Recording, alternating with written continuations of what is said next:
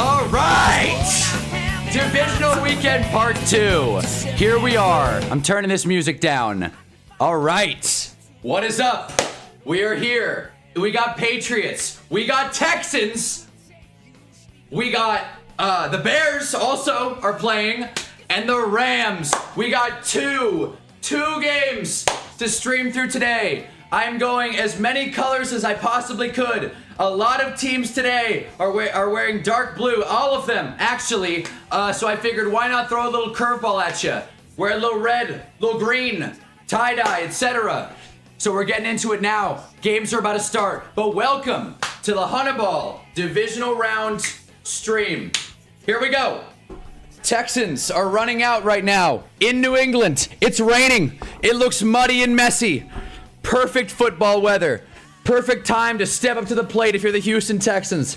The team that has never been to the AFC Championship game has a chance to make history.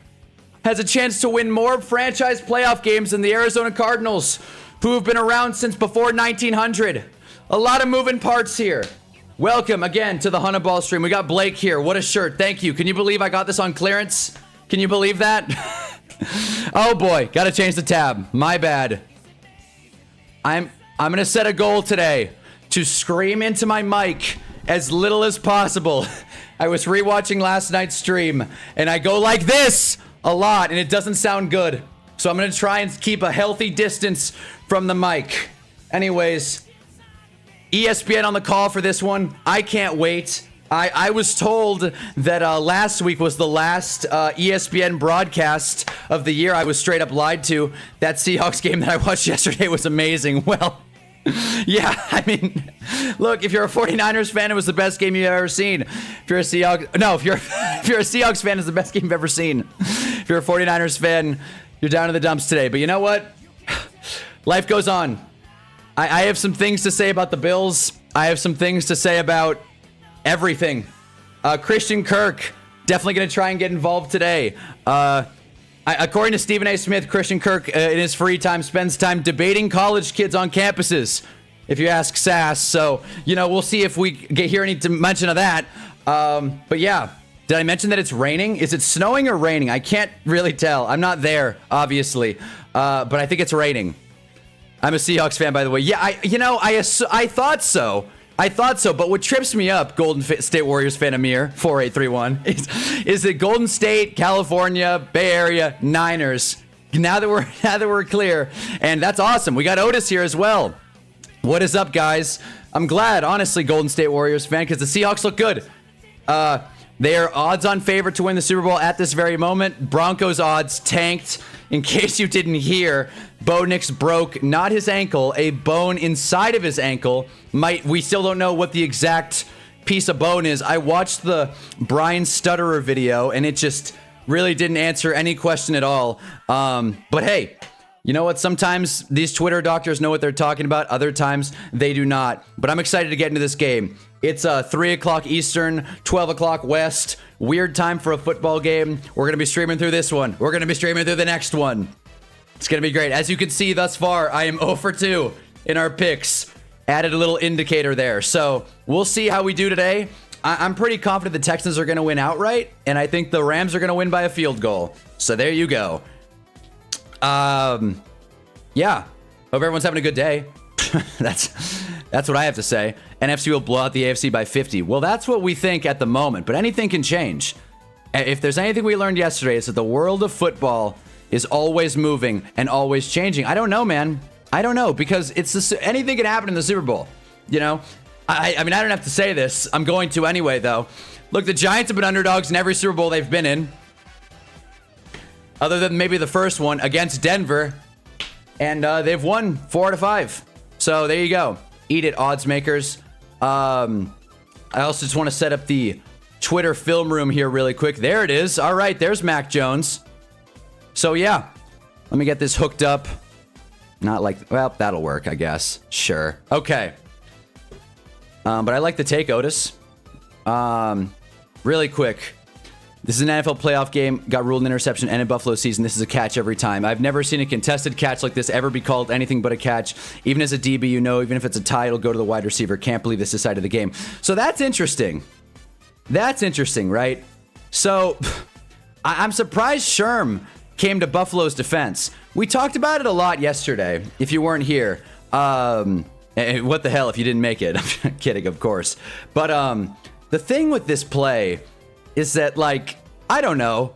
To me, I've always understood the rule is you got to survive the ground, right? You have to survive the full process of the catch if you're a receiver in that scenario. And clearly Cooks didn't. And a good argument that I saw was being made was if Brandon Cooks went to the ground and the ball popped out at the end of it, it would have been called a drop. And because he did go to the ground and the ball did pop out. The only difference is instead of it going into the turf, it went into Mr. McMillan's hands. So, look, I'm going to stand 10 toes down on the fact that I think it was a fine call. All turnovers are reviewed.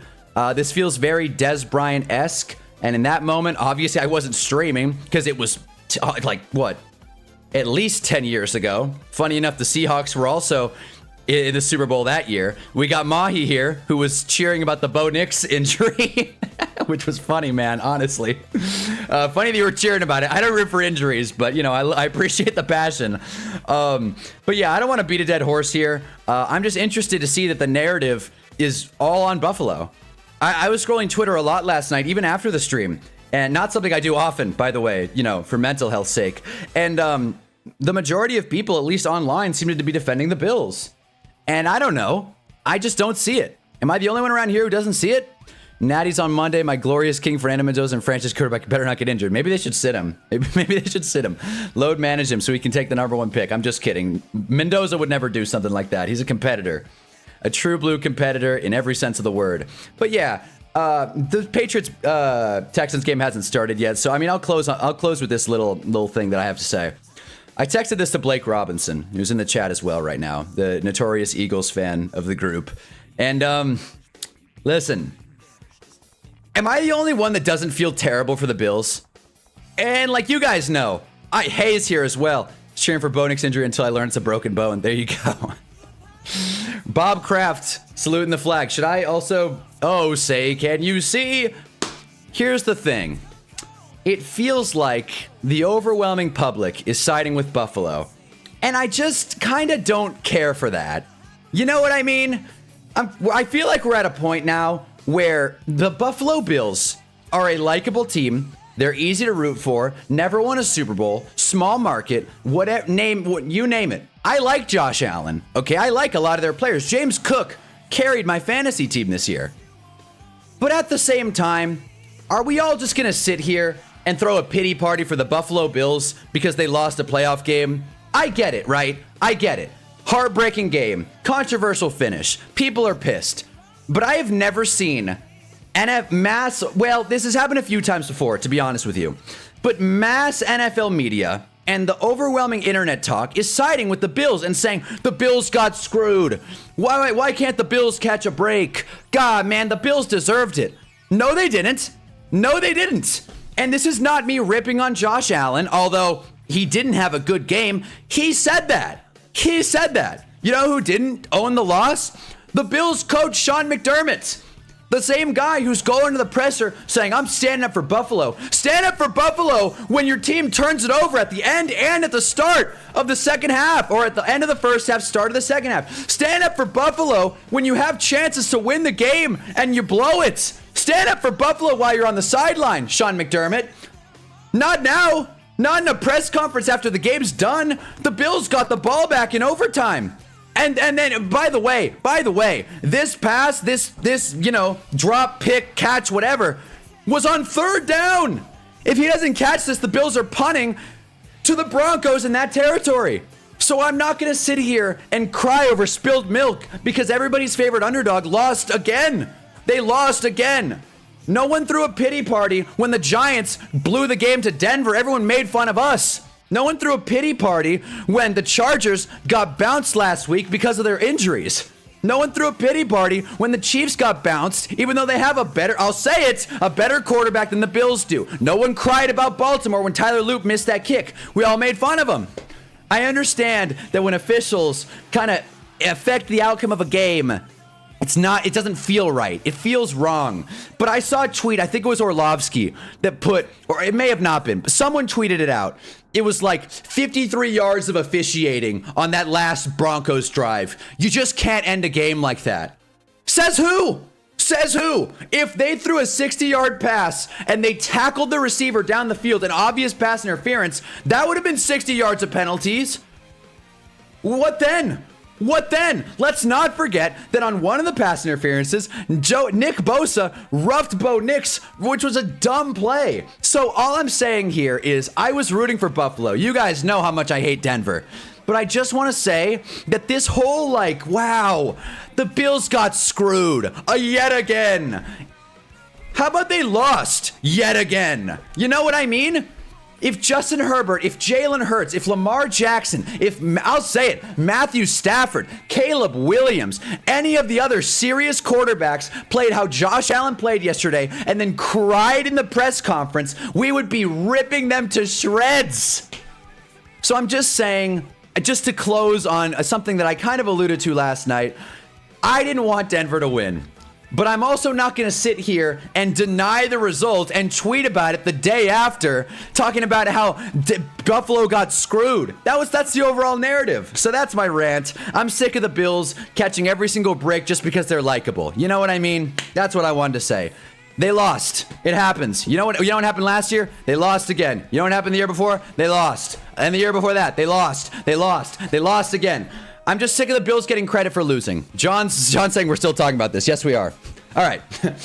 Patriots kneel down in the end zone. I'm going to read the chat now. See if anyone gives me pushback on this take. I wanted to get that out. It's been on my mind all night long. All right. Blake, you doing the online franchise? Yeah, Blake, you should join the online franchise. Feel awful for Bills fans. Know when he's going through it. I feel like the loud minority. People who have something to say are going to say something. I feel like there's no way Bills fans like the yearly pity party. We still talking about this. Do you want me to pity the ultimate humiliation your franchise's struggles are terrible? People stop shitting on you and just feel bad. Bo Nix got injured, so the Broncos are getting eliminated. I agree with you, Jeffrey. And I hear what you're saying, Otis. And again, this is not me ripping on Bills fans. It hurts. It hurts. I'm not saying oh, how could you be sad about this? You guys suck. That's not what I'm saying at all. What I'm saying is the non-Bills fans, the analysts and the insiders that are saying, hey, I didn't like how this game was officiated, the Bills got screwed.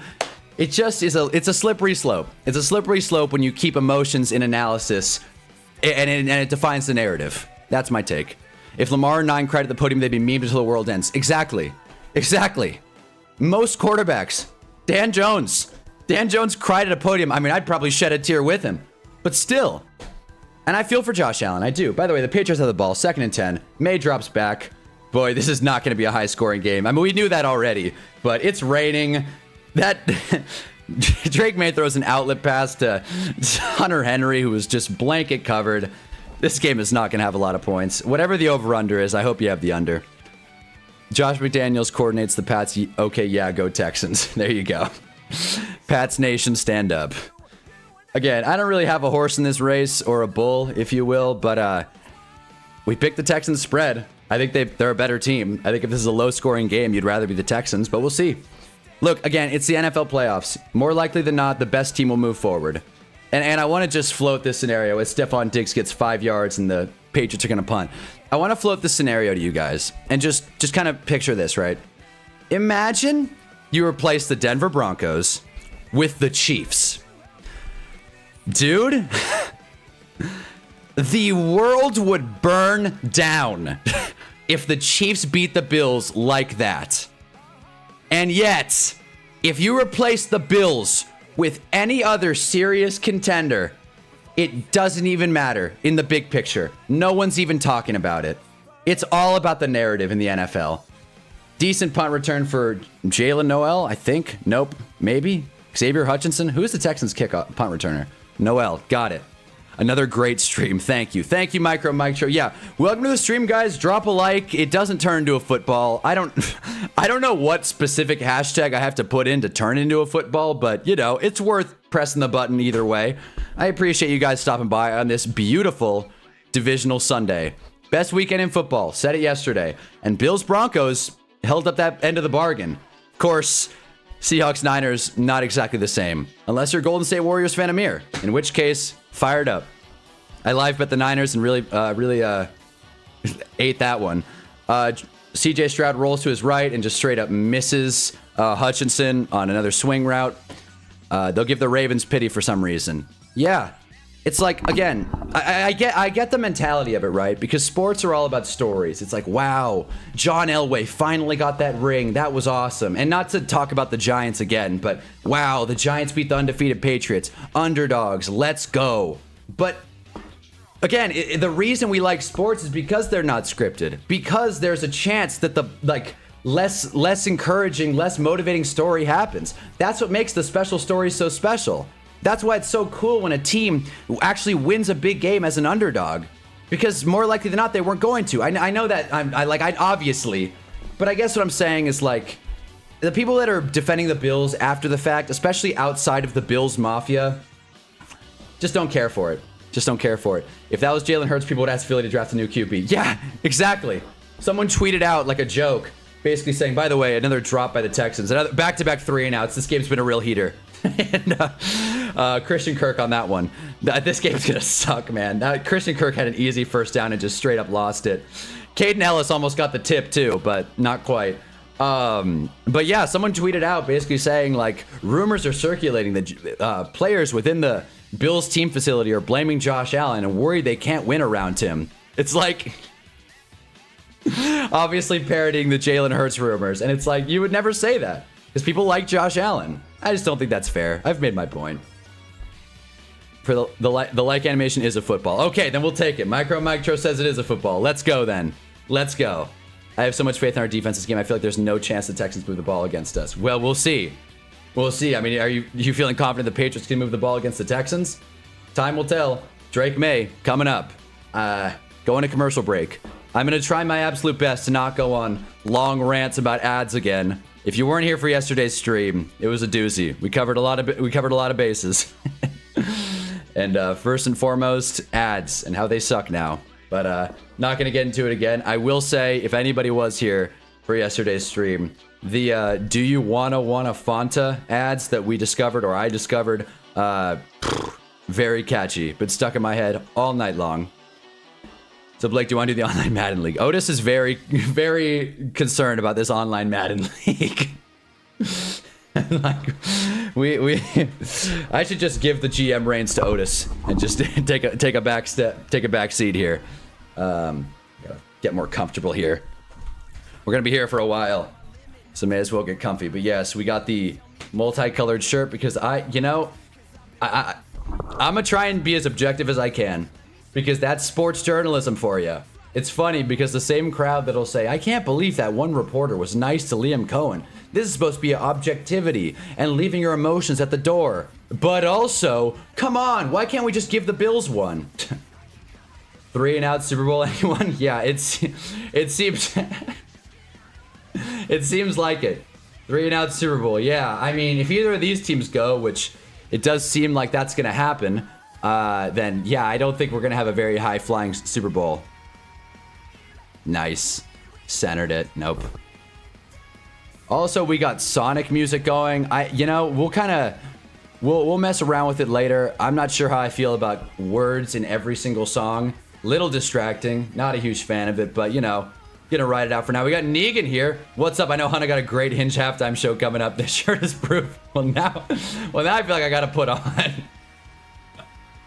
Funny enough, the girl I've been talking to is a Niners fan, and I've been texting her through the playoffs, but last night I just didn't.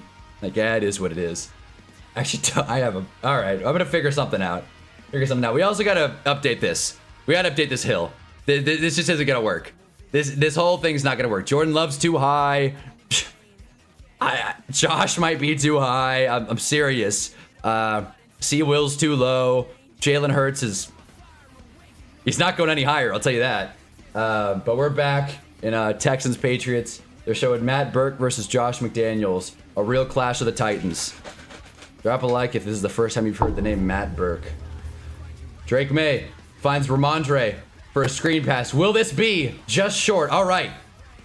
Nice. About 8 yards. I feel like we're going to see a lot of that. Quick check downs right to the halfback and just hope he almost gets the first down. The Texans are set up. Patriots are set up with a second and short, my favorite play in football. And yeah, I got 4 beverages going today. We had our water. We got the TMNT shaker cup. Diet Coke. And Sprite Zero Sugar. There you go. Let me know what you're sipping in the comments. Drake May hands off Ramondre. There he goes! Alright! Ramondre Stevenson out of bounds at the 35.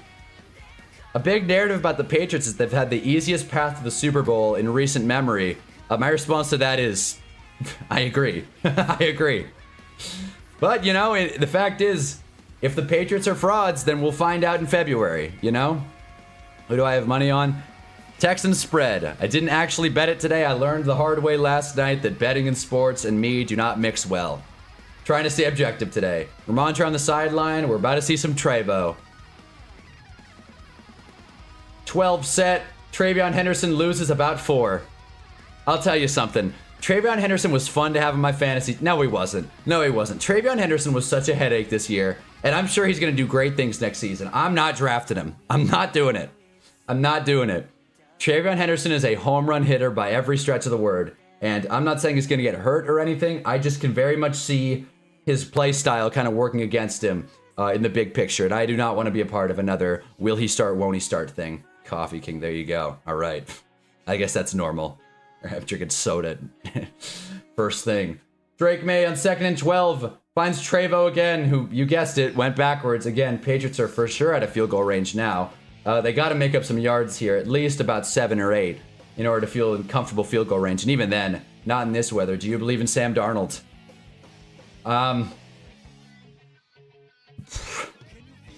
You know what? Last night didn't give us any indication, did it? Not at all. I mean, that's not a knock on Sam Darnold. I just, you know, I think, I'm going to be honest with you guys. He didn't play bad. This is not me. Drake May, 3rd and 14. He finds Stephon Diggs, who's just short of the marker. Okay. 4th and 1, maybe 4th and 2. This is tricky. I feel like you go for this, and Vrabel's probably going to go for this. Yeah, in a divisional game, they got enough yards. 13 yards on that. The Texans definitely bent too much there. What I was going to say about Sam Darnold is he played well. Credit where it's due. I want to see him win the game. I really do think anybody on this list from pretty bad up could have won that game yesterday. So, yeah, I don't know if DG8 would have done it, but Riley Leonard, he could have. Quinn Ewers, possible. 4th and 1. Pat's looking to go for it. Drake May steps up. He finds, who else? Pop Douglas, who's got space. Pop Douglas, touchdown Pats. Okay, there you go. There you go. And just like that, what I thought was going to be a 3-10 starts out 7-0. Patriots score on their second drive. Okay, Texans. Well, they just landed a strike. Let's see how the Texans respond. Let's see if this offense is really frauds or if they just have been playing a defensive game. We're going to find out. Jeffrey agrees. Darnold didn't have to do too much. Who else? We got you, 100%, exactly. There we go. Pop Douglas. Hell, you could have went out there and won that game. That's what I was saying. That's what I think. I'm with you, Jeffrey. I feel like a lot of us could have. And what's interesting, too, is Zach Charbonnet. I do want to hear an update on him. Kind of see how he's looking going forward. He's a pretty big piece for the Seahawks, I'd argue. And I definitely think they have a tougher matchup ahead, regardless whether they get the Bears or the Rams. What I will say, if it's the Bears, it's going to be a lot of points. It's going to be a lot of points for sure. The Bears are fun. Honestly, I have nothing against the Rams, despite the Rams fan that I know, making them very tough to root for. I have nothing against the Rams, but boy howdy, the Bears are always due for a good game, whether that's against the Raiders, whether that's against the stupid Giants, or whether that's against one of the best teams in the NFL, in the Eagles, in the... Who else did they beat? Packers, I guess. What is the Bears most, like... What is the Bears' best dub?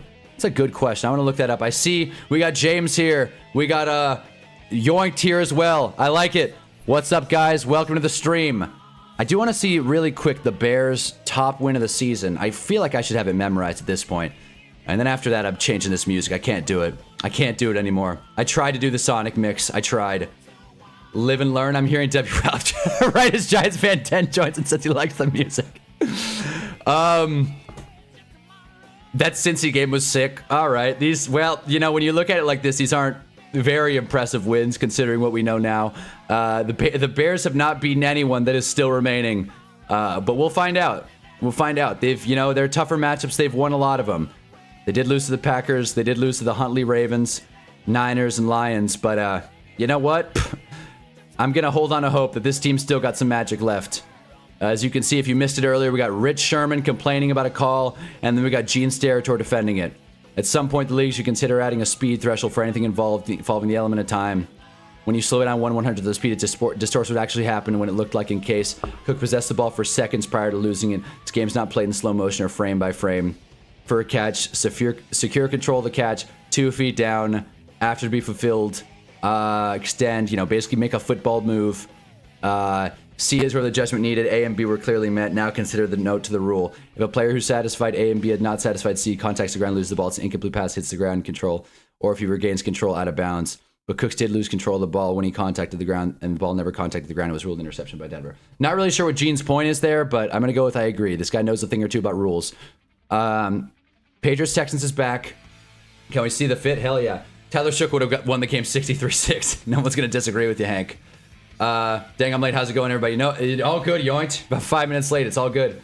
Bears beat 9. A hard accomplishment. That's a good point. That live and learn I'm hearing. Yeah. So this is the fit. We went colors today. I realize a lot of teams today don't really have exciting color palettes. I mean, the Rams uniforms, I'll call it, are just straight up gross. So I figured, why not go a little off the wall today? So here we go. Back to it. Back to it. Don't know why the chat. Sometimes the chat pops out when I switch tabs. Not a huge fan of that, but whatever. In case you didn't know, which it's been very, very heavily covered this week, but the Texans have never made an AFC Championship game, which means they've never won a divisional playoff, and they've been around since 2002. So that's not great, but you know, it could be worse. Could be the Cardinals.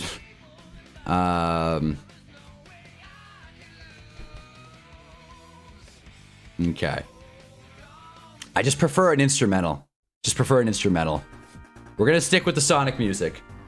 We're going to go a little more video game. Bears lost to 9 in week 1. It's true. A lot has changed since then. As we all know, week 1 is in fact a liar. What is going on here? Oh boy. There we go. Fixed it. All right. 2nd and 8 for the Texans. I didn't even see the first play. Here we go. I'm assuming it was a run, though. Got to get something going here if you're Houston. At least a field goal, which is going to be tough in this weather. This is one of those awkward, can't tell if it's rain or snow games. Ooh, nice pass! And oh, never mind. Jaden Higgins had to play DB there. Carlton Davis with excellent coverage. James was kind of talking to everyone. Who do you want to participate in the Madden franchise and managing it? Kind of Otis. Yeah, again, Otis is operating the Madden franchise. Anyone that wants to talk about it or discussions about it, obviously we can talk about it here, but there's also a channel in the Discord in case you're curious. Forgot how Truck Month the Sonic OST gets at times. Yeah, normally we stick to Nintendo.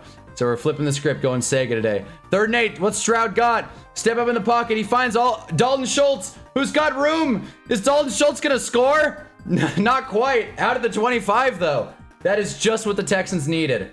Perfect play. Good thing he came down with it. Boy, the Texans have been dropping everything today. Not that Stroud's been putting it on the money. But yeah. You know what I think is happening right now? I'm no meteorologist, but I think this is sleet. I think that's what the weather is. It's sleet. It's not rain, it's not snow, but it's sleeting out. So there you go. Kevin got hired by the Falcons. He gets to reunite with his boy Kirk Cousins. Good point. Didn't even make that connection. Maybe Kirk Cousins will get the nod. False start for Houston. 1st and 15 coming up. Yeah, again, so far, out of the 2 coaching vacancies, we've called 2 for 2. All right, I want some credit for that. So next up, that I'd say I'm most confident about, again, I mean, Jeff Hafley's going to go to the Dolphins. I didn't even really call that. I thought Clint Kubiak was going to be a Dolphin, but that seems like the next coaching vacancy to be filled. We'll see what the Ravens do, what the Browns do, Raiders, etc. Otis, I'm curious. Who are you holding out hope for the Raiders? I think I put B-Flow as their coaching pick, which I think would be a dream scenario. Stroud rolls out. Nice pass. Jaden Higgins gets those yards back. We're going to be about 2nd and 6 coming up. I think I put B-Flow. Let me verify that, though. Got a little screenshot here. I did. I put B-Flow to the Raiders. It also does seem like all signs are pointing towards Matt Nagy to the Titans. No clue who Cleveland's going to hire. Baltimore, Jesse Minter seems like a slam dunk. And Arizona getting Vance Joseph seems pretty likely. Now that Bob Sala's been eliminated, he seemed like the other major contender for that gig. Stroud, ball up. Oh, boy. Patriots missed a chance there. Not quite a dropped interception, but the ball's been tipped a couple of times. Patriots have, I don't want to say left a couple picks on the board, but those would have been game-changing plays. 3rd and 6 coming up for the Texans. Once again, Texans just cannot catch right now. B-Flow or Kubiak. Okay. All right. Jim Schwartz got interviewed twice by the Browns, so I think he's going to be the head coach. That would be a good fit. I was kind of holding out hope for Jim Schwartz to be the Giants DC, but he's in-house. He's talented. Many have argued that Jim Schwartz is better sticking as a defensive coordinator, more so than a head coach. 3rd and 6, Stroud steps into it. Nice pass. Christian Kirk made sure to secure it this time. Possible face mask, but I don't think they're going to call it. Rocking the baby. There you go. Red zone try for the Houston Texans. Even though everyone on the offense looks really confused. There is a flag down. I'm assuming it's for that face mask I called. We'll see. Keep your eyes on Jim Schwartz for head coach job for the Browns. I like it. Gosh, he's not even on the tier list. I got to throw him on there. Maybe we'll do an updated tier list because we got to update this tier list as well.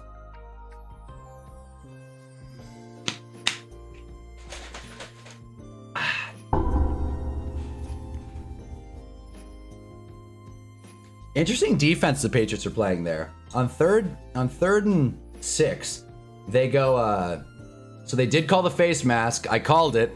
There you go. Kind of a tough break for Carlton Davis on that one. He didn't really grab the face mask. He more just kind of stuck to it, but they're going to call that if the helmet moves. I'm glad I had the eyes for it. Where else are you going to get football analysis like this? 1st and goal for the Texans. What was I saying? I don't recall. We got Stoner Cat here. What is up, man? There we go. 1st and goal. Texans handoff inside. Woody Marks goes right back to the line of scrimmage. The Patriots' run defense has been stifling today. Hope the Texans don't abandon it. He was the first guy we interviewed, and we just interviewed him again, so it looks like he's most likely to be going to be the guy. Let me see the odds on that. Wonder if I can find some value there. Because, I mean, I'll take it, Jeffrey. You know what you're talking about, obviously. Let's see. Unnamed prediction market app that I'm using, because we're not giving out free promo. So here's what's interesting. Funny you're saying that, Jeff, because the odds, let's see 2nd and goal really quick. Stroud rolls to his right, bootleg, finds Dalton Schultz, who's just short of the end zone, gets to about the 1.5 yard line. 3rd and goal coming up. If we look, like I said, at the unnamed prediction markets app, Jim Schwartz looked like the odds-on favorite. And then something happened, like just now, to where Grant Udinski overtook him as the odds-on favorite. So we will see. Yeah. This is going to be an interesting shake. Now I'm really curious what exactly is going on there. So yeah, it seems like it's a 2-horse race between Grant Udinski and Jim Schwartz. Gonna need the FromSoft playlist when Bears Rams game starts. It's gonna be a David and Goliath matchup for sure. Woody Marks in for 6. There is a flag down. We'll see what it is. I think they're signaling Patriots. If this is on Houston, this will really be devastating. Illegal shift. Unreal.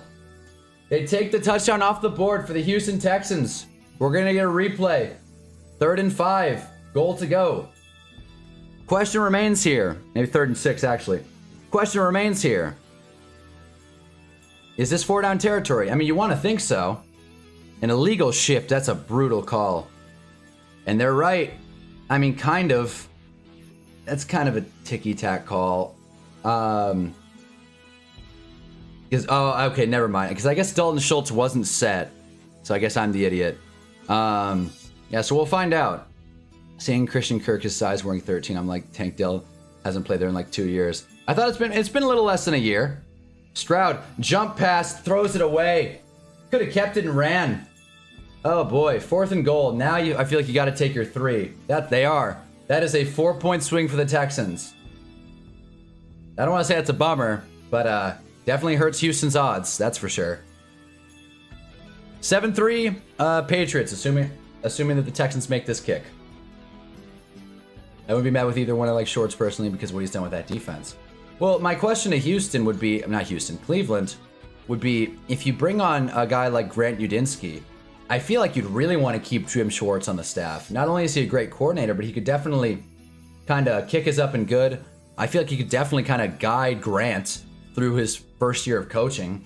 I mean, I'm pretty sure Grant Udinski, if I'm not mistaken, is 29 years old, which is like, what the hell am I doing with my life? Grant Udinski's about to be an NFL head coach. And yeah, so there you go, man. We'll see how that works out. Like I said yesterday, first year head coaches get that little bit of a boost. They're taking over a new system. They get that culture boost. The bar is significantly lower.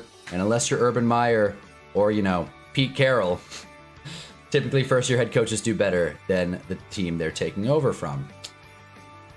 Which is why when Clint Kubiak wins a few games this year, I will not walk back my take saying that I'd rather have John Harbaugh.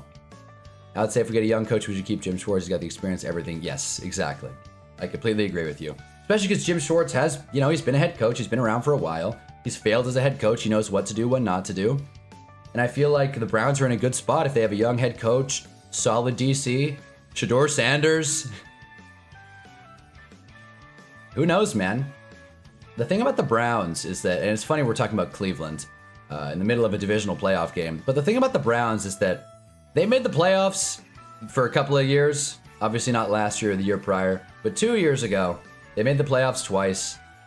It didn't really feel like it, you know what I mean? It didn't feel like, wow, the Browns are back, at least to me. Due in part because Joe Flacco was in fact their quarterback. But we'll see. It would be really interesting to see the Browns contend. They've been drafting well. They have really good pieces, at least on the defensive side of the ball. And I feel like on the offensive side, you can definitely build it. They have what, the 6th or... I think they have the 6th pick in the draft this year. You can see them going a number of ways, but probably more likely than not on the offensive side of the ball. I don't foresee them taking Jeremiah Love at 6. I think we learned our lesson. This Duncan ad is very distracting. We're trying to figure out a veteran quarterback. Malik Willis could be a possibility. Kyler Murray. Yeah, that would be fun. What about Tua? What about Mac Jones? The thing about having a guy like Tua or Kyler Murray, you're kind of in it next year with Deshaun Watson. In a way, they already kind of have a veteran quarterback on the payroll. It's just, you know, he's the least likable player the NFL's had in a really long time. Maybe ever, in my book, to be quite frank. I don't remember disliking a player more than I do with Deshaun Watson. I can see he's getting Malik Willis because Andrew Berry liked him in the draft, so it's possible. But what does that compensation look like?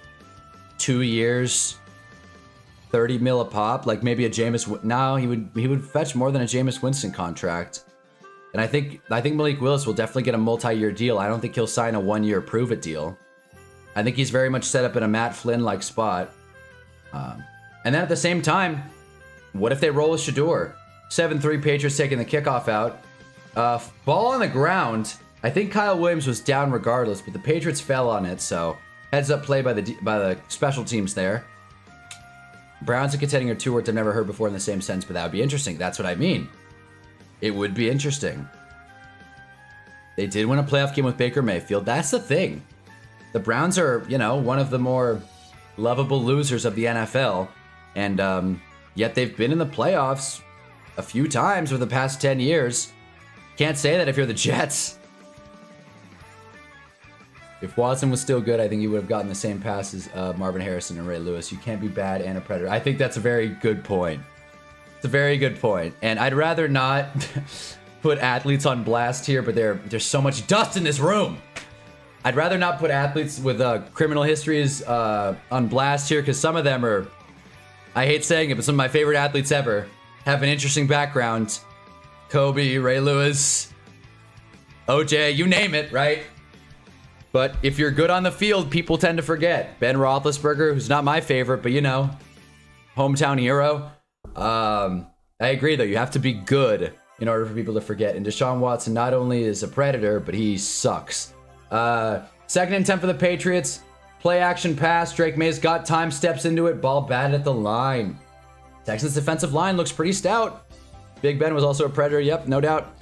2 years, 20 mil. I don't think he's going to go for more than 20. Well, I think he's going to go for more than 20 pretty easily. We're trying to find a veteran that can start if we don't re-sign Davis free up 70 million. Or David. David. Am I tripping? Who's David? But I think Willis will fetch more than 2 years, 20 million. Personally, we're predicting to get 50 million salary cap. We don't re-sign David. That frees up another 11 million. So that's 70 million we can play with. Yeah, the Browns definitely have money to spend because like who are they paying? Drake May, pocket breaking down, looked like a forward pass to me, but if not, ball's on the ground. Will Campbell saves it. If that was a fumble, the Patriots are going to be punting from their own end zone. Again, heads up recovery by the Patriots. Once again, we'll see if that was a fumble or a tip pass. Looks like they're calling it a fumble. Let's see. Very close. I think they'll stick with that as a fumble. Golly, man, if Houston fell on that, we would have a whole different game here. I gotta say, a couple exciting plays. This game started out a little slow, but it's kind of picking up a little bit. Maybe we should stop talking about the Cleveland Browns and talk about the game that we're watching here. Thank God for Will Campbell, I guess. Wow. I thought he was going to get exposed today. Another punt return for Noel. Clear hold. We'll see if they call it on number 11 there at Houston. But I think they're going to let it go. But Texans across the 50. Like, I love Lawrence Taylor, but he's also an evil man and probably should be in prison. Yeah, it's another. Mac Jones out there. You see, Mac Jones, 2 years, 20 mil. That feels a little more accurate. And you know, there's another Jones that's not going to be under contract. Of course, he's not going to be ready for week 1. Mentor Shador. Teach him how to be a pro. We respect Dan Jones in this household. We got Malcio here. Rams Patriots to make me throw up. I'd be with it. I think I'd be a fan. I think criminal history and horrible morals are the most overlooked thing in sports. There's that one thing about NBA player found out about Karl Malone in a damn podcast. Yeah, I don't know what podcast you're talking about. I'm assuming we're all caught up on the Karl Malone thing. If not, I'll say this. Karl Malone 14. Google it if you want. That's all I'll say. Did you like Malik Willis? He seems like the favorite for us to get. Well, it's funny. I was actually looking at this morning, and that's why I brought up Shador. So, Cleveland week 1 starting quarterback. Not a ton of volume here on, once again, the unnamed betting app. But as it stands right now, Shador Sanders is the odds-on favorite, followed by Deshaun Watson. And then Anthony Richardson, who, hey, you know what? Anthony Richardson could be anything, right?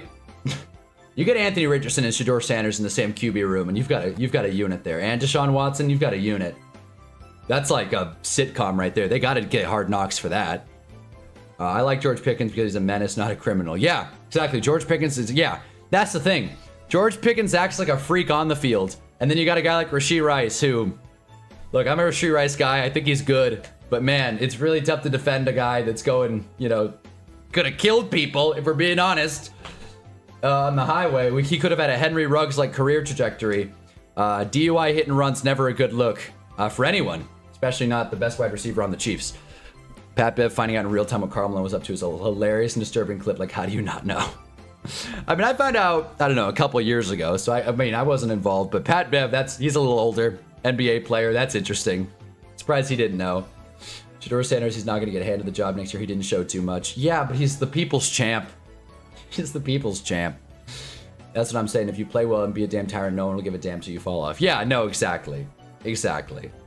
And the thing is that the court of public opinion is just so, what's the word? I don't want to say fragile, malleable, I'd say. You can twist it however you want. You can create narratives, but play don't lie, right? If you're good in sports, that is objective. Right? There's always going to be the crowd that's like, well, what was she wearing? You know what I'm saying? But like in general, look, it's better to keep Off the field. Let's keep sports discussions on the field, because if we start talking about off the field stuff, all sports fans look like tools. Dalton Schultz going to the locker room. That blows. He's been the Texans' #1 option thus far. We'll see though. Yeah, man. Athletes gotta stop doing dumb stuff, man. Seriously. Hopefully with the rise of player safety and equipment and such, less players crashed out completely. Jaden Higgins with another, I mean, not a drop, but couldn't come down with it. CJ Stroud in the face of pressure, and just like that, we're at 3rd and 10. I really got to start commentating through first downs. I kind of wait until 2nd down for anything to happen. But I agree with you guys.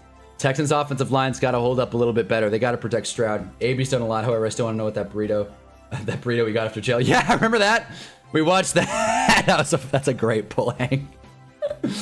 Yeah, watching the TMZ clip of Antonio Brown getting released for attempted manslaughter.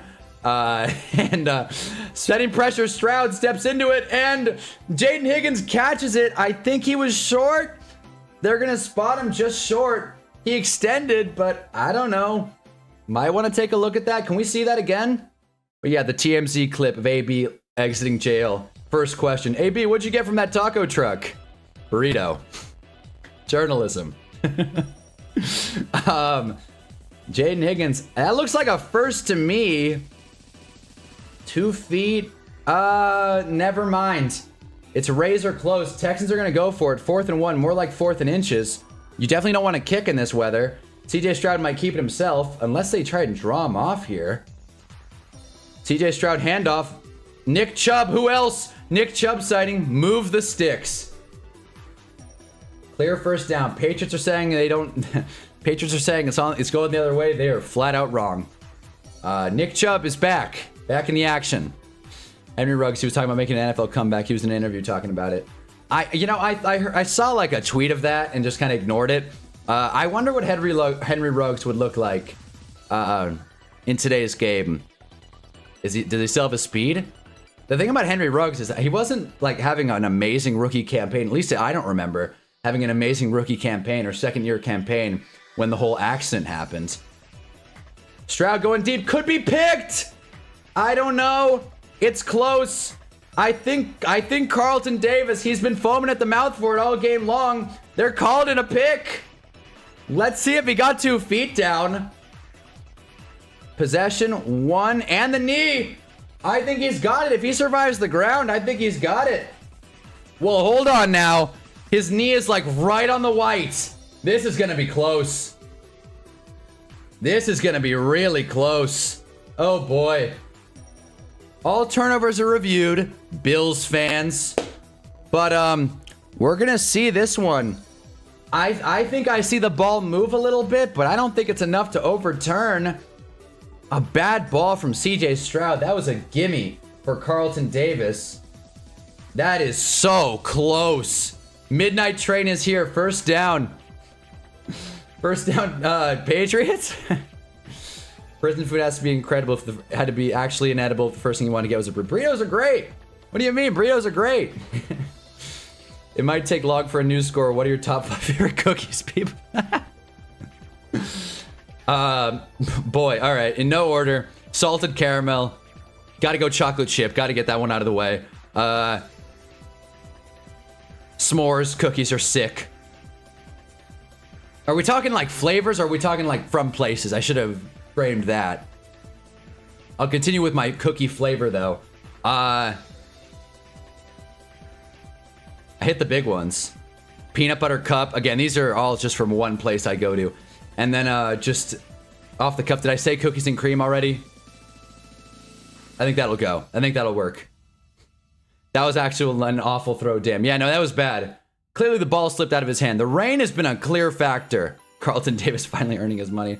We want Davis, we want Davis, we want Davis. There you go, Pats. That's the turnover they've been waiting for. They've been close. They've been close many times. I think the key to a good cookie is a nice chew. You know, you can't, I'm not a fan of crunchy cookies. I got, you know what? This is worth pulling up.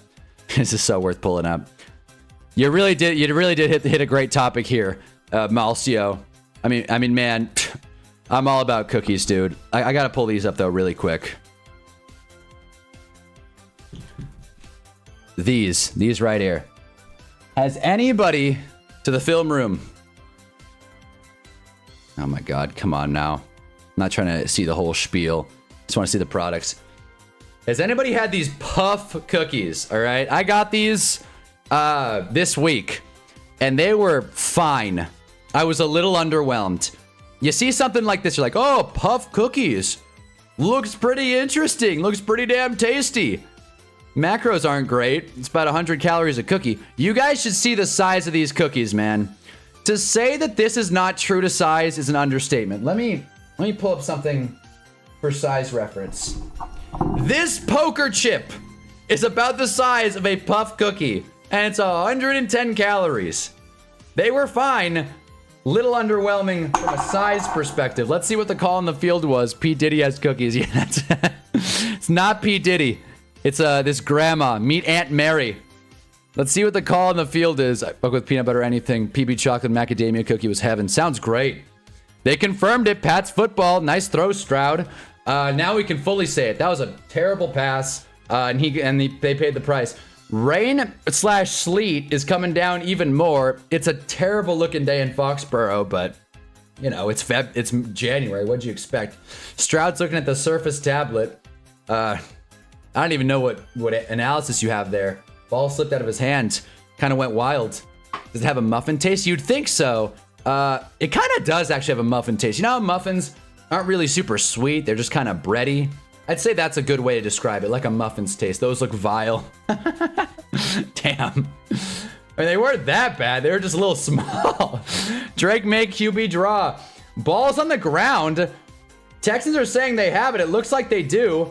The ref separating Petrie and Will Campbell.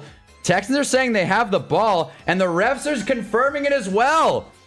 I'll tell you, man, this weather, it may as well be snowing sideways.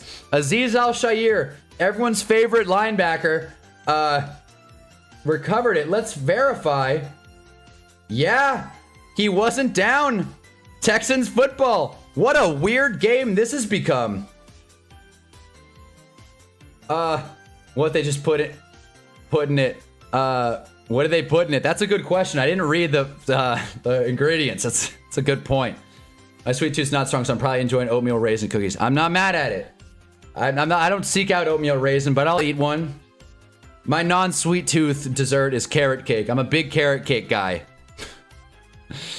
They look like they'd be dry as hell. They weren't, but they weren't dry, honestly. They weren't dry. Like, again, I'm surprised. Everyone's saying they look vile. Screw it. Christmas cookies are number one. Wow. I mean, I'm not there with you, but I mean, Christmas is fun, I guess. Christmas cookies aren't my thing, but I can respect the take. CJ Stroud getting his get back, finds Jaden Higgins for about 5 yards. You know what? Well, you remember when I said I don't want the Texans to abandon the run? I don't think they heard me. Seems like they're throwing the ball a lot. Got to get Stroud involved in a game like this. I can't believe Drake May just fumbled. We had back-to-back turnovers. That's wild. Mike called it these offenses suck. I think more so these are just good defenses and the weather. Fun game, though. I've seen people put ammonia in cookies. Baking is such an odd hobby. Wait, what? What? I've never heard of such a thing. 2nd and 5. Stroud. Woody Marks. He's got a little bit of room. He's going to get... just short. He took his gloves off. 3rd and 1 coming up. And that will be the end of quarter 1 in New England. 7-3. Patriots up. There have been 2 turnovers. The ball's been on the ground 3 times by the Patriots, and CJ Stroud's thrown about 3 turnover-worthy passes. However, Patriots haven't cashed them in. Neither offense looks too inspiring, but hey, it's divisional football. These are good teams. We're going to find out who's going to the AFC Championship game, and given where the Broncos stand, most likely the Super Bowl. So yeah, let's find out. Yeah! Midnight Train. Is it snowing at the game? I've been trying to figure that out the whole game. I think it's sleet. It's a mix of snow and rain. I think that's what sleet is. I gotta double check this. What is sleet? I'm sure someone knows. big reaction for me there. All right. Sleet is participation that forms as snowflakes melt in the warm air, freeze them into small translucent ice pellets. You know what? I'm gonna stick with it. It's sleeting out. There you go. That's my take. Welcome to Massachusetts, I guess. Anyway, by the way, these are gross. I mean, they're not gross. Apparently, you guys think these look gross. Packaging doesn't do it much justice. Wow, interesting. They don't even have the ones that I got. They have football-shaped cookies. This one's interesting, though. This one's interesting. No prep, skillet included. Ready-to-bake cookie skillet for the small price of 810 calories. You can get yourself a cookie pot pie, which is always good. Made, loaded with chocolate. That's a bit of a stretch. But yeah, back to it. Jump scared by the water bottle on the clip. That was the mic stand. But yeah, I was jump scared.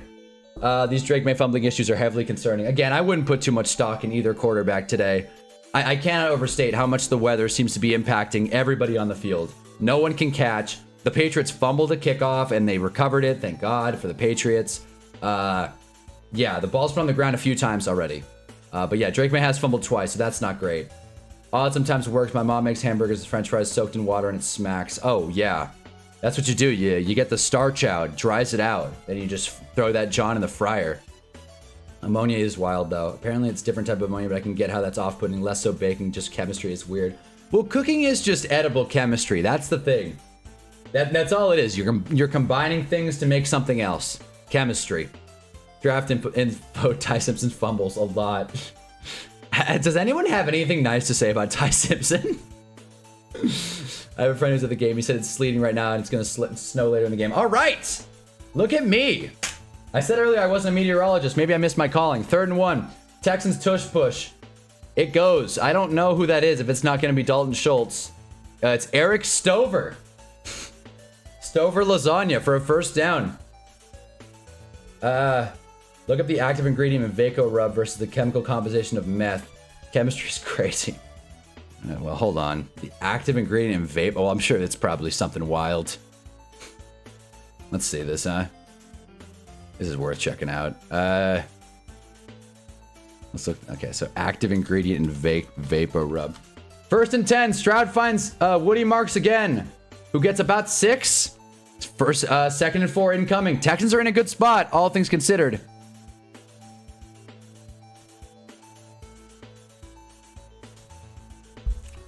Cambor, eucalyptus oil, and menthol.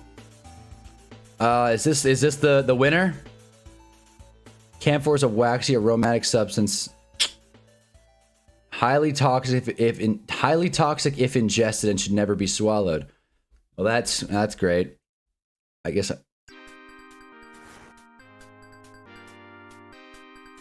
Edible camphor. What would be the point of that? Now I'm really confused. 2nd and 4 Texans. Stroud hands off again to Woody Marks, who gets about a yard. And his helmet flew off as well. 3rd down coming up. This does look like crystal. I'm not going to lie. So this is the chemical. Is this what we're looking for? I wouldn't recommend the chemical composition of... I mean, I'll do it.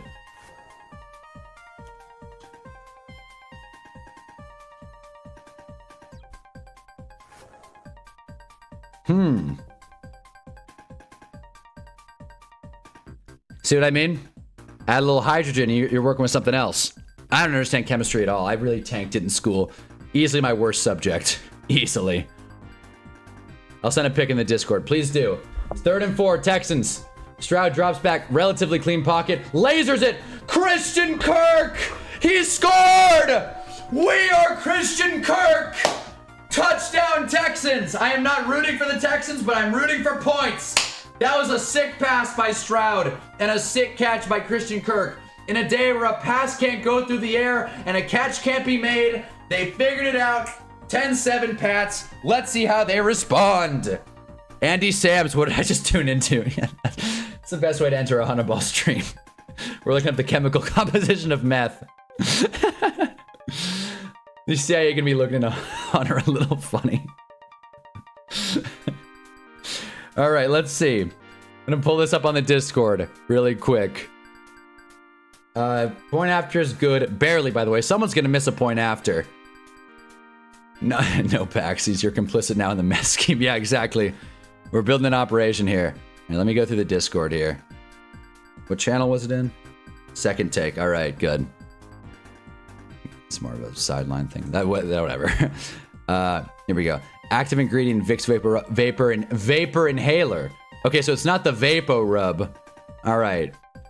So let me see. Okay, I'm just gonna Google this exactly. Active ingredient in the Vicks vapor inhaler. Here we go.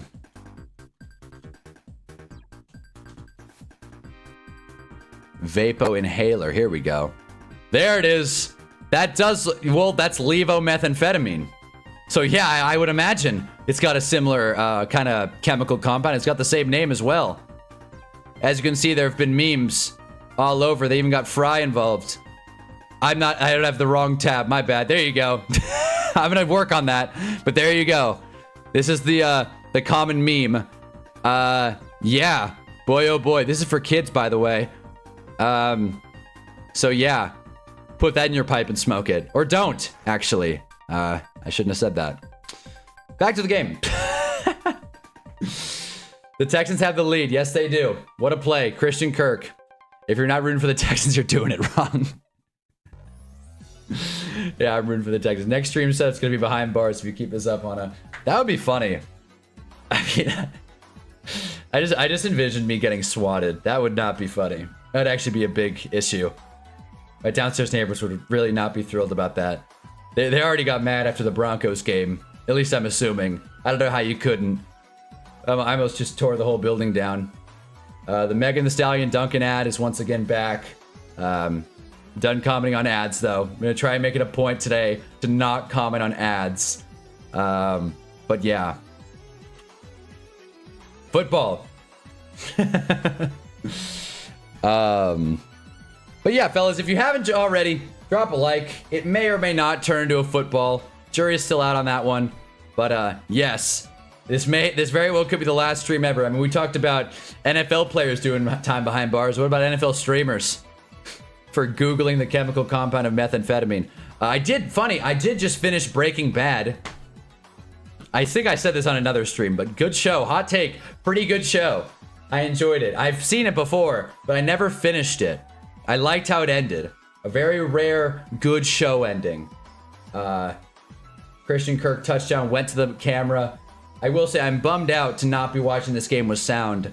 I'm sure the what's the ESPN mics on field, they always catch good audio. This game is only going to get more messy as time goes on. Elton Kism taking back the kick return. Let's see what he's got. Not a lot. Down at the 27. Nice coverage by the Texans there. What's the lag out over under this stream? Again, let me verify lag outs once again. A lag out will be when the stream actually stops, and I will know it stops when the chat in OBS says chat disconnected. I want to define that. So I'm going to reset the line. Lag outs over under 1.5. We're going to stick with it. Hopefully the under cashes. You can drop your predictions down below. It does in fact turn into a football. Nice. All right. NFL playoffs. Drake May, 1st and 10. Going deep. Nice. Oh, wow. A lot of things could have happened there. Really great pass. Even better coverage by Kamari Lassiter. They say you can't defend a perfect pass. Lassiter was pretty close to doing that there. Not only did he deflect it, he almost caught it on the deflection. That would have been nutty if Drake May went back-to-back turnover plays. In fact, I think that would have been his 3rd in a row. Turnover-worthy plays, I should say, because the last play before the fumble was also a fumble. Patriots in a weird spot. Maybe Drake May should put on some gloves or something. I don't know. Something's got to change. Hand off to Travion Henderson. Can he find some space? Gets about 3. We're going to get 3rd and 7 for New England. I got to say, again, it's easy to say this when Drake May fumbles twice, but the Josh McDaniel play calling, got to pick it up a little bit in my book. But then again, it very much could just be on the turnovers and the weather. Patriots are 0 for 3 on 3rd down today. Yeah, Boston fans here, cry baby, please. Don't because your recent Super Bowl isn't a decade old, and plus the Celtics championship is so young. Are you streaming the Super Bowl? We will be there for sure. We'll be there no matter what. I'll tell you, man, I really am enjoying streaming during games. It's a lot of fun. I'm really enjoying it. I really want to just stream through all the games next year, but the season's coming to an end, so let's not count our eggs before they hatch here. Drake may roll into his left. Is he going to get a first? Looks like it. Easy first. Nice block, Hunter Henry. I do want to respond to Malcio's comment about Boston fans. I agree. Boston fans are spoiled, but don't worry. There's still... Boston fans could be unhappy even if they went 4 for 4 in the major sports. The Bruins, Sox, Pats, and Celtics could win a championship, and Mass fans would still be all uptight and cranky. Nothing wrong with it, just how it is. I'll explain it in simple terms. The thick line means carbon is facing us. The dotted broken line means it's facing into the paper screen. These are optical isomers, so that one carbon changes. The chemical. Wow. Jeez, Stoner Cat. Didn't know you were a real science guy. That's awesome.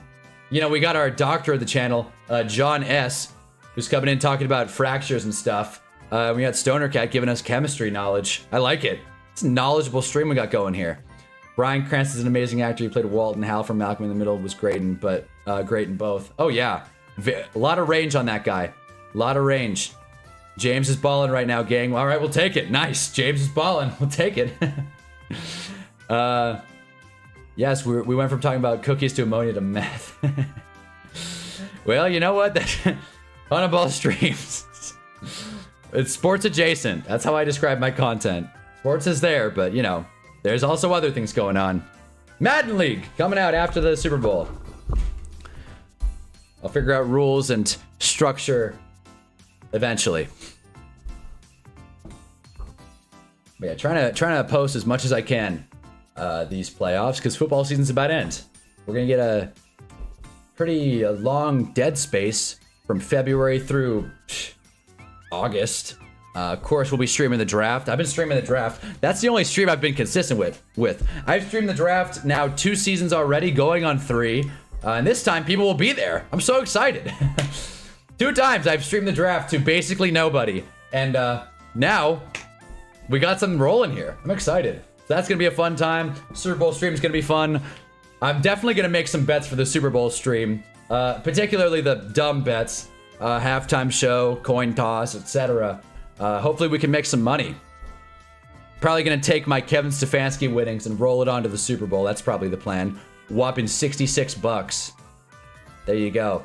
Instead of the Patriots, it's the Hunnaball way. Yeah, exactly. The Hunnaball way. Gotta patent that. And there's the AJ Brown Geico ad. Sure, that makes Eagles fans happy to see. Girl I met yesterday said she misses me. Hell yeah, James. There you go. There you go. Speaking of ads that fans don't want to see, here's the Malik Neighbors IHOP ad. Funny. Hurts my feelings. Gotta bet on the Gatorade color. That's my favorite bet of the game. Can't believe I didn't even mention it. Yeah, that's my favorite bet of the whole game. I love that. We'll probably do a whole stream just doing Super Bowl bets, figuring out what the Gatorade color is going to be. Doing some insider trading. All that. But yes, big dubs for James. Hell yeah. So many beverages today.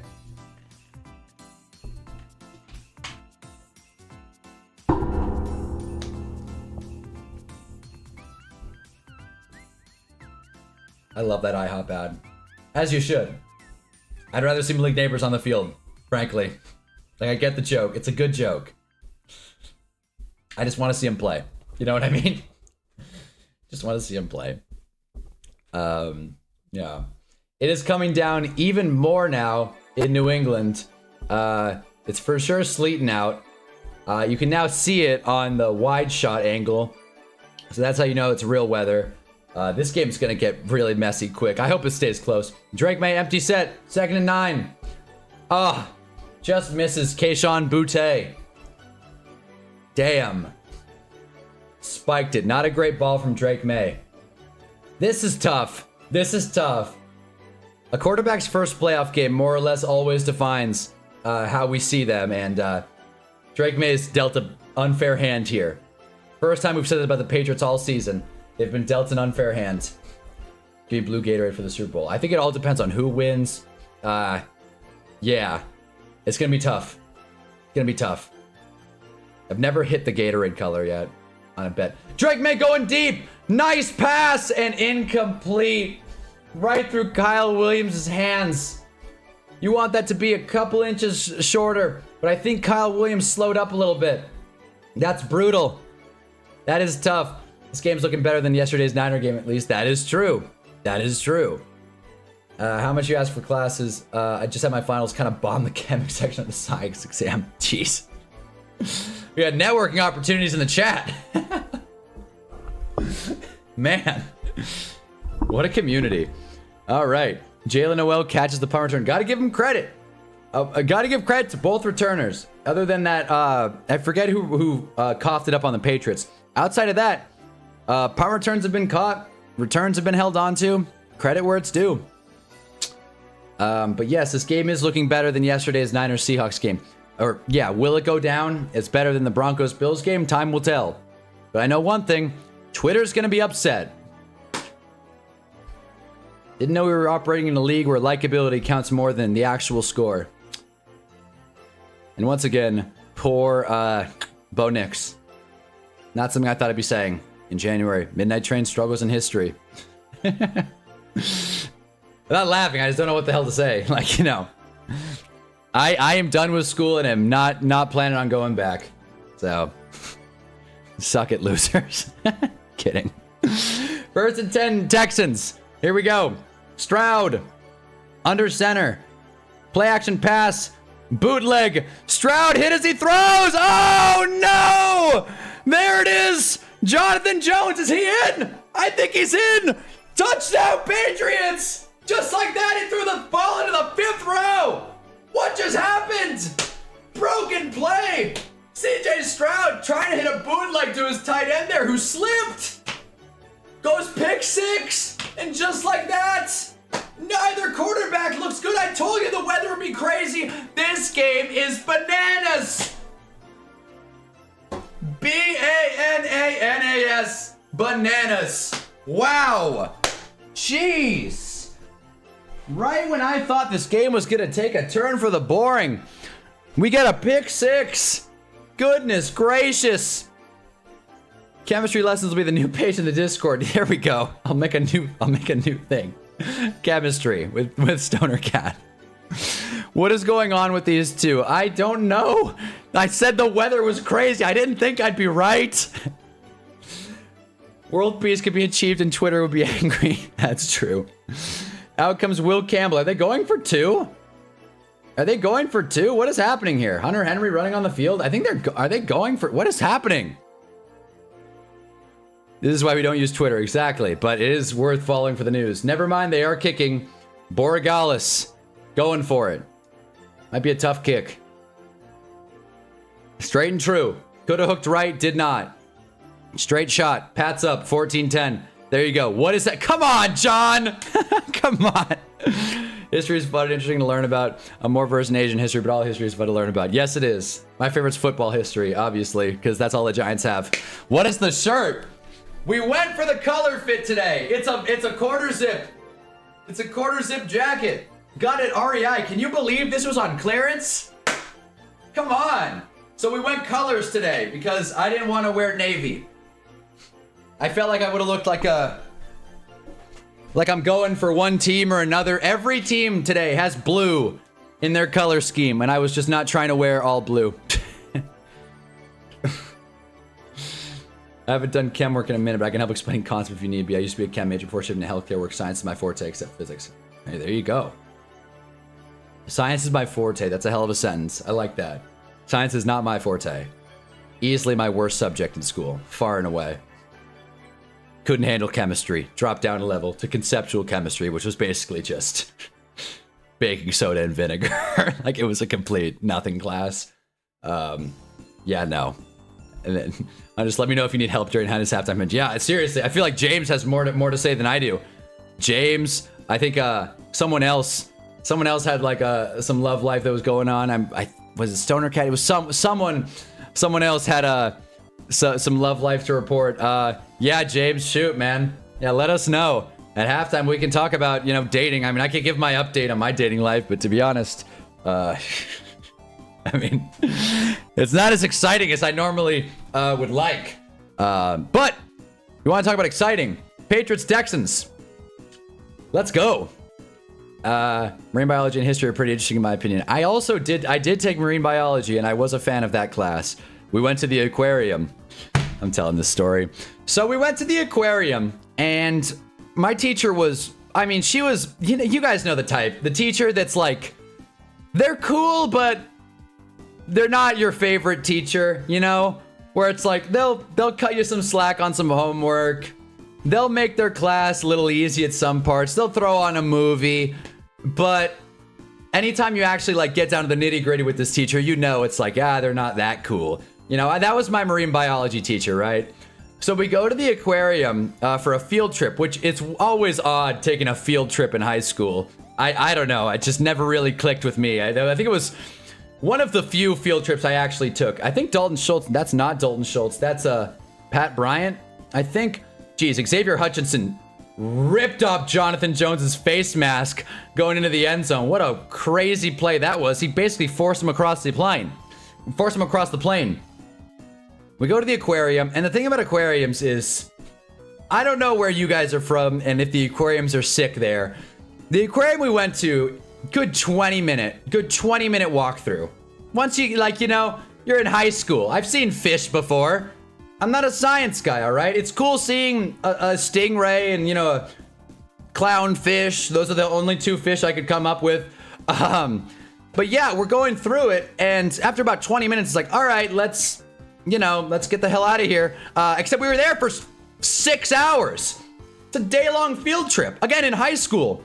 So it just got kind of dry quickly. And around 4 hours in, we were supposed to eat lunch. And everybody's asking, where the hell is this lunch? I've had nothing else to do. Where the hell is this lunch? Sandwich, chips, drink, where's this lunch? I'm not gonna pay for aquarium food, $20 a pop. Woody Marks goes backwards for about 2 yards. So we're going around asking, where's our teacher? Where the hell's our teacher? Where's our lunch? I don't know what I'm doing. Can we get out of here? Can I Uber out of here? Except we're 40 minutes away from campus. Tell me why the crowd starts to form in front of the Stingray tank. And my teacher is in the tank with a scuba suit. Again, cool teacher. Where the hell's my sandwich? Where the hell's my sandwich? So ever since then, I've had a sour taste about marine biology because my professor, I should say, cool, but not cool enough to give us lunch, and we overstayed our welcome at the aquarium. Not a big aquarium guy. That's my take. Yeah, wanted to tell that story because I think it's wild that my teacher thought, to hell with these kids. I'm going in the water. I'm swimming with sea turtles and stingrays and whatever the hell else was in that tank. I don't remember. Probably a lot of bacteria, I'd argue, but again, who am I? But yeah, let me know if you need help. I'm gonna help you cook. Crazy to think this game essentially decides the AFC Championship game. Yeah, and even on top of that, the weather defines it. I'll be the lone chef. There you go, James. Hell yeah. CJ's offensive line is terrible. Right, but I mean, at the same time, they're going against a tough front. Physics and math, I think, got my best grade in M1 math test. Now I'm trying to get in CS now. Here's to hoping I did well enough. Hell yeah, yoinked. Hell yeah. Really, I'm going to Disney in like April. See, that's fun. You can go to like Disney. That's like a hell of a trip. The aquarium gets stale after about half an hour. Thanks for the offer, sir. I might take you up on it. Who knows? See, we're networking here. Texans player dragged the defender to the end zone by the face mask. That was crazy. Welcome to the chat, Crafty Southpaw. Drop and another pick.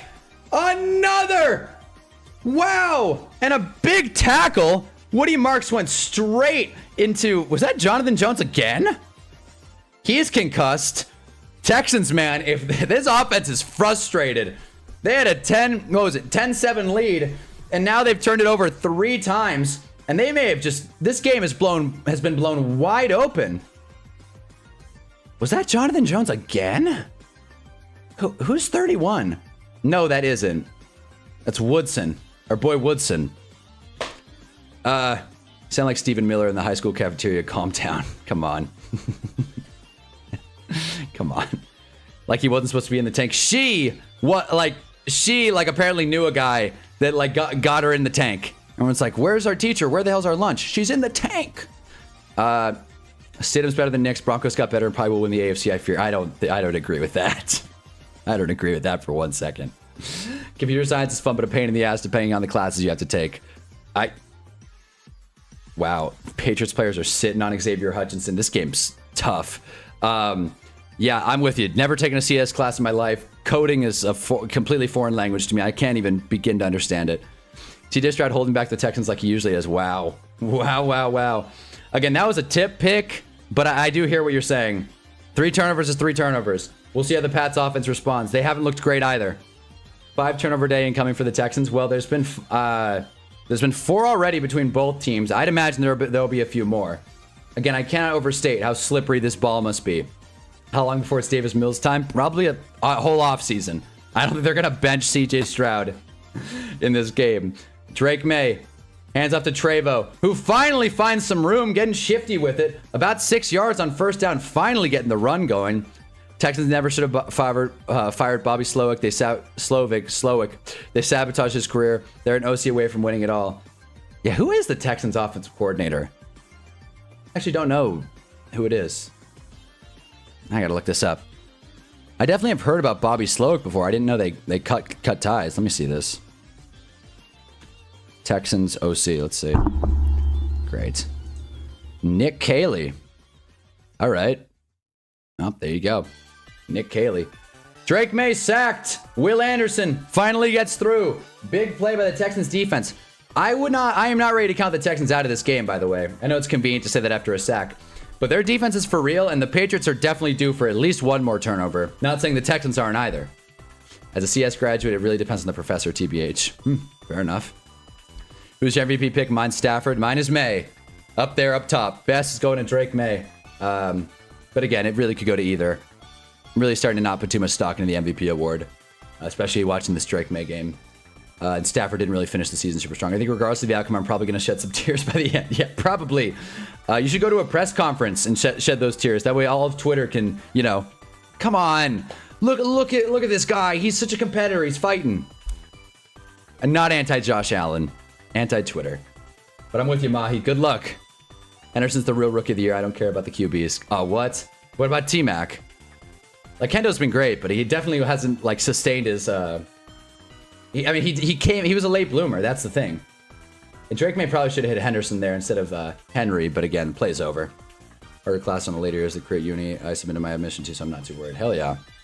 Yeah, the professor can make or break your experience. I feel like that applies to any degree or class, though. Any subject, the professor can make or break your experience.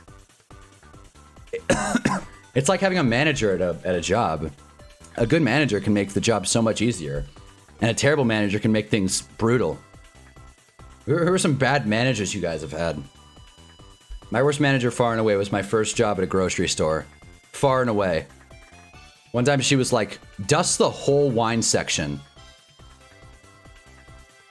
Like, what? It's a supermarket. Supermarket. Like, again, I'm not above doing anything, but like, what? Pick up expensive wine bottles. Like, they're just there. Like, we didn't section off anything. Like, people were shopping around me. I'm like, excuse me, boss, hold on. Let me just apply a Swiffer to the bottle of wine you were about to buy. Crazy stuff. Dusted about like hundreds of bottles of wine. And with a fear to break it. Stroud hit as he throws. 2nd and 10 incoming. CJ Stroud's not getting much help out there. Henderson's combined 3 down back special teams value wins games like these. I don't disagree, but that's not kind of the award. That's not how the Rookie of the Year award works. It's just whatever rookie is like gets the most flash and has just like stats. Like I agree. Trayvon Henderson's been one of the best rookies this season, just sheer value wise. But I think Rookie of the Year is a lot more of a simple award than that. I don't feel like they really check the X's and O's. It feels more like a fan vote than anything, which I know it isn't, but it just feels like it. NFC title game is essentially the Super Bowl. These 3 AFC teams suck. I get they have good defenses. They have good defenses. Titus Howard down and injured, by the way. That sucks. CJ Stroud's not getting much help out there. I agree. Neither offensive line looks great. Got to admit that. Going against good comp. Tyler taking Rookie of the Year. It's gonna be T-Mac. It's gonna be T-Mac for sure. Went to talk to the professor a bunch of classes and it was great. He really explained the first few year process well. There you go. Miko needs to stop being a coward and put Davis Mills in the game. Again, I'm blaming weather. I'm not going to have like a grandiose football take about either of these quarterbacks unless they start like really throwing some bad passes out there. Ryan Day spends more time getting Botox than developing quarterbacks. Ohio State quarterbacks need to be brought along or they fail. I agree with that point. I am not a big Ohio State quarterback fan. That was why I was anti-CJ Stroud. I was also anti-Bryce Young. However you want to gauge that opinion, aging, it's up to you. Not gonna lie, the Rams or Seahawks would beat any of the remaining teams. Yeah, that's how it feels right now. But I'll tell you, man, Matthew Stafford against the Texans defense. We'll see. I think that would be a great game, personally. Beast Games ad coming up. My second manager I worked at Wally World tried to gaslight me into not going home for a week and told me I could work on his farm instead. I put an immediate notice. He got mad. What the hell? That's brutal. That's brutal, man. Oh boy. You could work on my farm, buddy. That's a lawsuit for sure. Anytime you're at a job and you feel like you could say to yourself, "That's a lawsuit." Bryce Young went to Bama. I know, but I thought it wasn't even worth saying that Bama quarterbacks are a huge red flag, a crimson red flag. Welcome to the chat, Jarv.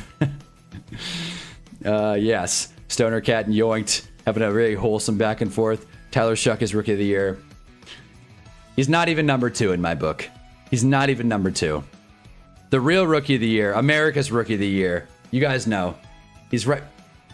He's right there. He's right there. Me and my buddy, Jay Dart. Standing 10 toes down in that one. Not putting a lot of stock in the Broncos or Pats defenses. I would. Patriots. I mean, again, the Patriots defense has gotten some free turnovers, no doubt, but they've looked pretty good all season long. Easy schedule, but still. Getting 30 hung on you versus the Bills was some crazy worst football all year. It's a crazy indictment. And the Falcons game. The Patriots are up and down. I'll give you that. The Patriots are very up and down, very sporadic. Cardinals going to win the Super Bowl next season. Trust me, the future sees me. I mean, are they going to win 8 games? As long as the Broncos lose this year, it'll be an all-time great year. So are Oklahoma quarterbacks. I agree, but Baker's kind of fun. Stroud floats it to Nick Chubb. Incomplete. Oh, boy. That pick 6 is really going to come back to bite the Texans. I mean, obviously, every pick 6 comes back to bite the team. Unless, of course, you're the Vikings in week 1 and you have 9 on your squad. Yeah. Dalton Schultz has been ruled out. Woody Marks is questionable. The injuries are piling up. The turnovers are piling up. CJ Stroud's not playing great. Saints fans need to hop off this Shuck better than Dart nonsense. Chuck hasn't played anything close to the defenses Dart has played, and Dart's rushing stats put him over the top. Thank you. Finally. It was a long time coming, but Jarv and I agree on something. Stroud breaks a sack. Come on, dude. It's clearly an incomplete pass. Come on, dude. Stroud, the ball slipped out of his hand again. Throw a glove on. Do something, man. Like, billion-dollar franchises, and we can't play in the rain? In the sleet? It's starting to get a little ridiculous. Texans' offensive line isn't amazing, but come on. Stroud breaks through a sack, and then Tuck slips the ball. Come on. No, it's the Cowboys' year. Come on. Schultz out is going to be a problem, for sure. That first drive, he was their whole offense. Are Patriots fraudulent because people are saying they have one of the easiest schedules in NFL history? Yeah, that's what I think, at least. I don't think they're fraudulent. I think that's why people think they're fraudulent. I'm in the camp that schedules are a little put a little too much stock into them. Malcia will be back. Gotta eat lunch. All right. Punt off for Houston. Let's see how this return goes. Goes backwards for a few yards. Yep, loses about 6 yards on that one. Jonesy. 9 would have beat the Bears the second time too, but special teams let them get into field goal range on a kickoff return. That was a great game. I forgot about that one. Sorry, but I would never in my life draft an Ohio State QB. That might be the only drafting helmet over player I'm willing to entertain. I'm right there with you. I agree. So who would that rule out? Would that rule out Julian Sayin as a future NFL prospect? Who else? What are the Ohio State quarterbacks that have succeeded? Braxton Miller didn't do anything. Cordell Jones didn't do anything. Stroud, I guess. Travion Henderson gets about 2. We haven't seen a lot of Ramondre in the second half. I mean, the second quarter. Maybe he's a little dinged up. Have you heard the Tyler Shuck song called "We Getting Shucked Tonight"? I haven't heard that one. Saints fans are funny, man. That was realistically a fumble regardless of NFL technicalities. I mean, yes, that's true. But, you know, arm was going forward. Clearly he was trying to tuck it. Sayin sucks at the moment, so yeah, okay. Fair enough. Might as well put in Davis Mills. He can't be any worse. I don't think this one's on Stroud, though. I do wish he can hold on to the football, though. Grab a hand warmer. Get a towel, something. Drake May finds an open Boutte, who's got space.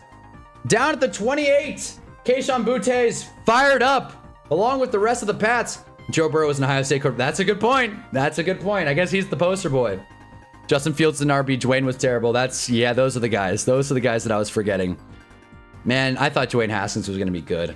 Again, throw one up for Dwayne Haskins. But, and Justin Fields has not been good. Let's be honest here. Justin Fields has not been good. Bench CJ at halftime if he has another turnover. We'll see how it looks. I don't think so. I'm really surprised how much love you got. I mean, it's mostly Midnight Train, but I'm surprised how much love Davis Mills got this year.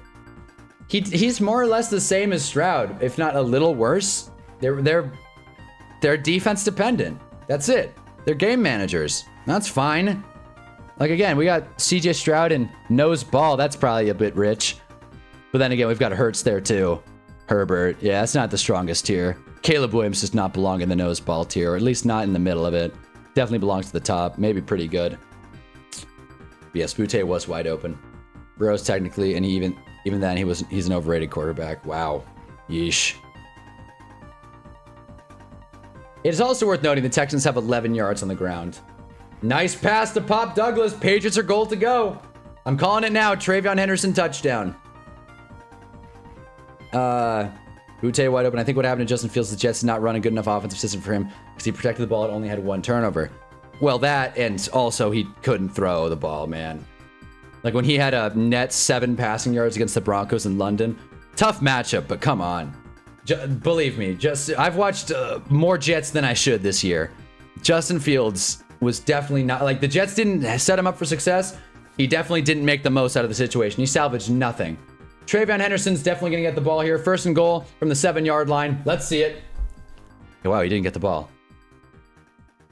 Boutte caught it, I think. No, that's Diggs. Touchdown Patriots. Wow.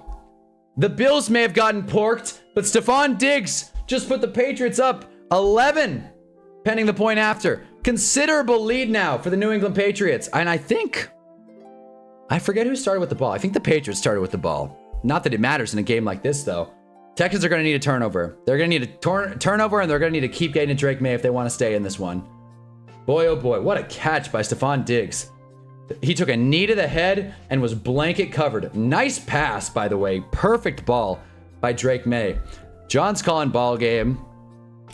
I thought I was wrong thinking CJ Stroud would be a bust after a regular season, but shows what would takes don't last for one season only. I was a year late on my Commanders take. There you go. There you go. Yep. That's the rule. You're never wrong if you never give up. Life rule. Who do you think's winning the Super Bowl in 8 years? I think the Bears might do it. New York Giants will be a dynasty. We'll be the first team to win 3 straight. We'll be the first team to win 4 straight as well. Justin Fields should have took the contract with the Steelers. Justin Fields could go to the best situation in the NFL. I really do think he's one of the worst throwers in the NFL. I don't think that's a hot take either. One of the worst throwers in the NFL. Can't build a team around that. Not in this league. Toronto's touchdown. I honestly didn't realize how stiff Stroud's been in the pocket. His O-line isn't helping, but damn, man, have some pocket presence. He can't move. He can't move. And the major development this year, this has been the year of the scrambler, I'd argue. It's not so much about being able to run, so to speak, although that helps. But being able to flush out of the pocket is so valuable in the game today. And Stroud just can't do that. Drake May hasn't been doing it a ton either, but like Stroud is really immobile. So I'm not surprised that he looks stiff in the pocket. Nice ball, though. Sure, I'm talking about you, buddy.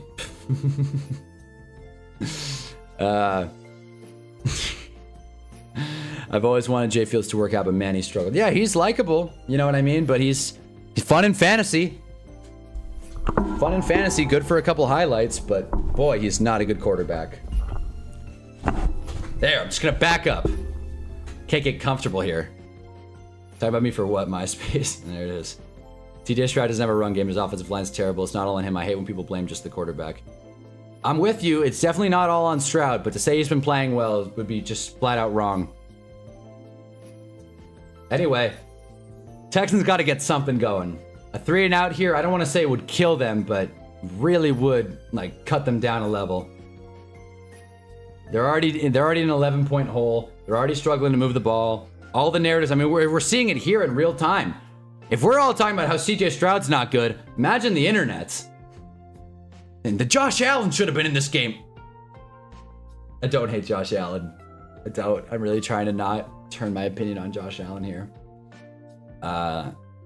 This pick was brutal by Stroud. You gotta throw that ball away. He forced it, and it cost the Texans 7. That pick 6 really buried Houston. They still would have been in this one if they didn't do that.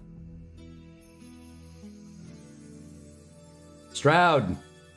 Kind of clean pocket. Ball's tipped again. Almost picked. Was that ball tipped or did it slip again? If the ball slipped again, I don't want to give this... I think this takes a little wonky. But if Davis Mills can hold a football, then he might be a better quarterback than CJ Stroud. Never mind, his arm got hit. His arm got hit. Texans Lions gotta protect better. Goodness.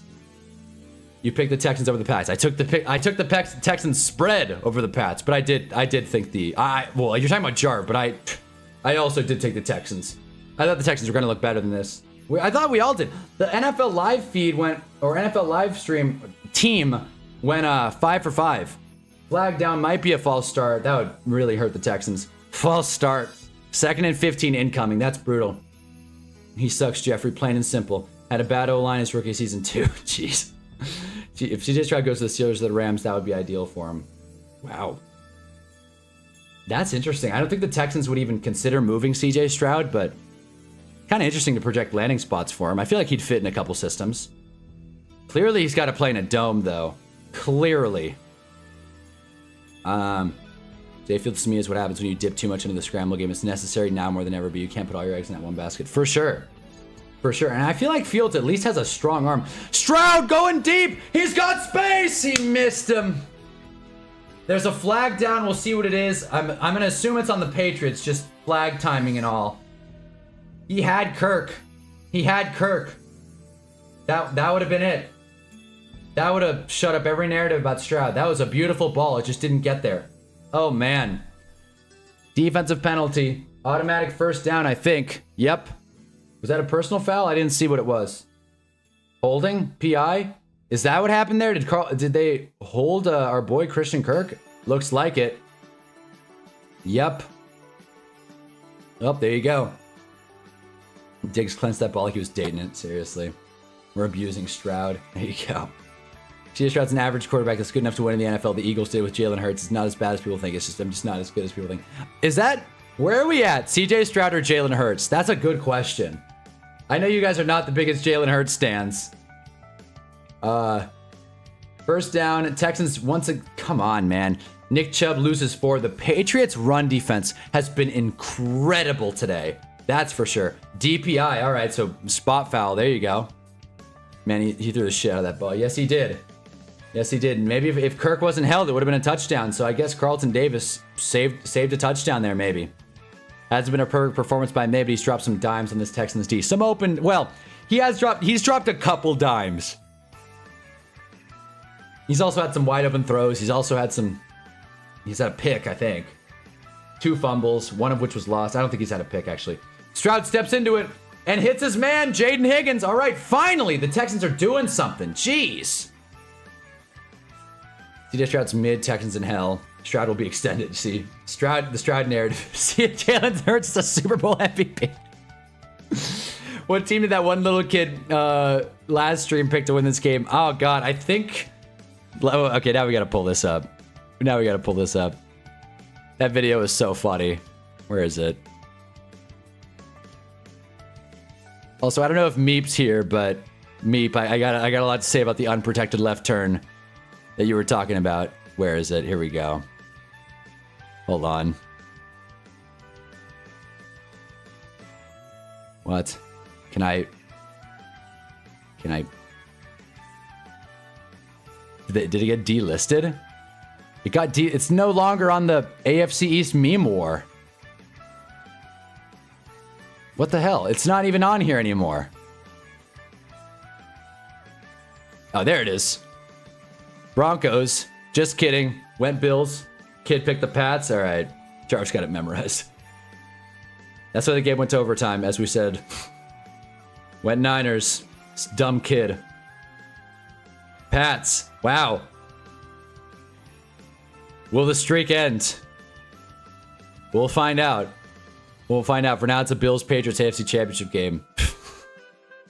So funny. Jeez. Back to it. What's Twitter saying about Stroud? He's right commercial break at the moment. Sean McDermott called reporter Jay Skursky for the team plane on the way back to Denver. That play is not even close. That's a catch all the way. I sat in my locker and I looked at it probably 20 times, and nobody convinced me that that ball is not caught in possession of Buffalo. Oh boy. Let's read this. I'm going to read this as quickly as I can. And I the page is even like full here. So let me maximize it for love of the game. All right. A dumbass kid in the Perna curse wheel. And then I'll catch up on the chat because I am curious about the Jalen Hurts, CJ Stroud discussion. Play's not even close. It's a catch all the way. We just read that. I have no idea how the NFL handled it in particular. The way that they did, I think the players and fans deserve an explanation, you know. Did you read the pool report? Yeah, I just got it. I wish I would have gotten it before my press conference. Is there any recourse here from you? What can you do? Here's the deal, right? The fans deserve more. The players certainly deserve more. They deserve an explanation. And it's a shame, a damn shame, that a game is decided on a call like that. And there's no time spent with the head official going underneath the hood or to replay booth right to the monitor. I didn't read that right. I don't understand how that works. I don't understand how that could be the case when it's such a close play. So basically, there's one person ruling on that play or only New York ruling on that play. I don't agree with that. If that's the case, I don't agree with that.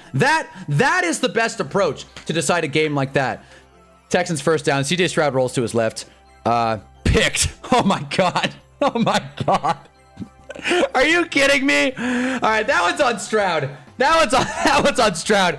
You gotta own that one. I've been giving this guy a lot of breaks, but you gotta own that one, Stroud. It might actually be Davis Mills time. Oh my Lord. Well, man, he sucks. Call it. That pass was behind him. It was a bad read. Carlton Davis gets another freebie. Let's see if he survived. He was bobbling it, but he did get that second foot down. Nice play. Nice catch. Man, the Patriots DBs are the only players on the field that can catch. Oh, man. Let's finish this reading, though. You've always been cautious about commenting on officiating. Why do you feel in that situation it's so important to share how you feel about it? Because I only speak up when there is a wrong. In this case, it happened to be our team. We win with class and we lose with class in Buffalo. That's how we handle our business. But when looking at the replay myself, and I'm being objective and I'm saying, you cannot convince me that that was not a catch. Buffalo possession. Ball at the 20. You can't convince me. I'm speaking up because I feel strongly that that was a catch, and that possession should have been ball belongs to Buffalo. I can't agree with their assessment. Their assessment of a change of possession or whatever the statement was. I just can't agree with that. We're not gonna sit here again talking about the same things and take it, is what I'm saying. We're not just gonna sit here and take it. I'm pissed off about it, and I feel strongly as I've looked at it in review in my own locker. That is a catch. Possession Buffalo, and that process should have been handled differently. I don't understand why the head official who's at the game does not get a chance to look at the same thing the people in New York are ruling on. Woof. Damn, Sean, tell us how you really feel, buddy. Kyle Williams, nice grab. Or not, didn't even see it. Incomplete, nice play, Lassiter. Let's go on to the chat. Oh man, I missed a lot. Okay. You know what's sad? People legitimately got mad at that kid and said that's why they lost. People are stupid. Can we beat the curse? Let's find out, Patriots. It sure looks like it. I can't tell if CJ Stroud sucks as a receiving core and or offensive line. It's probably both. Seems like it. Jalen Hurts played a Chiefs team that fell off the cliff last year. His receiving court's not great. His running game's not the best. Offensive line's not good. CJ Stroud needs players around him just like any other quarterback. I'm no Eagles fan, but Hurts went toe-to-toe with Mahomes in one Super Bowl and was MVP of another. Stroud just had a surprising rookie season. That's it. That ain't no damn catch. McMillan earned that interception. I agree. This fan fiction is incredible. People make excuses for Josh Allen like no other quarterback gets in the NFL. He still gets all the excuses in the world despite him having 4 turnovers and himself admitting he let the team down. Completely agree, Midnight Train. It's Davis Mills time, baby. Maybe. Patriots punt. They did nothing with that turnover, but what a bad CJ Stroud pass. Yeah, that was a bad decision. Yup, way better than Hurts. Someone load the dog to AO3. What the hell? Well, it turns out CJ's trash. Y'all are some clowns. Carlton Davis. That's on the OC. You should never have a quarterback having a bad day roll to his left. You're trying to pull him back into the game. Good point. He's so bipolar. People are really trying to say Trevor Lawrence wasn't the best QB in the AFC South. Hard disagree. Play action boots are the best way to get him back into his groove. I agree with both of you, but I'm kind of siding with John here. I think play action boots are a great play, but considering CJ Stroud threw a pick six on one of them, and both times they're to his weak side, just doesn't work out. That was not a catch. He should be complaining about the whole field being handed to Denver with 4 penalties. Cooks didn't finish the process of the catch. That's it. That's all. Move on. Gale, it was DJ. How does Bro have 4 interceptions before the second half? Could be 5. He just spiked it into the ground to Jaden Higgins. Stroud is having a bad game. A bad game. But anyways, lots unpacked there. I just read a lot. So, yeah, I like how Blake's calling y'all are some clowns. Did anyone say Stroud's better than Hurts? Did anyone say that? I don't see anyone saying that. CJ Stroud is a Chargers level. Oh, Mahi did. CJ Stroud is a Chargers level O-line. He's better than Hurts. If Stroud had been in the same... Okay, so I missed this. Oh, boy. I just straight up missed it.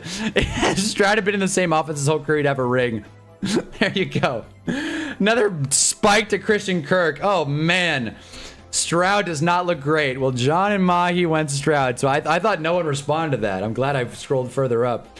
Best QB in the AFC South ain't saying that much, Gale. Hey, Trevor is getting MVP votes. I don't care what anyone says. And it wouldn't be the first time in his career he's gotten MVP votes, by the way. Trevor Lawrence has more MVP votes than Russell Wilson. That's a fact. That line's getting bullied. Ew. Put me in, coach. Honestly. 3rd and 10. Let's see the end of this drive for Stroud here. I did, yep. Stroud's way better than Hurts. Flag on the play. Might be a free play for CJ. And he gets a yard. Finally decides to tuck it and run and gets a yard on a free play. Unbelievable. Still would have Stroud over that fraud Jalen Hurts. All right. So it seems like there is actually an argument here. I mean, I'm going to be honest with you guys. It was an offensive penalty, so never mind. I'm going to level with you. I'm going Hurts, guys. I'm going Hurts. Look, I mean, he had the bad Chargers. I guess this is CJ Stroud's Chargers game. I'm not going to sit here and act like I watched tape on one or the other, but Stroud is so team dependent, I feel like. And I don't think he has the athleticism that Hurts does. He might be a little more accurate and he might be a little more risk averse, but I'm going Hurts personally. I hate Ohio State, but I'm going to go with Stroud. Wow. Ramsey on the phone right now. Hey, what would it take to get CJ? That's an interesting question. Do the Texans trade CJ Stroud? Nice punt return. That's Jonathan Jones, I think. Big play. Patriots might steal a field goal at the end of this half. A 7th place finish in MVP. Hunter, we're really bragging a 7th place finish. What are we doing here? I'm just saying. I'm stating a fact. I'm stating a fact. In the 2022 season, Trevor Lawrence got an MVP vote. Stating a fact. What did Herbert do to Stroud? He gave him the curse. The curse of the bad QB. That's true. Jalen Hurts is way better than Stroud. Hilarious, man. All of you on QBs. Let me know when a Giants QB got 7th in MVP the past 5 years. Well, Dan Jones. If you watch his rookie year, he already had the pocket presence of a vet. The play calling instability took that from him. Is that a Drake May fumble? Texans are saying they have it. They might. I think Will Campbell has it, though. Pats football. Yeah, Pats football. Texans are feeling good, though. Will Anderson gets to the QB again. Nice strip sack. Texans defense isn't giving up yet. Ohio State and Bama can't produce NFL-ready rosters because their rosters are too... NFL-ready players because their roster's too stacked. I don't disagree with you. Quarterbacks. Jalen Hurts also has way better receivers than Stroud, though. It's true. It's not like those receivers are getting open. I'm back in ARG, the score. Well, don't worry. We've got a bunch of discourses going out there. We got... Apparently, Sean McDermott is still upset about the interception no catch. And we got Jalen Hurts, CJ Stroud debates going on here. Second team All-Pro Marcus Jones. I'm so dumb. Jonathan Jones isn't our team anymore. Thank you for the correction, Mahi. Thank you. One thing I've learned very quickly in streaming, I am awful with first names. And I'm good with last names because they're on the jersey. Not a great name guy. Marcus Jones. Won't make that mistake. Just go ahead and put another L on the side there. You may as well not be covering the spread. I mean, yeah, at this rate. It's an 11-point game. It's an 11-point game. Drake May leads the NFL in fumbles. Jalen Hurts. DJ had a better season than Trevor that year anyway. He should have got some MVP votes. Well, no one's going to disagree with you there. Dan Jones. How are the Pats not up by 30 right now? Because their offense hasn't been that great either, to be honest with you. Drake May's had a couple of good passes, though. And that's literally been the difference. He also fumbled 3 times. Who was that? Butte? Diggs? Anyway. Patriots are going to... 4 seconds on the clock. I think they're out of field goal range, but I guess they may as well try it. May doesn't feel pressure from his blind side. Same problem versus the Chargers. Great point, actually. And the pressure's there. Will Campbell has not had a good couple of games. Will Anderson's a tough matchup, though. I'll give him that. Yeah. As we got Jarvin Gale arguing about Trevor and DJ. We got the Jalen Hurts, CJ Stroud debate going on. A lot of moving pieces here. Joe Buck and Troy Aikman are staying warm. Troy Aikman's wearing at least 6 layers, man. Goodness gracious. 3rd and 11. 7 seconds on the clock. Texans will receive the second half kickoff. A lot that means. Texans not even sending a rush. Stephon Diggs right off his hands. Would have been a huge play. And would have secured a field goal for the Pats. Incomplete, though. And we'll probably go to the half 21-10. Because the Patriots aren't going to kick this. I wouldn't go Hail Mary. I'd rather have Dak. Well, so would I. Hill don't lie. Even though there's like 3 things I would change right now.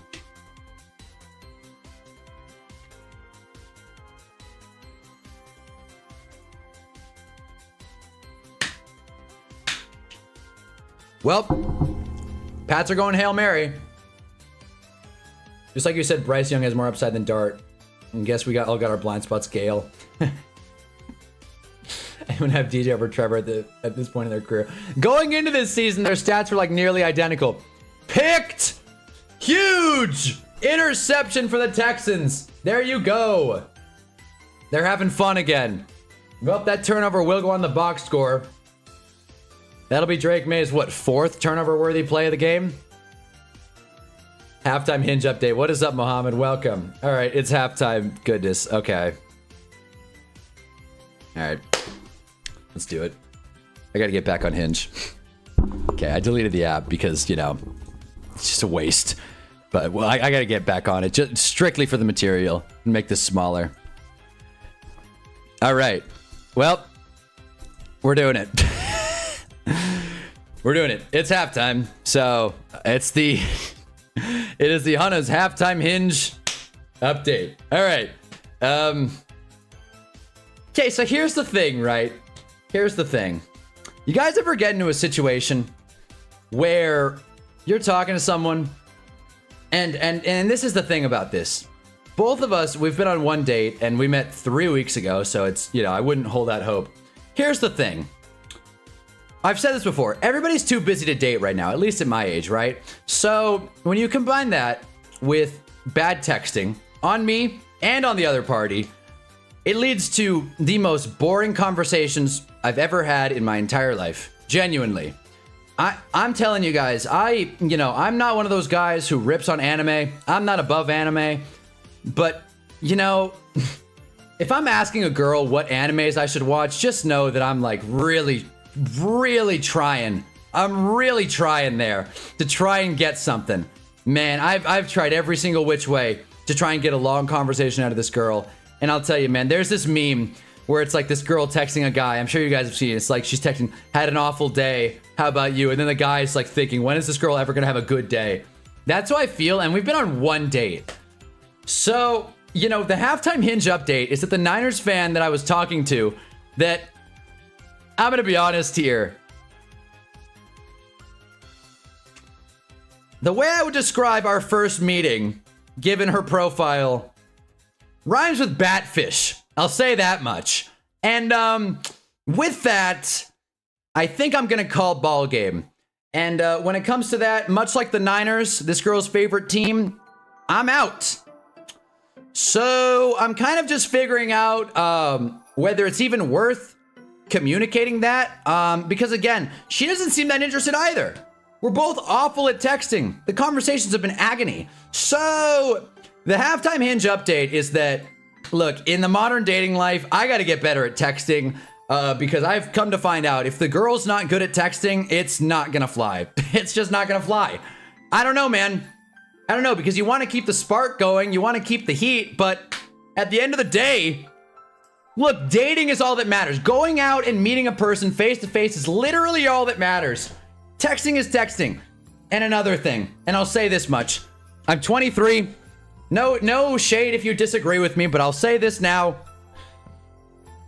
She added me on Snapchat, and that was kind of a red flag. Honestly, using Snapchat after the age of 20, just a red flag in my book. Not to throw this girl under the bus. This is not me throwing this girl under the bus. People can do whatever the hell they want. I'm just saying that the fit is not right. The fit is not right, so gonna call ball game, unfortunately. That's me.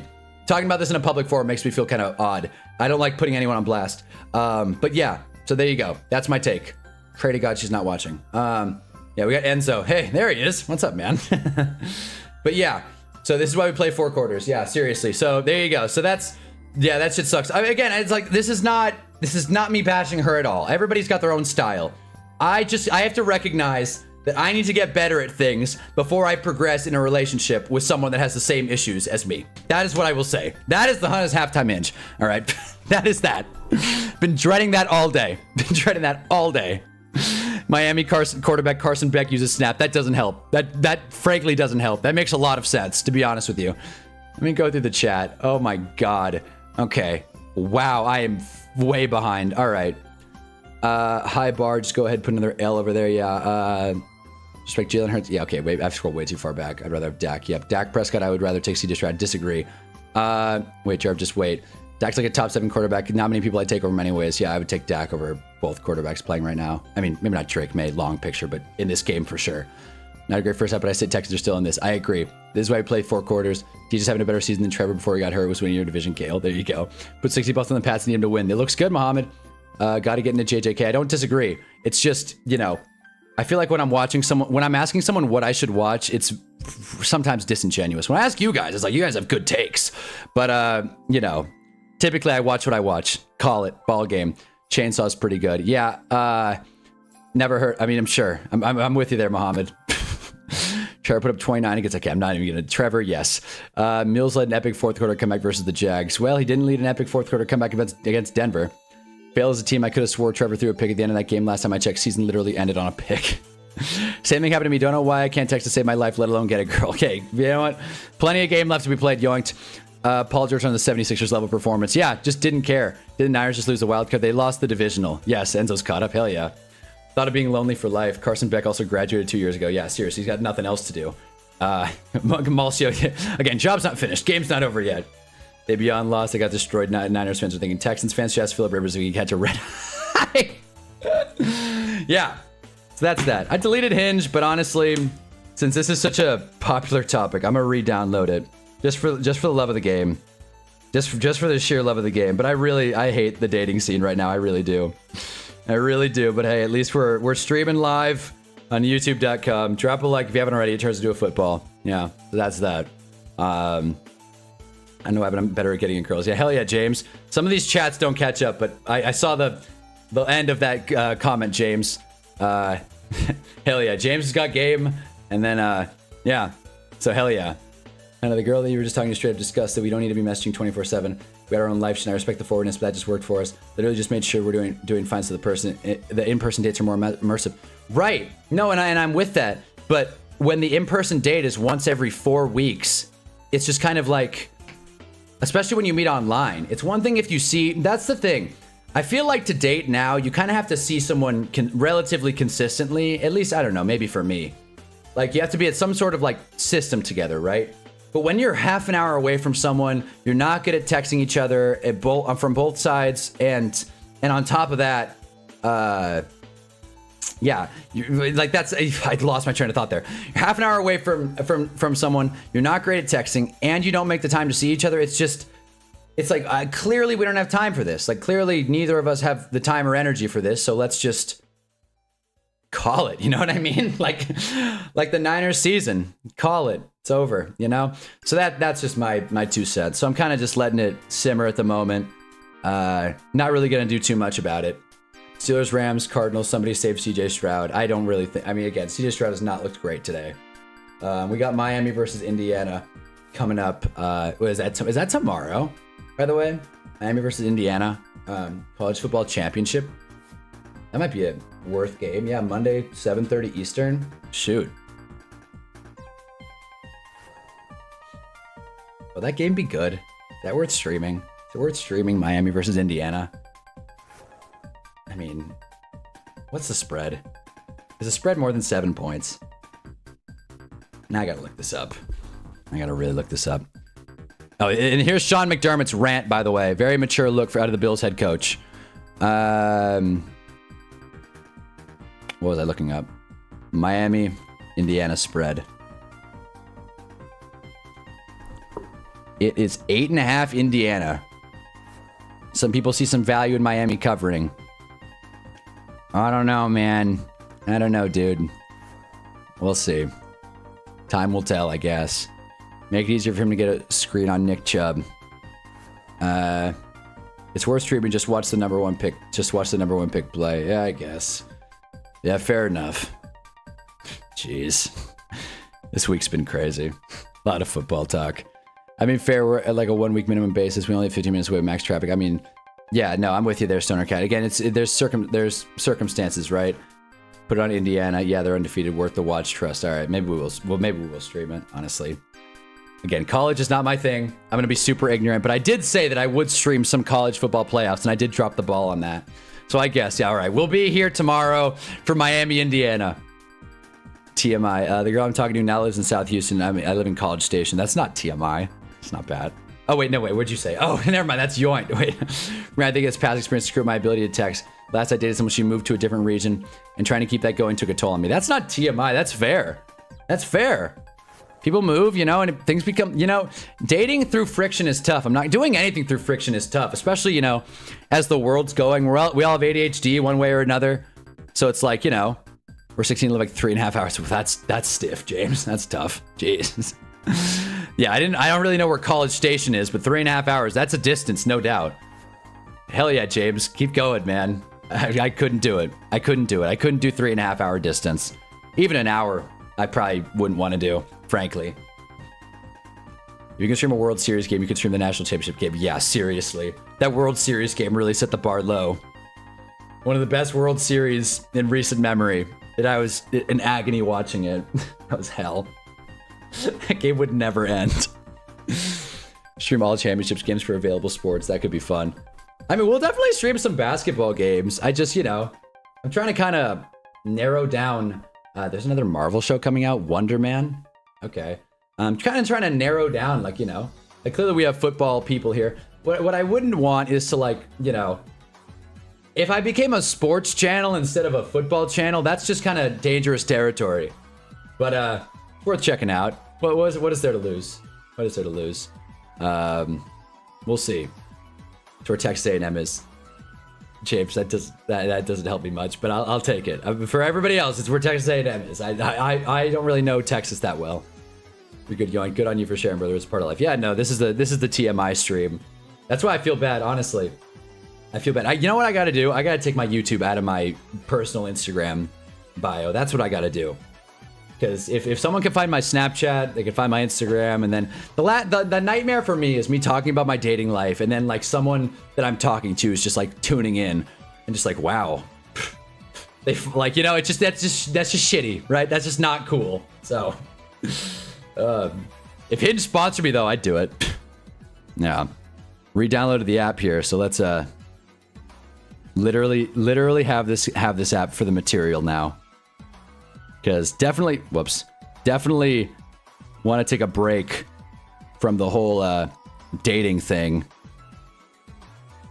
Just a grind, man. Basketball, please, yeah. Let's watch the good Wimbledon final. That would be fun. I would do that. I would do that for sure. I'm not watching golf. You guys have to donate like $1,000 to get me to watch golf, honestly. All right. All right. So, got back into Hinge. Got a like. So let's all, this is another, since this is Hinge, right? All right, so I'm going to just match with this girl to see this other like. Julie, once again. God damn it. Wait, hold on. Did I read that right? Unusual skills. Wait a minute. Woo, okay.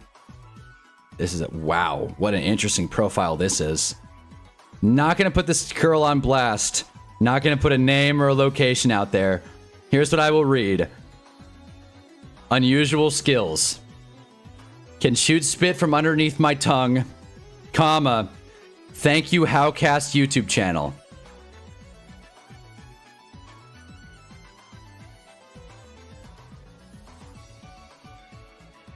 This one's 4'11", by the way.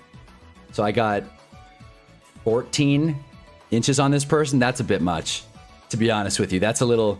I normally don't care about height. That's a bit much. So I'm gonna call ball game on that one. I hate this app, dude. I hate this app, man. I fully hate this app. Noted, $1,000's the goal. Yeah, $1,000. If we can get if $1,000 says watch golf, I'll watch golf. But $9.99, I'm not doing it. I'm not doing it. I'll donate it to St. Jude. I don't care. I'm not watching golf. We're back, by the way, in Patriots, Texas. Normally, the halftime segment takes over halftime easily. That time, that one felt like a grind, honestly. It felt like a real grind. You could tell I definitely didn't want to talk about my lack thereof dating life there.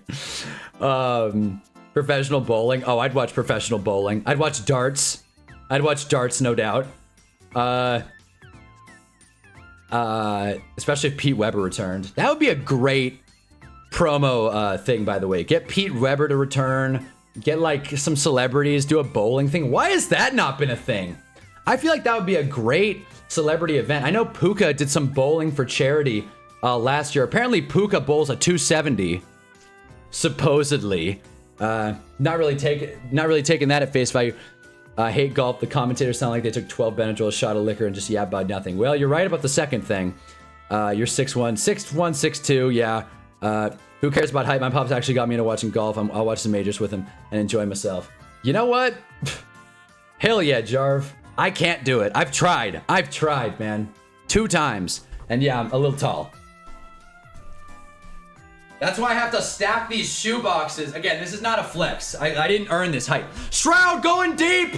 He's back. That's better than Jalen Hurts right there. Xavier Hutchinson first down. That's why I have to stack this green screen. What is, wait.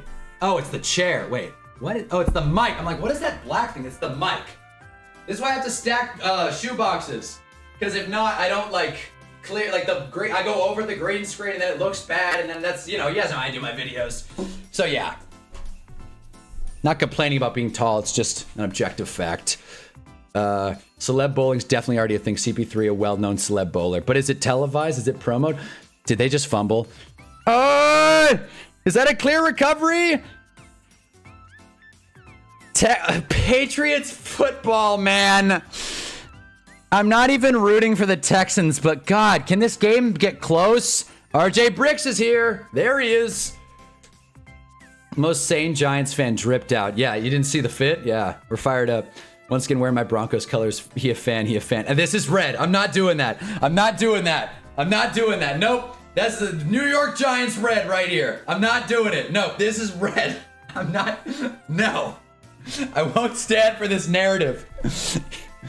Was Xavier Hutchinson down? Okay, he was down. We're good. We're good. Houston, we do not have a problem. Xavier Hutchinson was down. God, Nico Collins being out is such a game changer. I didn't think that was going to be that much of an impact. Down by contact. Genuinely, Davis Mills should be starting over Stroud. RJ Bricks with another Davis Mills take. God, you guys love Davis Mills. This is crazy. My dad watched celebs bowling and golfing all the time. I know celebrity golf's a big thing. Maybe that's something worth watching. If Dan Jones did a celebrity golf game, I'd watch that hands down easy. Where'd you get Orange Giants gear? Ugh, what a troll. Raina's here. What is up, man? You guys pulling up in droves today. I'm fired up. Drop a like if you haven't already, by the way. Turns into a football. Heads up play by Xavier Hutchinson, still running after the fumble, though, knowing he was down. But game-saving play, and Texans are, you know, in Patriots territory. Nick Chubb is still the running back. Who would have thought Nick Chubb behind a bad offensive line wouldn't work out? Gotta have running back depth in the modern NFL, seriously. Ramondre, I think, is out. I haven't seen him play since the first drive. Ben Simmons fishing. That'd be fun. Be fun. Probably a tough watch. We probably have to talk about a lot of sideline stuff. 2nd and 6. What does Stroud have? Steps into it. Nice pass. Jaden Higgins. That's it, dude. I've been staring at these sodas. I'm cracking one open. There it is. Damn. Spilled it on myself, man. 5 drives since touchdown. Pick 6, interception, punt, interception, punt. Man. Come on, Houston. 14 unanswered. I see wine red and safety orange vest. I don't know. This is a red. This is red, green, and blue. Not doing it. Nick Chubb finally goes forward. Gets about 7 yards on first down. Nice play. Texans in field goal range. NFC's winning the Super Bowl, bum-ass AFC. Okay. Let's see if the Bears can do it. Apparently, no one's giving love to the Bears. I think they'll cover. Imagine Gordon Ramsay being a football coach. That would be fun. That would be fun. Who doesn't love Gordon Ramsay? That's what I should stream. Kitchen Nightmares. What a show. Hell's Kitchen, MasterChef. My YouTube Shorts feed. Nick Chubb on 2nd and 3. They push him over the line, I think. Over the line! I think they spot him just short. We'll see. We'll see where they put the ball. The first? 3rd down. 3rd and short. What I wanted to say was... my YouTube Shorts feed understands one thing about me. If they show a MasterChef clip, I will watch it all the way through. That's the one thing I will give my YouTube Shorts feed. I don't know if you saw Texans versus Bills, but Davis Mills was lighting it up. Oh, I saw it. But like that was a while ago. I mean, CJ Stroud's better, man. Come on. I also saw Broncos Texans where Davis Mills did not win the game, lost to Bo Nix, who again, out for the season in case you didn't hear. Always the World Cup. The one time I choose to acknowledge soccer as a sport worth watching, but that's just me. The World Cup live from MetLife Stadium. That would be fun. Hank loves Kitchen Nightmares. The coach where's the screen? Do you guys not have a screen in your playbook? I mean, apparently not. Texans only have play action bootlegs and tush pushes, apparently. Texans are thin, man. Texans are paper thin. Credit where it's due. The Patriots are playing well. Woody Marks is back. There he is. Okay, Woody Marks is back. I didn't even realize that. But what I want to say is the Patriots, man, Nico Collins isn't playing. Dalton Schultz is out. The Texans' offensive line is bad. They've gotten the luck of the draw. They're at home. Patriots kind of have to win this game, to be honest with you. And the Texans are, what, 15 yards away from being down 4 points? Not even. 8 yards. Another run to Woody Marks, who gets nothing. Damn. Kitchen Nightmares or Bar Rescue? Kitchen Nightmares for sure. Something about Bar Rescue just felt too... polished? I don't know. Bar Rescue felt like too much of a thing, you know? Like, I was a fan of Kitchen Nightmares. While formulaic, once you get the formula down, it kind of loses its effect. Kitchen Nightmares is more dramatic, I think, than Bar Rescue. To be fair, though, I haven't seen too much Bar Rescue. But I never got into it. All-time shows that I, just randomly will watch. Like, perfect hotel shows, where you don't know the channel and you just throw something on. Perfect hotel shows. Storage Wars, Kitchen Nightmares. That might be it. I mean, I don't want to just say History Channel, but I mean, Pawn Stars is sick too. I can watch Pawn Stars forever. Like, this show's stupid, I know, but it's just something I got into it. And it's something I'll always have a place in my heart for Pawn Stars. I'd rather watch Pawn Stars than golf, I'll tell you that. And baseball, easily. I liked Hotel spin-off of Kitchen Nightmares. Hotel Hell, yes! That was a great show. That was a fantastic show. And the intro for that show. Hotel Hell. It was awesome. I love that show. I wish it got more love. Yes. I'm going with Bar Rescue. You have more variety of bad owners with bars than restaurants. IMO. Probably. I might actually like give Bar Rescue another watch. I can't say I've seen too much of it. I've only seen a couple episodes. I just kind of got into Kitchen Nightmares and stuck with it. If you guys can't tell, I'll find shows and I'll stick with them until the very end. I've rewatched shows much more than I've seen new shows, if that makes sense. 3rd and 2. Stroud rolling to his right. Christian Kirk. Great play by Marcus Jones. Christian Kirk was open too. Oh man, are the Texans kicking? No. Why are they kicking? Why are they kicking? They're going to be down 8. Why are they kicking? It's 4th and 2. That play was good. Just Marcus Jones just made a great play on the ball. It's a nice pass by Stroud. Kind of a duck, but whatever. Much bigger POS on Bar Rescue. Oh, probably.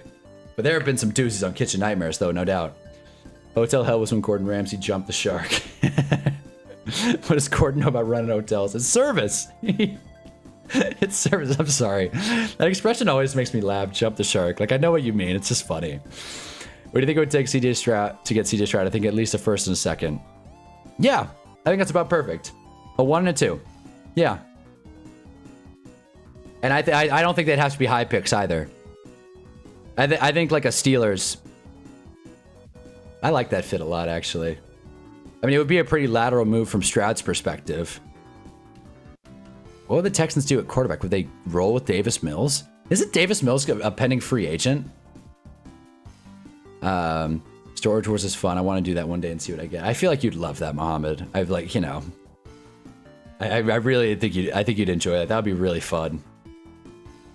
I got 2 first-round picks. Come on, Brownies. Browns grab CJ Stroud. That would be a bit of a curveball. That being said, he would also require a pretty big. You'd also have to make a pretty sizable financial commitment. Has CJ Stroud re-signed a deal?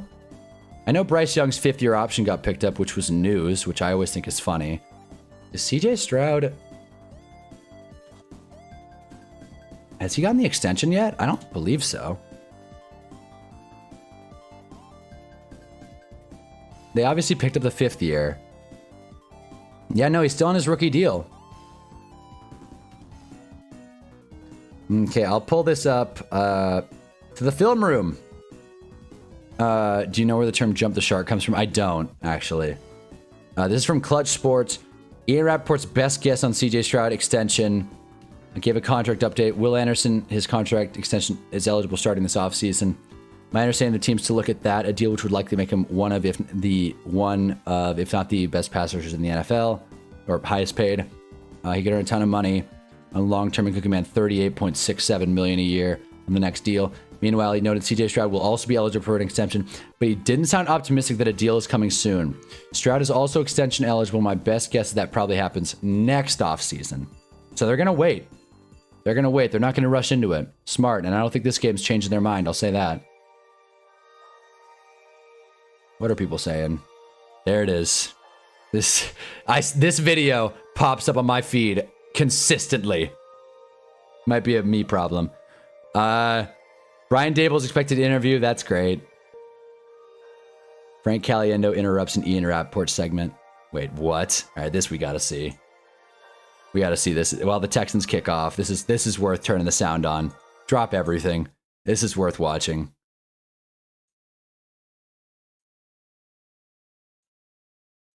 Apparently, we have our first crossover of 2026. I believe fake Adam Schefter is here right now, live on NFL Network. Is that true? Take it away, fake Adam Schefter. According to my sources. Great. Why'd I click on Our it? first crossover of 2026. I believe fake Adam Schefter is here right now, live on NFL Network. Is that true? Take it away, fake Adam Schefter. According to my sources, at this particular time, it appears that there is a fake crossover. And not only is Ian Rappaport reporting, he's 100% Rappaporting. And that was the end joke. And it got a bad laugh. Oh, come on. Come on, Frank. That's a tough room. Damn it. Well, there you go. If it's a Frank Caliendo clip, we will watch it. That's a rule. Ramondre's back, by the way, and hitting a nice spin move. 13-21 Pats. Back to it. I blame the refs for the Bills' loss. This is lame as hell. Wait. Hold on. Hot take, but Josh Allen would be a multi-Super Bowl winning MVP and GOAT discussion on 90% of other teams. Completely disagree, RJ Bricks. I like the take, though. Everybody liked the stream. I agree with that. It's something with Happy Days with the Fonz. From Happy Days, it went from being a normal sitcom to the Fonz jumping over a shark for some reason in an episode, basically turning the show into something it's not, since we use that term to describe that. Damn. History lore. That's cool. Nice tackle. Third down coming up for the Pats. So it's the Bills' fault, Muhammad. Wait, I think he's talking about RJ. I'm not scared of the Sirianni and Dable pairing. They're going to hate each other. That's a very fair point. I haven't actually considered how their personalities would work together. That's a good point. Not too sure about 90%, but a third of the teams I could agree with. I completely disagree. This is lame as hell. You don't like Frank Caliendo? I blame the refs for the Bills' loss. Hot take, it's pointless to compare Lamar and Allen when neither of them can finish the job. None of the stats matter and playoff records matter if neither can win the ultimate prize. I mean, I don't think that's Drake May fumbled again, and the Texans fall on it. Azeez Al-Shaair, Texans football. Maybe that field goal was the right call. Chipping away at it. Will Anderson's forced 3 fumbles, I think. Whoa. Got to turn the music back on.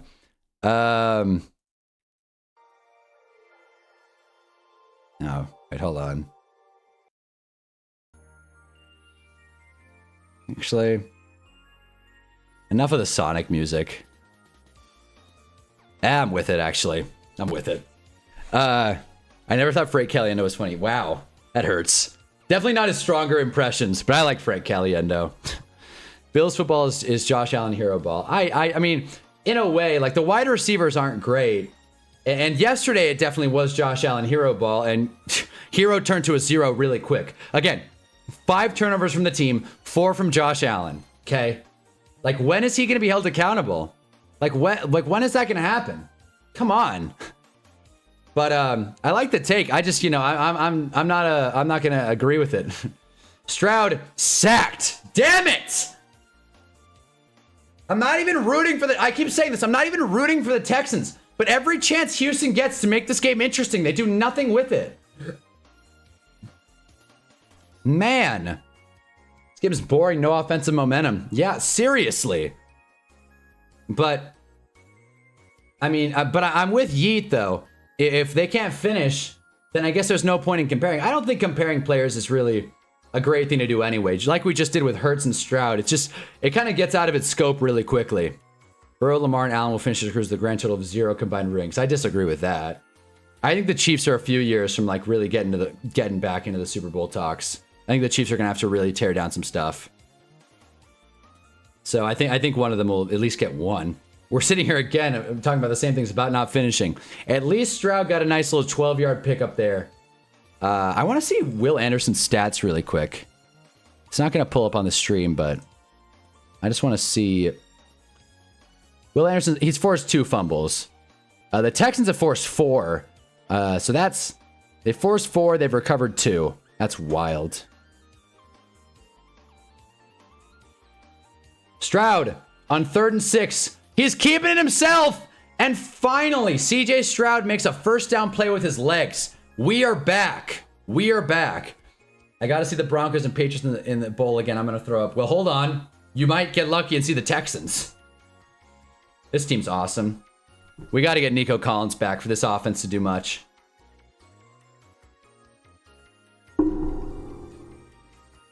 Again, the weather sucks. Drake May is not having a good game. I'm sorry. It's just not.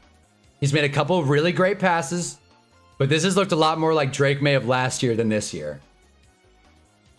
Couple flashes in the pan, but a lot of bad in between that. And I like Drake May a lot. You guys know that. They find Eric Stover for about 1.5 yards.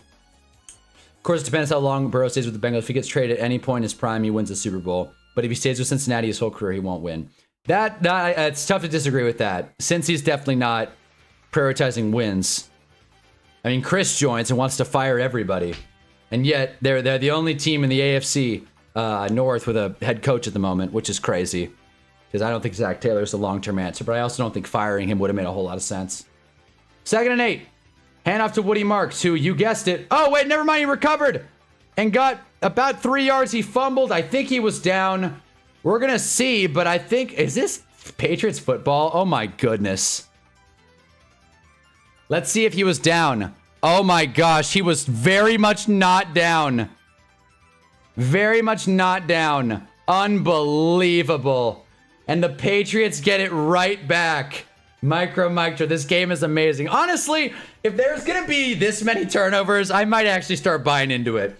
At this point, things have happened pretty consistently. Miko's freaking out. They can't even hold onto the ball running it. This game is crazy. 8 turnovers, man. 10 turnover-worthy plays. Chardwin, hey, Anna, just popping in as a resident Broncos fan to say what happened yesterday was the worst outcome I could have imagined. Well, they won the game. They won the game. I mean, welcome, Chardwin. Drop a like, but I mean, like, they won the game at least. Jarrett Stidham's probably not going to do great, but I mean, they won. They could have lost, and Bo Nix would have broken a bone in his foot. I gotta say, though, as shocking as it may sound, I'm kind of with Broncos fans in the sense that all these Bills fans and all these Josh Allen truthers on Twitter saying the Broncos didn't deserve it are flat out wrong. I'll say that much. But yeah, Josh Allen deserves better. How like, RJ Brooks gonna gouge his eyes out over this game? I mean, how am I the only one that's not seeing this? Am I the only one that didn't see 4 turnovers yesterday? I feel like me and Josh Allen are the only people on planet Earth holding Josh Allen accountable.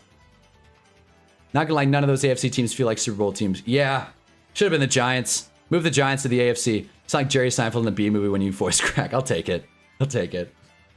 Sound like Jerry, don't act like him. I'll take it. Lamar or Allen, if they really want to get a ring, they could leave their team, but both need refinement, I guess, but their problems are deeper. I think Josh Allen and Lamar Jackson are really great. I do. But at the end of the day, quarterback, like usually your winner loss comes down to how the quarterback plays. And to be quite frank, that's what happened yesterday with Josh Allen. No, Hank Hunt is way cooler than Seinfeld. I'll take it. I'll take it. I know Seinfeld's kind of, yeah, Seinfeld sucks. Jarv hates Seinfeld and Frank Caliendo. I've learned these facts today. I also learned what jump the shark means. To think we were talking about cookies and chemistry not too long ago. I mean, his voice, that's, I don't want to say it's intentional, but it definitely is one of those Freudian things where, wow, Seinfeld's success isn't funny. This hurts, guys. Like, this hurts, man. Seinfeld, like, again, I know Jerry Seinfeld's a piece of garbage. I know that. I do. But Seinfeld's it's my favorite show, dude. It's my favorite show. So, you know, it's a loaded conversation. It's like James Harden, always chokes, but a great player. Yeah, I guess so. I guess that's fair. Yeah, I just watch it for George. Yep, there you go. I watch it for Kramer because I watch it for Kramer and not Michael Richards. We were also talking about Matt. Everything that's great about Seinfeld's everything else but Jerry. That I'll give you. That I will give you, Jarv. All right, once again, mark it. I agree with Jarv on another thing. I agree. Yes. That I'll give you. George, Kramer, and Elaine are sick. And when Larry David left the show, I'm not saying it was bad, but it definitely changed a lot. And I just finished Curb, by the way. Great. Really liked it. Shocker. We got Giants Fan 10 back in the chat. Josh Allen has one abysmal playoff game and he's a fraud. I don't even know what to do with that standard. He outplayed Mahomes 3 of the 4 playoff matches, but he came up 0-4. That's not his fault. I'm not calling Josh Allen a fraud, but I'm saying he doesn't get a pass for losing the game yesterday. That's all I'm saying. I'm talking isolated. Recency bias. Long-term, Josh Allen's, I'm not calling him a playoff choker. But he lost the game yesterday. He did. Jerry, get iPad. Curb Your Enthusiasm's better than Seinfeld. I think that's a fair argument. I'd say quality of show, Curb Your Enthusiasm's better. It just, it's more unique. Seinfeld's cool, but at the end of the day, it's a sitcom. I think Curb's like, it's like a, Curb is like, I don't know. I feel like everybody kind of feels this way, but it's like, what if everything in my life, so much crazy stuff happens in my life. What if everything was televised? That's Curb Your Enthusiasm. They nailed that perfectly. And I don't think you could do that with anyone else besides Larry David. Boy, I know we're supposed to be talking about sports. And by the way, Pats just went 3 and out. So much for that fumble. But both these offenses are terrible. Oh my God. But yeah, I could definitely get into a long thing about Curb and Seinfeld and all that. James Harden carried the Clippers in the past 2 years. We can't say that. Yeah, they went really far too. How come teams do so good with Sam Darnold recently? Because coaching, man. Sam Darnold's, I don't know if it's his agent or maybe it's him, maybe his uncle, someone Sam Darnold knows. Sam Darnold knows how to go pick a team. Hate it or love it, he knows how to pick a team. He has gone to perfect situations for him each time. He cannot get a pass, but saying he can't get the job done off of yesterday's nuts. I'm sorry, but Buffalo's just a poorly run franchise. Wow. I said the Bills have a pretty good team. I mean, I don't love Sean McDermott, but I wouldn't say they're... I mean, poorly run franchise relative to what? Pats are probably run better. Chiefs are tough, guys. I'm not going to lie. The Chiefs are not ran well. Andy Reid's saving that franchise. Clark Hunt sucks, man. I won't give you the Chiefs are run better. I like how the Colts are ran. I'll give you that one. The Jags were fun. Like, how are we scaling? Like, how are we scaling like well-run franchises? Again, it's just it feels very tough to separate like how a franchise is well-run with their most recent successes, because they don't really feel like direct parallels. But yeah, what happened with Jerry Seinfeld? Yeah, he dated a teenager, and he's also just everything Jerry Seinfeld says about comedy and people in general just really rubs me the wrong way, honestly. Just never thought Seinfeld was funny. He's always whining about the state of comedy now. Yeah, exactly. There you go. Jarv and I are on the same page about it. Yeah. He also dated a teenager. Yeah, seriously. That's the whole thing. Yeah, I the worst kind of comedian is the kind that's like, you can't say anything these days. Stand-up comedy is in its most technical, and it's in a bad spot because crowd work and TikTok and everything. But the good comedians in stand-up right now are so good. Like, they're so good. And how you want to qualify good is totally up to you. I don't think good directly means highest sales or most sold out tours. Like, I don't think Tom Segura is one of the best comedians out there. I used to think Tom Segura was really funny. He has fallen off a cliff. And don't even get me started on Bert Kreischer. But what I will say is comedy is so varied now that I feel like it's in a place where you can say whatever you want, literally. And the people that say, oh, cancel me, are like usually one of the more successful people. Like, oh my God, what is his name? Jim Brewer. Jim Brewer is such a hack. He is the quintessential, you can't say anything anymore comedian. And he is the worst. And he does numbers. Because comedy's varied and people have more access to the internet and comedians than ever before. And that is in turn good for the state of the art. Harden Kryptonite's Game 7 when he was with 4 different teams. Muhammad's on James Harden. Cookies, meth classes, marine biology, TV shows, Jumping the Shark, dating. Definitely a lot more than I can remember off the top of my head. Yes, yeah, and also Texans, Patriots. Yeah, seriously. Sean McDermott's a bad coach. Brandon Beane's a bad GM who gets too much credit for the Allen pick. All right. Fair enough. Look, Joe Shane's from the Brandon Beane tree, and he's done jack shit, so fair enough. Larry David has great comedic delivery. Oh, yeah. Larry David's sick. Nick Chubb. Yeah, Nick Chubb gets about 4. 2nd and 6 for the Texans. This Bills team is horrendous outside of Allen, Benford, Oliver, and Cook. It's a 4-team lineup. Oh, for sure. I did say that yesterday. I said the Bills aren't done because if they went this far with this team, they could definitely bounce back later. This jacket smells weird. I love the way the Commanders are run. Now, yeah. Imagine saying that 3-4 years ago. Boy. But now, yeah, they're good. Y'all are overhating the Bills roster. They really just need a wide receiver 1. I mean, clearly, they definitely need a wide receiver 1. But yeah, that's what I mean, though. But they're pretty flexible. Balls in the air again and not intercepted. Almost, though, by Houston. Stroud really forced that in there. Franchise poorly run if they're one of my teams and they aren't doing well. There you go. Curb episode about Palestine, Israel is funny as hell. Did his wife leave him in the show? I don't want to spoil it, but that is, I don't want to spoil it. Curb episode about Palestine, Israel was hilarious. So the Palestinian chicken episode is great. That is Larry David at his absolute best. I think what's great about Seinfeld, the show, is that they cover meta topics in such an indirect way. And then it all comes together at the end and you're just like, oh, great example. They make more OJ jokes Interesting. There's the PI. Yeah, I thought I was calling for it. Defensive PI on Jaden Higgins. That was a PI, by the way, in case anyone's wondering. Pats fans are pissed. That's PI for sure. But yeah, that's what happens in Seinfeld too. Like they'll something will happen, and then another thing will happen, and it all comes together at the end. And then it's like, oh, the guy's driving a white Bronco down a highway, calling the news, and cops are following. Oh, they're talking about OJ. Or oh, they make a glove didn't fit joke. Oh, this whole episode was an OJ joke. Or like they do a whole, or what's another one? Damn, they take on abortion. They take on race is a ton, but like, you know, just a bunch of macro social issues. They cover it in such interesting, creative, indirect ways. I love it. And that's the thing about the Palestinian chicken episode. It's not about chicken. It's about the conflict. And they deliver it great. What do I think of Dave Chappelle? Funny with his stupid sound effects. I think, okay, Dave Chappelle is a great God, Lee, man. A Texans drop by Eric Stover. Eric Stover, man, what an underwhelming performance, man. You're a tight end. Catch the rock. I don't care if he's the tight end 2 or the tight end 3. Catch the rock. Come on. Dude's wide open. Free first down. Not a perfect pass, but in a game like this, you come down with that. Untouched. Bro, he could have scored. Anyways, Stroud's got to put it on him, but not a great drop. What was I saying? Dave Chappelle. I've seen Dave Chappelle live, and Joe Rogan, by the way, who's terrible comedian, Joe Rogan, at least in my opinion. Stroud under pressure, breaks a sack, doesn't break the other one.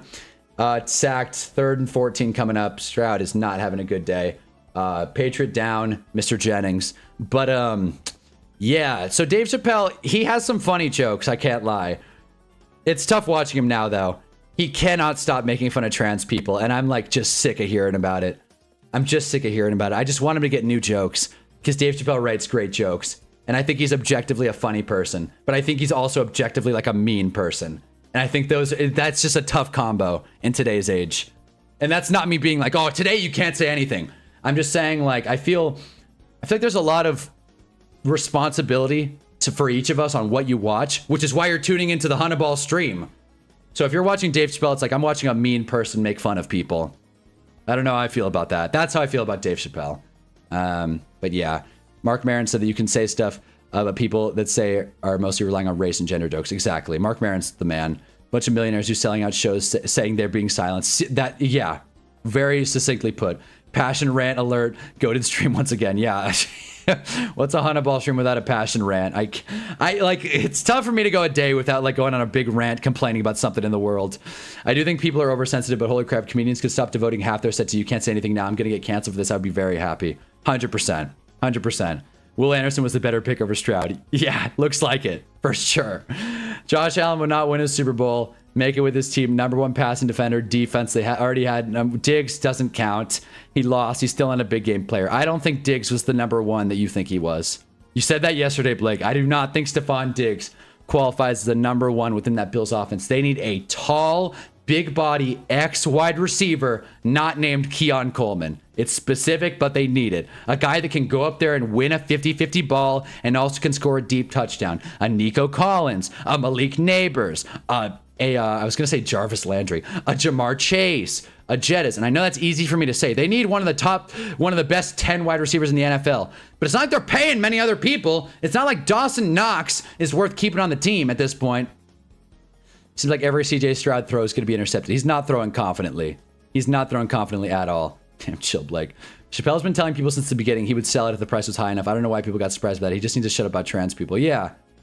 I mean, well, you know, it's interesting. He would sell it if it was high enough, but he did objectively not sell out back in the day when he like went off the grid and like moved to Africa. So Dave Chappelle's an interesting person. He's one of the more interesting celebrities, I think, of our time.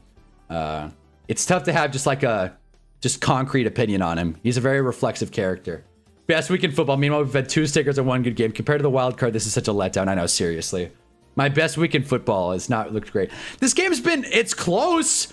There's been turnovers, but it's definitely not great football. Definitely not. Blake Robinson 2. Joe Rogan is so shit at comedy. Wait, are there 2 Blake Robinsons? Wait, what just happened? Wait, because The Blake Robinson I know would never say Joe Rogan is so shit at comedy. Are there two Blake Robinsons? This whole thing just got blown wide open. 3rd and 13, CJ Stroud steps into it, grounds it to Jaden Higgins, who's I guess he caught it. If you're gonna be offensive, the humor has to outweigh the offensiveness. That's the rule. Jesse Esselnick, great example.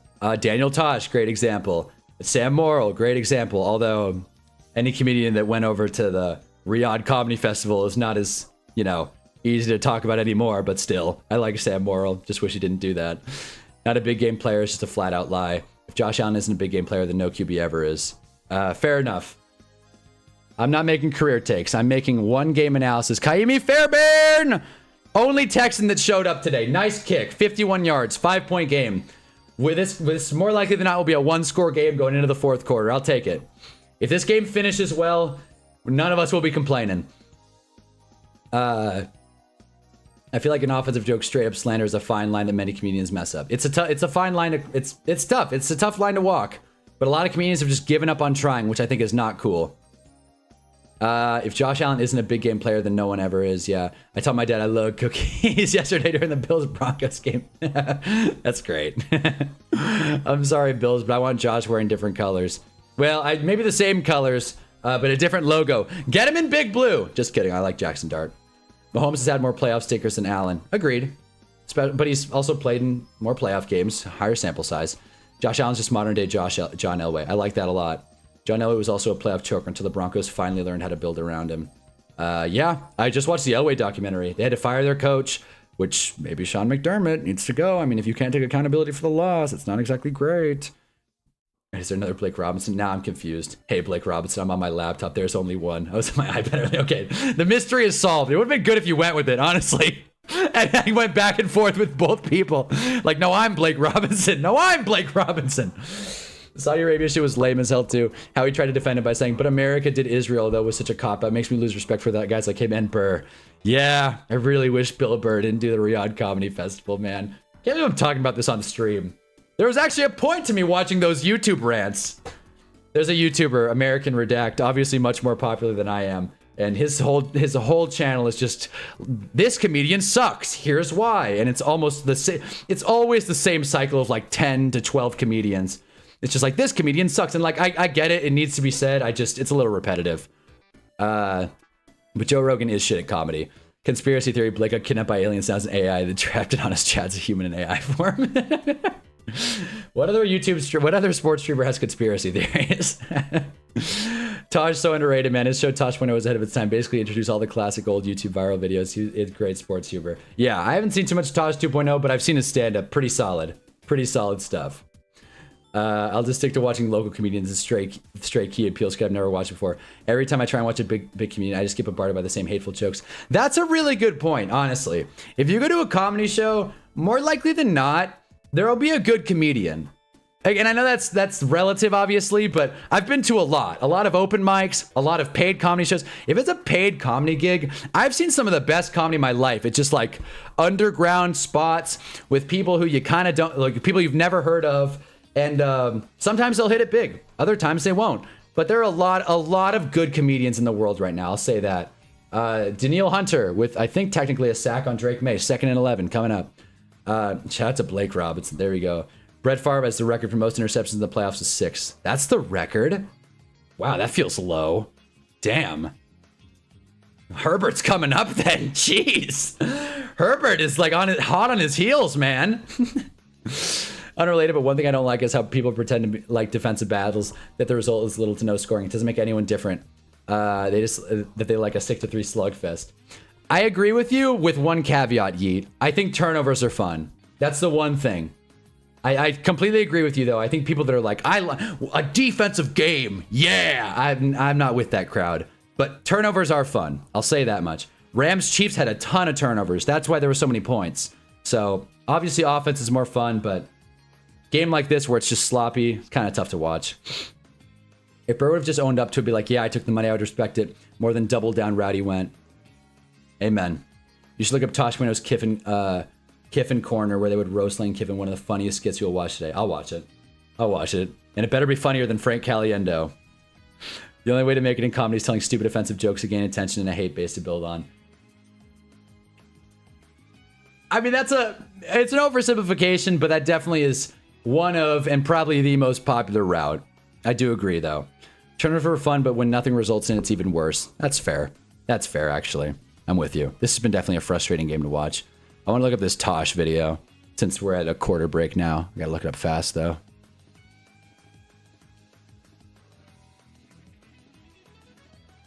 I like tongues. Again, drop a like if you haven't already. And Blake, since you're on your work laptop, different account, make sure to like on both pages.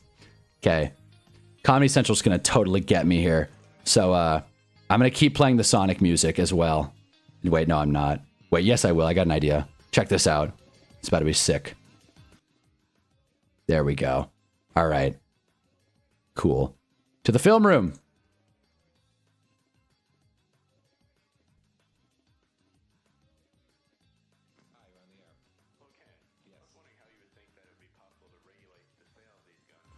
And one of you suck. Idiot sucker. I have one last thing to say. Okay. Can you like strip naked and dance around like a I'm a big fan of Harley riding. I love how it vibrates my testicles. And I like to jack off and masturbate. I can't do it with the Sonic music. Whatever. I'm going to get copyright. I'm going to get copyright. And I can't do it. Hello, caller. You're on the air. Yeah, I would really like to ram you in the fucking asshole right now. All right. I'm going to watch this off stream. I'm sure this is funny. I'm going to watch this off stream. I don't want YouTube to get me in trouble. And I certainly don't want Comedy Central on my ass after this one. So I'm sure that I'm sure it's funny. I'm going to watch it. I'm going to watch it off stream though. And I will put my reaction in the Discord. So subscribe to the Discord if you're not already there. Fucking Jarv. Oh man. All right. I don't even remember seeing you laugh at Caliendo. No, that skit sucked. That skit sucked. I liked Caliendo's Gruden impression. That much I liked. But I respect someone that does impressions more than anything because I suck at impressions. I'm not good at it. So I respect someone that can do impressions well. And I think Caliendo can, but that one sucked. Even Caliendo called it. He did a new one. All right. I will check out the stuff. Drake May, 2nd and 10, finds Ramondre, who gets a yard, a tough earned yard, but a yard.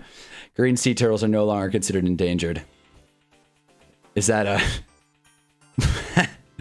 Nice. Turtles. I'd rather look back at a defensive game than watch it live, but if the offense straight up stinks, I'm not watching it. Just one touchdown, please. Seriously. They're showing a Jarrett Stidham graphic. 4 career starts. Wait, oh, in total, I thought it was 4 playoff career starts. What the hell? Last pass attempt, 2023 week 18 at Vegas. All right, cool.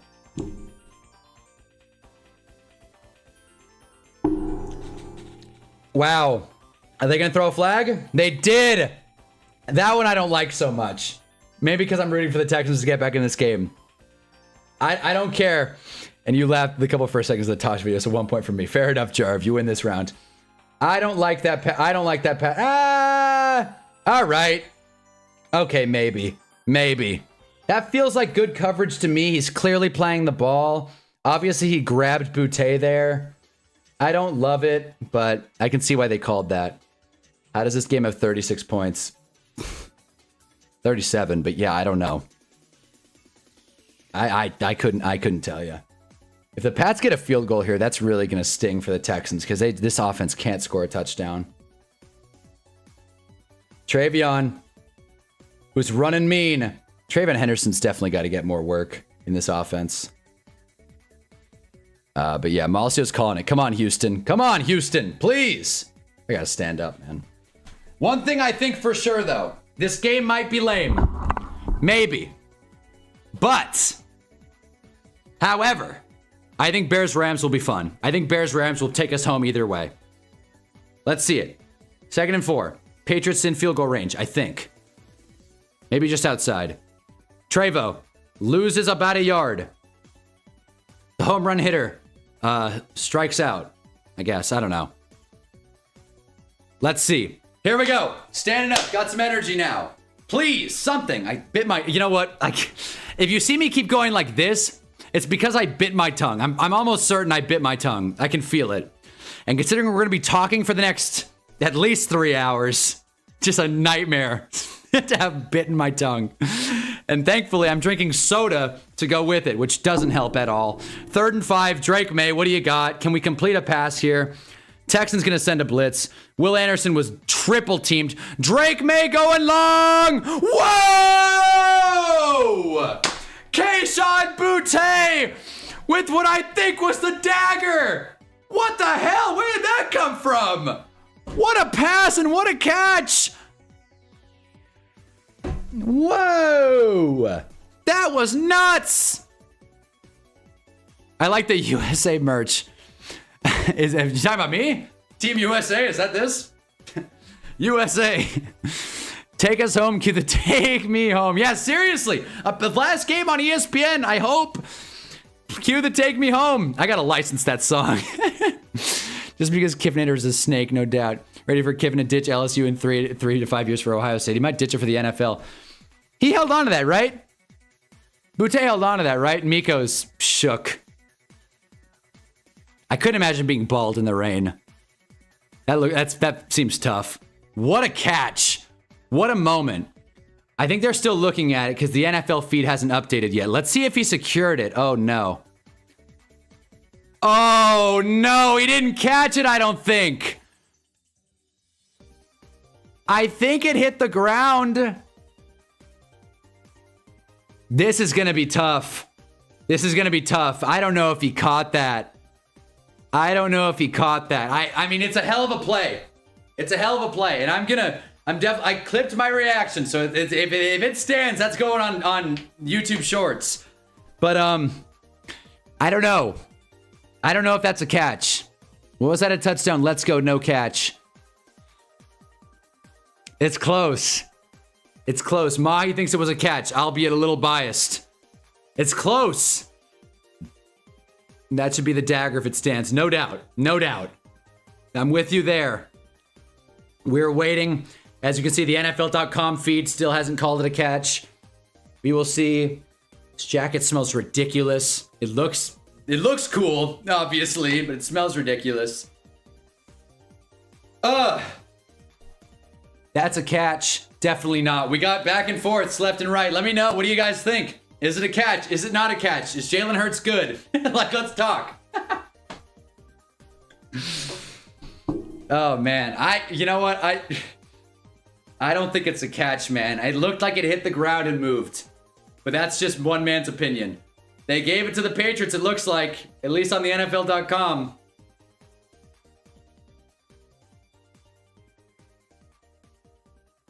We're going to see. Pending the point after.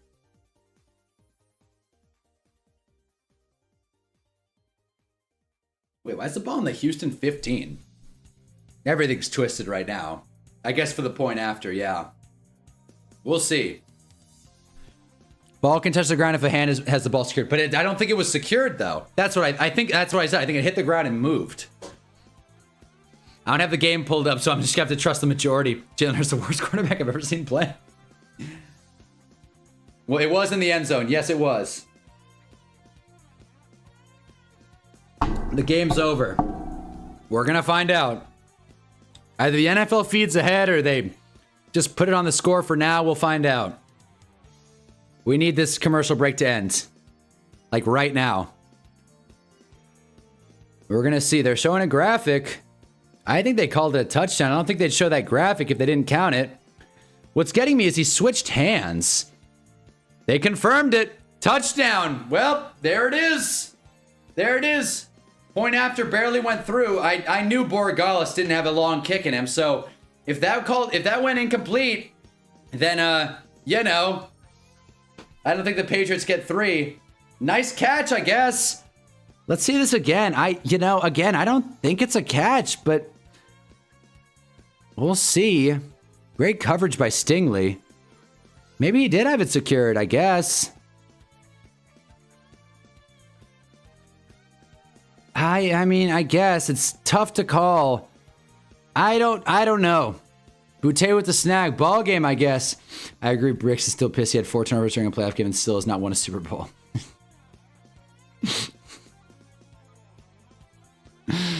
Well, there you go.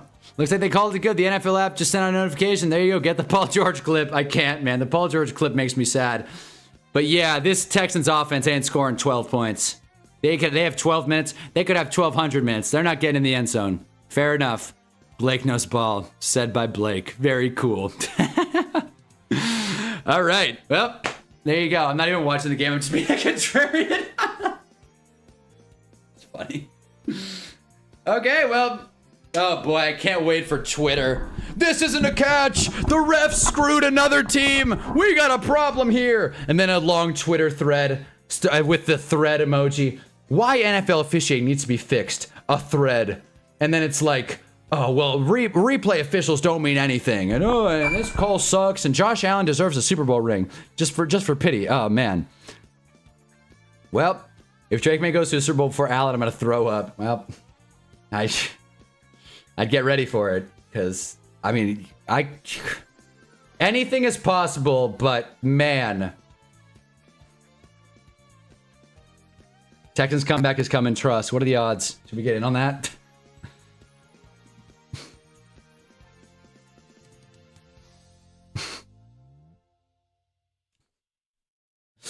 All right, let's see it. Yeah, get the paper bag ready. Yeah, honestly. Woody Marks, nice run, I guess. Finally, the Texans ground game gets something going. The ref joke's never getting old. And my vomit bag ready 2 weeks in advance. Oh, man.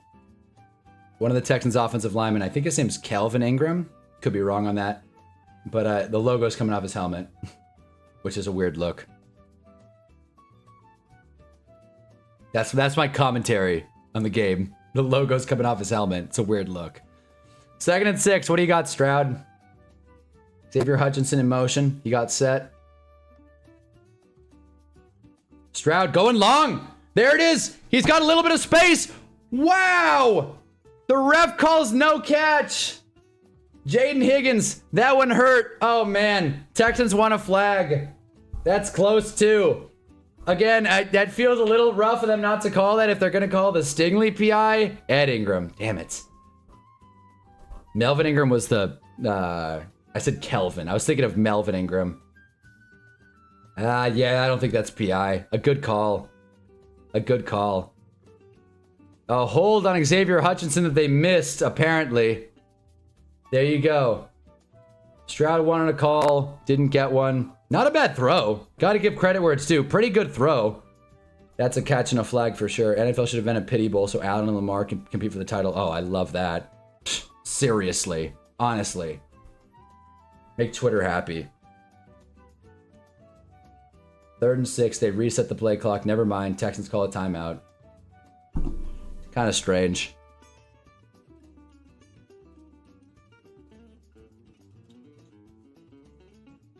I can't wait for the discourse after this one. Wait. The Royal Rumble's going to Riyadh? What? The WWE's live from Riyadh? That's the Royal Rumble?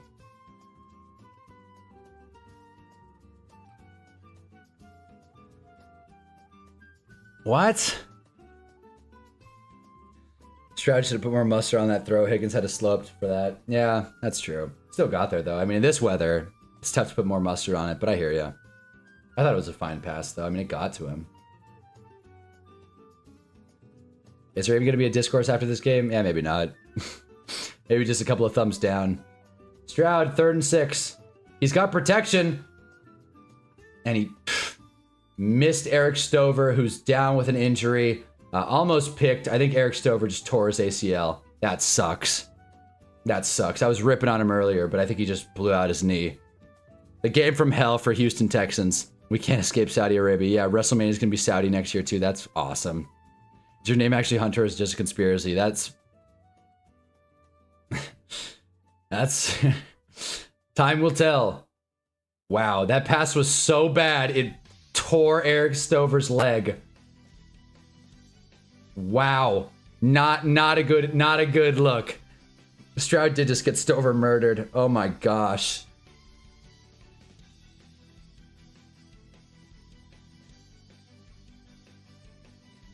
EMF's getting ready getting every team. Yeah, there you go. Come on. Come on. That got me. Cade Stover, Eric Stover. God damn it! Are you serious? I didn't even get Eric Stover right. Eric Stover is not even... I'm so bad with first names. I may have just straight up forgot my own name. Are you serious? His name's not Eric Stover? This is what I'm looking up.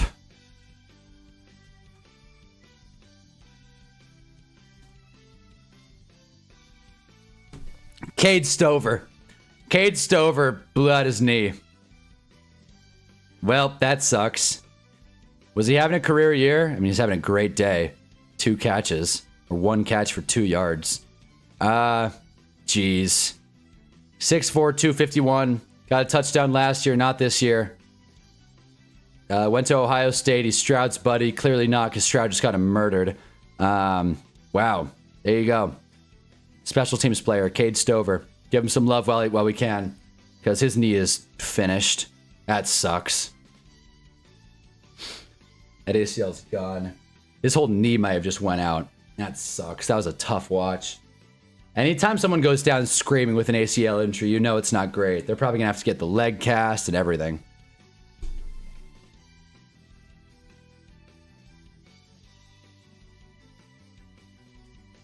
And that was 3rd down. So great.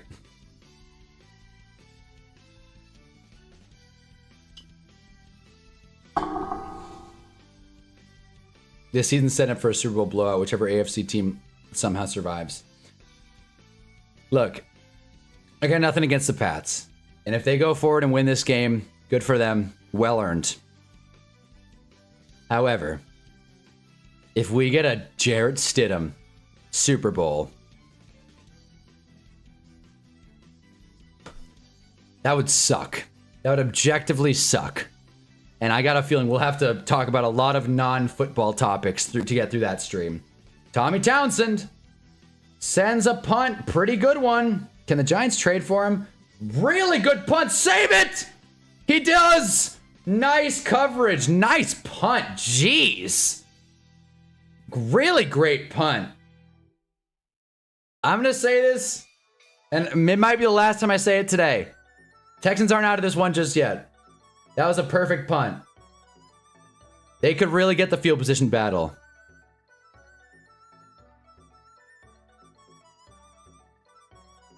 Neither the Texans, Broncos, or Patriots can come close to the Seahawks. Or the Rams or the Bears, honestly. Maybe the Bears. We'll see what happens today. We'll see. This is setting up for a Bears miracle run. I'm not going to lie to you guys. If the Bears win today, like, it's so crazy it just might work. Caleb Williams might get a ring. Could you imagine? Hunter's coping hard. I'm just saying, the Patriots have the ball at the 4-yard line. Drake May's fumbled, I think, 5 times. Ramondre getting the must-have yards, though. Getting about 8. So that's pretty solid for the Patriots. Kid with his shirt off in the sleet. Kid's fired up. There you go. It's a fun look. Just rip your shirt off at a Pats game. It'll get you on TV. Patriots have an elite run defense, and we have to make Sam Darnold beat us. Hey. Oh, he's got a point. I got a feeling Bears are going to win the Super Bowl. Well, then they for sure aren't. and then they for sure aren't. Any shot the Bears had just went out the window. Jeez. Come on. 2nd and 2. Another handoff to Ramondre, who gets, you guessed it, a first down. If the Bears win it all this year, this might be one of the craziest seasons of all time, low-key. Probably. I kind of want to bet heavy on the Rams now that Blake's calling Bears Super Bowl. No one's stopping the Seahawks. Time will tell. Texans are so cooked their situation where their QB is really just mid and get you to the playoffs, but not anywhere far. Just got to wait till he or the team gets good or he gets bad. Well, those are the options. Either they get good or get bad. Or stay the same, I guess. Which they've already been doing. Elton Chisholm in motion. Ramondre's going to try and take the Pats home. So take me home. Ramondre, the downhill runner, he's giving the Pats exactly what they need. This Texans defense is tired. Darnold Super Bowl to cap off this wild year. Pretty much everything besides Matthew Stafford winning would be absolutely crazy. That's the only like non-crazy story in my book. Darnold Super Bowl, C. Will Super Bowl, Stidham, May, Stroud. Really great look from the NFL Live crew to all pick the Texans. I should have known. Ramondre gets the first. And just like that, that great field position from that awesome punt has vanished. Much like CJ Stroud's arm. Think the Pats will win the Super Bowl? Nah. There you go. I've got either the Seahawks or the Bears blowing out whoever wins the AFC. Wow. Jeez. Yoink's not taking the Rams. I like it. How's the weather in Chicago? Pretty cold, right? One of the colder games? I remember reading that. I want to see that actually really quick. The weather in LA, I know I'm not sharing it, but the weather in LA, thanks ESPN. It's 19 degrees and snowing? Trevo gets a few yards. Snowing. Not much, though. It's barely snowing. 5 miles of visibility. I guess I could just share this. Why not? This is the weather report for the Bears game. This is where we've gotten to. 19 degrees. It's probably only going to get colder. Nope. I stand corrected. Going up to 20. Score. Going to be snowing throughout, but doesn't seem like it's going to be a ton of snow. I mean, again, I don't live in a snowy area, so you guys tell me. But not even a quarter-inch of snow. Trayvon goes backwards. Like I said, got to go north-south, buddy. Yeah, it's going to be windy. Windy as all hell. Not going to be a lot of kicking, I'd imagine. Commanders are for sure winning the Super Bowl next year. Stevenson looks like prime LeGarrette Blount. Yeah, he does. Good call. Like you said, the Commanders are winning the Super Bowl. Considering Stafford was supposed to have a career-ending back injury to begin the season this year, stuck kind of crazy. That's true. That is true. Where the hell's Shador at? All right, 3rd and 7. I don't want to say game on the line, but this would really sting. Yep, that's that. Nice pass by Drake May finding Stephon Diggs. It's really starting to come down in New England. There you go. But this is the weather in Chi-Town. 19 degrees. What is the weather in Foxborough? I guess, I mean, just curious about the degrees. I know this game's been messy, obviously. 33 and 33 and now it's snowing, I think. Light snow. Wait, what? Wait, what's the difference between light snow and snow? What? Winter weather advisory. All right, so yeah, 1.5 inches of snow. That tracks. All right. No, Anna, don't you dare wear Bears colors. They're for sure losing. Don't worry, I'm wearing this. These are not Bears colors. These are not Bears colors. Damn it! All we need to do is trade for Shador. That's the missing piece. I wish RJ and Blake. This is red, as you can see. New York Giants. I wear all white if I have to. If it means keeping the Rams out of the Super Bowl, I'll do it. I'll do whatever it takes. Also, there's something really important I got to show you guys that I'll check out at the next commercial break. 2nd and 12. What do you got, Ramondre? I mean, this game's over. We know it. I mean, even if the Texans stop him here, the offense can't move the ball worth a damn. Ramondre gets about 5'6". I mean, they can't take Ramondre off the field. Looks like salmon, not going to lie. She said Pats. Wait, what? I'm just trade for Shador. No, honey, don't wear Bears clothes. What about that little girl who's gone 0 for 9 so far? What'd she say? She said Pats, so there you go. They aren't Bears colors, they're Broncos colors. This is red. This is red. This one's a little red-orange. I'll give you that one. A little red-orange. I'm crashing out. 3rd and 8. What do you got, Pats? Drake May going deep. Kyle Williams went for it. You're not Odell Beckham Jr., buddy. You're just not. Maybe this is the day she gets both wrong. Maybe. Maybe. There is hope, though, for the Texans. This game's giving me bedtime stories. Yeah, honestly. This game's giving me back issues. And a bit tongue. Honestly. Add that to the injury prone. I want to listen, Mexico. The orange lighting. Must be it. Must be it. I'm sitting on the bed like it's the sideline, because that's how I feel. My predictions have sucked. Am I going to go 0 for 4 on the weekend? Unless the Texans somehow, some way get 9 points. Shout out 9. Well, I guess if they get 10, we push. But damn. I want a Pats Bears Super Bowl. Hey, a rematch. 1985. 1985, I arrived. Hence the lighting. I'm so glad you said that. You'd think that I have this big orange light, right? Wrong! It's a white light, and as you can see, the duct tape look from yesterday has since been fixed. I got this thing masking tape. You guys ever heard of masking tape? I hadn't. I went to Target today trying to look for a good fix, and I got this masking tape here. Works like a charm. This thing holds up to 15 pounds. You can grab a dumbbell with this thing. There it is. 9 mentioned. Yeah. I think the Texans beat the Texans defense. Don't take betting advice from Hannah, by the way. We had some good weeks, but we had some bad weeks, no doubt. All right, Texans. They're not going to come back and win, but can they at least cover? Stroud finds big number 88. Bryant, I'm not even going to guess. I was going to say Pat Bryant. I know that's not who it is. Again, I'm sorry. I don't know the Texans' third string tight end. My fault. Giants are the perfect representation of the current United States. Shitty. 3rd and 1. What do you got, Stroud? Finds his tight end again. Bryant. Des Bryant on the catch. I'm just going to start saying the wrong name on purpose. You've never heard of masking tape? Masking tape. Yeah, I've never heard of it. True. The production budget went up, I see. Yes, it did. It went up $15. CJ Stroud sets up into the pocket. Do something, Stroud. He throws a duck. That's Harrison Bryant? Wait, what? Oh, wow. Wait, I think you're messing with me. Wait, that's not Harrison Bryant. Former Brown Harrison Bryant? H. Bryant. Oh, wait, is it? Oh my God, it is Harrison Bryant. Former Brown Harrison Bryant? Yeah. Wow, all right. I know who this guy is. Guy has a better career than Stover.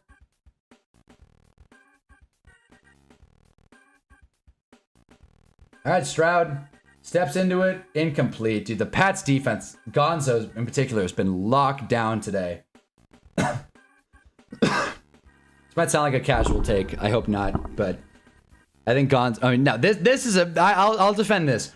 Gonzo's played better than Stingley today. That I will say for sure. Do we think he's a better corner overall? When healthy, Christian Gonzalez is sick. I've always been a masking tape enjoyer. I think that's a solid camera angle for the lighting, by the way. Hannah looks solid. Thank you. Thank you. The thing was, I put up that duct tape, and I could literally see it coming apart as I was trying to go to bed. That's what happens when you put cheap duct tape on a like painted wall. Doesn't stick. That's awesome. So I figured I'll get something with some strength. So I got Gorilla tape, Gorilla masking tape. I also, this is important, I also got Crystal Gorilla tape because if nothing else, I can at least get the look, but I will be returning this. So the $15 budget increase just went down to $6. God, Christian Gonzalez is so good, man. I want him so bad in that 2023 draft. Instead, we got Banks.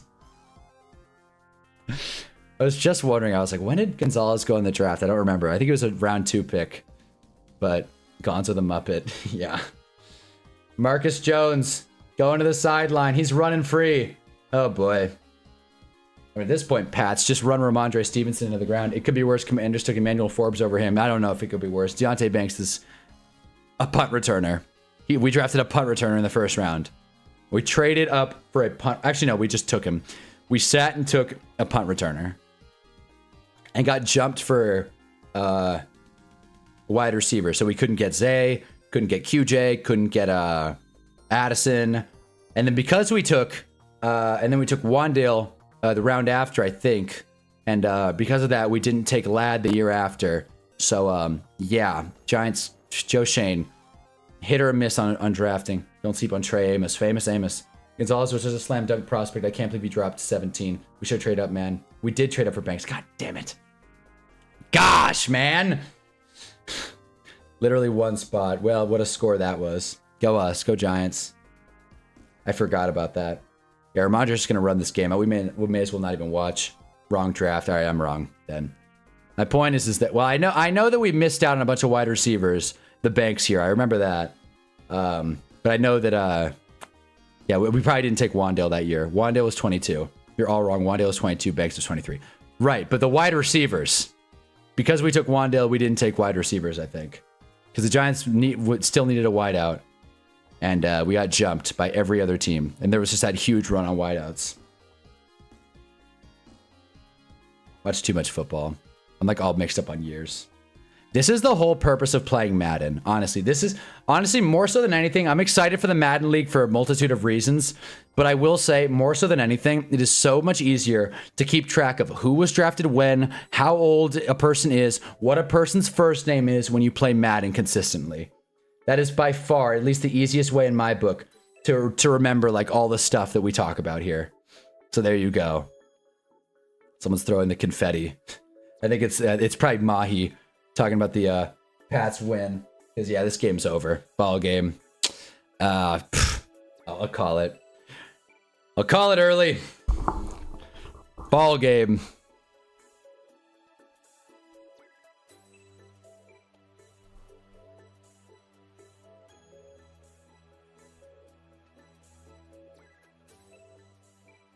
Bricked it.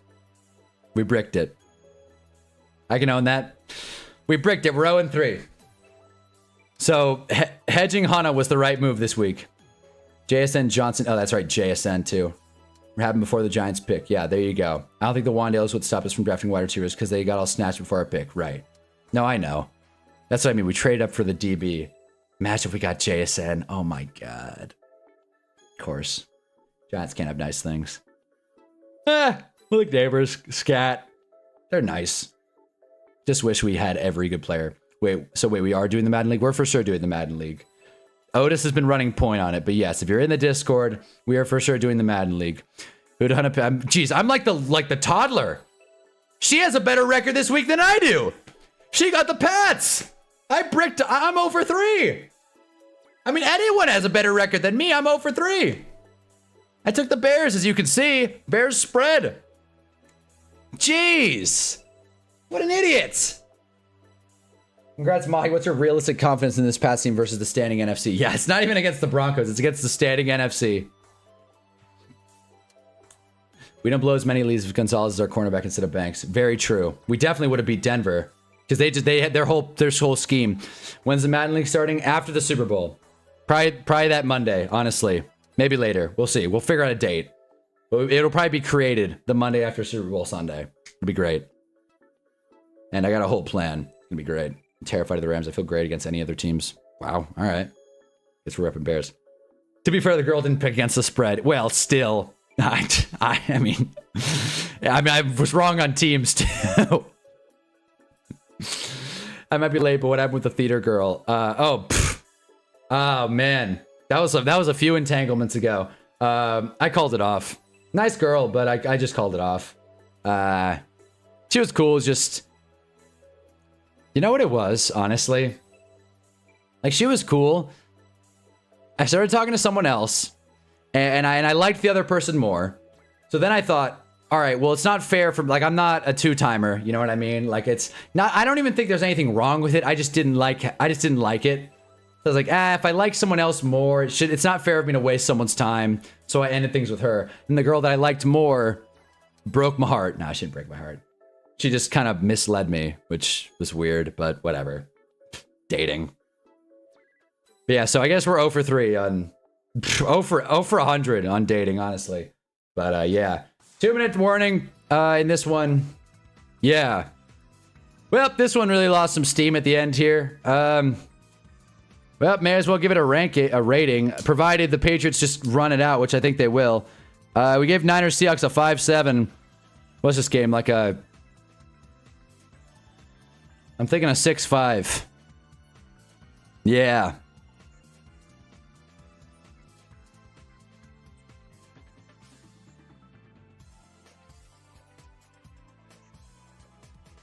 I think it's 6-6. I'm gonna go 6-6.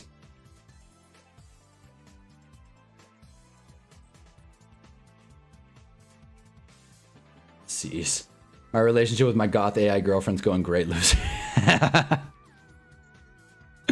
There you go. Solid 7. Fair enough. Better root for the Bears than Mahi. Yup. Yep. I love Drake May, but he's gonna make me hate him going on this early Brady career, letting the defense and weak field carry him onto a playoff run. That is a Brady arc for sure. It's, you know, all the stars have aligned. Second year quarterback. Again, by the way, in case you missed it, Sean Payton said in the Bo Nix presser announcing he was hurt, he said Bo Nix was the second quarterback in history to take a team to the championship game in his second year. The only other quarterback to do that was Mahomes, and that was just a blatant not true statement. Fuck the Bears. Same here. I don't know if Raina's still here, but we got some Bears fans. Raina, Levi, etc. Yeah, so we'll see. Time will tell with the Bears. I mean, we'll see. Am I really going to go 0 for 4 in picks? That would be an all-time day. Be an all-time day. Wow, Sonic ad just fired me up. Yeah, I should buy snacks. That's what I should do. Shout out Snacks Harrison. I know who that is. Yeah, JD5 did that last year. Well, no, that was his rookie season. So, Bo Nix is more impressive. And if Caleb Williams wins today, he will... Yeah, if Caleb Williams wins today... Drake May, literally, doing it today. Caleb Williams, if he wins, he'll also have done it. But Bo Nix is the second in history. Big Ben led his team to the Super Bowl his rookie year. That was his rookie year? I know he was the youngest quarterback to do it. I didn't know that wasn't his rookie year. That was the year after. That was his second year. Haha. Oh. Haha. And that was technically Mahomes' second year, but his first year starting technically his rookie year. Oh, I guess. May kind of throws a duck on third down, so at least the Texans are going to get the ball back. Snacks Harrison's was so fun. Drake winning the Super Bowl, making the youngest QB to win the Super Bowl, beating Roethlisberger by a couple months. Hell yeah. Hell yeah. Now, Roethlisberger won his second year. Because he was drafted 04, made it in 05. Eli class. But yeah, so Sean Payton was just straight up wrong in saying that. And honestly, that Sean Payton presser is worth watching. But we watched it yesterday, so we don't need to revisit it. I'll tell you, it's more entertaining than this damn game. It's entertaining watching Sean Payton announce that his quarterback is out for the season. Cracks a joke and tells a fake stat. But I'm not going to slander Sean Payton anymore because that gets me heat. That gets me... I catch a lot of flack for that in this chat. Joe Burrow made the Super Bowl in his second year. That's another good point. Joe Flacco made the conference championship game. John S. called it. I fear Rain in this chat. Respect the loyalty she has, though, Lamau. Yeah. Oh, yeah. We're going to find out. I mean, I'm rooting for Chicago. I mean, again, like, I'm rooting for a good game more so than anything, but we'll see. Just because I know a Rams fan that's he will for sure join, by the way, and he's very, very confident that not only the Rams are going to win the Super Bowl, but that they have easily, in his terms, the best future out of any team in the NFL just because they have an extra first-round pick. An aging quarterback, but a first-round pick. Stroud, what do you got?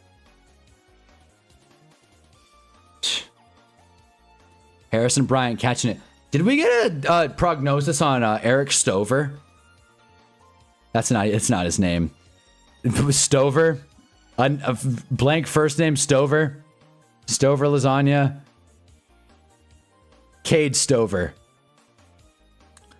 He is questionable to return with a knee injury. No, he's been ruled out. He's ruled out. Yeah, he tore his ACL. Stroud throws it behind Hutchinson. This team stinks, man. When you really think about it, this team's brutal. This team's agony to watch. Sean Payton's a former Giant. He was our OC in the 2000 Super Bowl run. Put some respect on his name. I know, I woke up to a message about Sean Payton again. I checked the Discord, like, yep, Jarvis still giving me shit about Sean Payton. Right. Yeah, well, yeah, that team was fun, but didn't mean a thing without a ring. Again, I was not born for that one, and the Giants didn't win, so I, check and forget it. To me, it's tough accepting the fact the Giants lost the Super Bowl. Just hurts my heart. Hey guys, Bo Nix was the first 6'2" ginger quarterback with a fungal infection and a pimple on his left butt to make the conference championship. And a pimple on his face, bro. Bo Nix is, could look into some skincare. Myself included, but I'm just saying. He's a quarterback. He doesn't need to. I'm just throwing it out there. Bro's like a 40-year-old rookie. There you go. After all the questions about, well, so it's Bo Nix, though. After all the questions about whether Denver and Pats were deserving top seeds, they finished 1-2. Yeah, and a weird way to get there, too. Yeesh. What a trajectory. They get the Chargers and then this stupid Texans team. Bills Patriots was the game we were deprived of. That was a late night thought I had to get off. It's fair considering we literally faced one of the greatest defenses of all time in the 2000 Ravens. No, I know. It's fair. But we got pummeled, though. You can talk bad about him. What's he ever going to do? Put a bounty in your head? He would never. Yeah, that's a good point. Yeah, seriously. No, someone that works for Sean Payton will put a bounty on my head, and then Sean Payton will just turn a cheek and then take no accountability. Lost Super Bowl to a murderous defense. What could you really do? Jim Fassel, such an underrated Giants head coach. He got Kerry Collins to the Super Bowl. Yeah, man. I've heard good things about Jim. Number of children, Burrow 0, Rivers 10. That's my favorite stat. That was a funny graphic. Another funny graphic was when they compared LeBron and Dylan Brooks, like career points and like all accolades, like all NBAs, championships, and Dylan Brooks obviously has none of them. Stroud stepping into it, throws a duck and still caught it. Nope, never mind. Hutchinson dropped it. He's hurting. Hey, drop a like if you've heard this before. CJ Stroud underthrew it. Stephon Diggs is fired up. He's going to another AFC championship game. And he's gone further than Buffalo. Texans fans are leaving the stadium, which, I mean, a little late, but yeah. Dylan Brooks having a career year this. Really? Didn't know that. Bo Nix, first geriatric Payton to make the AFC championship game in his second season. I'm just saying, everywhere Sean Payton's been, he's had success. Dude's minted. No, he is. He'll pull an underhanded trick here or there, but he does win. Winners win. Sean Payton wins. Credit where it's due. I don't like that this white cable is just showing. I don't care for that. Problem solved. Jeez. Problem solution. Sometimes in life, you gotta pick your battles. Except for like 23 on the Suns right now. He's on the Suns? Wow, I didn't even know that. Just goes to show how plugged in I am on the NBA. God, you guys think I don't know football? Put me in front of the NBA and... I'll tell you what, after watching today, I'll tell you what. I don't care what anyone says, pocket presence, rookie year or not, and this is not just because Blake's here. I'm taking Jalen Hurts over CJ Stroud every day of the week. CJ Stroud had a terrible game. I know there's weather. I know Jalen Hurts didn't look incredible in the last playoff game. CJ Stroud was really underwhelming today. Not a fan. Not a fan. Getting 2 thumbs down from me. Wow, man. If the Bears win, which, again, we're going to get a 1-2 conference championship. Hey, man, I wish coaches that did what we had coaches that did whatever it took to win. Yeah, seriously. A lot of fan bases could use that. Well, that's that. That's ball game in New England. When does this next game start? I hope it's not. I hope it's 3:30. Yep, 3:30. Hopefully it doesn't start late. Well, we're going to Peacock. Yay! Peacock moments. Yeah, because I don't want the YouTube TV to crash and or be behind. So we're going for it. In terms of success, if Caleb wins tonight, that 2024 class is going to be the best ever in regards to early results. Undisputably. Yeah, undisputably. 4 conference title bursts earned between 2 of them in a 4-year span is impressive. Even if 3 of those quarterbacks are frauds or bad. I'm completely with you. Really kind of makes you feel for Penix and 9, who just like, I don't want to say are complete misses, but you know, they could have started better. Definitely. 1983 and 2004 I have an argument. Maybe. But maybe. But I mean 1983 was sick. All right. Well, we have loaded up Peacock. Sonnercat saying ew. I've said it before, I'll say it again. The only reason I pay for Peacock is because I have the student plan. It's $2 a month. Also, holy shit. Is that John? I don't even know. But Jarrett Stidham versus May. What a game it's going to be. What a game it will be. Question for the chat. You think the NFL changes rules again because the Bills lost in the playoffs? Maybe AI catch checks? Yeah, seriously. The Bills are the only team in the NFL that complain about changing rules. That's a great point, Blake Robinson. You guys know I don't say that often. It's a great point. As long as Josh is happy. Yeah, he's a good guy. And I like Josh Allen. I don't like how Josh Allen's covered, though. I believe in Penix that much, but all he has to be is a better Kirk Cousins, and we contend to win the NFC South. Yeah, the Falcons beat the Jets, and who even knows? Maybe Penix would still be in. Who even knows? I mean, hey, listen. Falcons beat the Jets. They beat the Rams, right? On Monday Night Football? Right? I'm just saying. Imagine if they beat the Rams, we would have gone clean sweep 2024 quarterbacks. That's all it takes. Falcons to win 2 more games. We got 3 more games. So it's something, but clean sweep. Fucking dart better than all of them. Yeah! Yeah! Come on! That's the fire. Yeah. Once again, we were a year off in the QB draft, DJ in 19. Yeah, no, seriously, we were always a year off. Thank God Tommy DeVito won those games. Search up Reggie Bush versus George Bush comparison graphic. Maybe you have to win by a touchdown. Anything for the Bills. Bills is Blake's going off. JD5 is the best 2024 rookie. I don't want to hear anything else.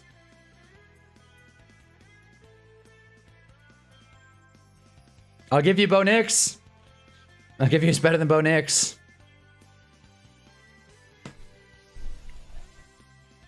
Let's look at this Reggie Bush comparison, though. I'm digging this Sonic song, too.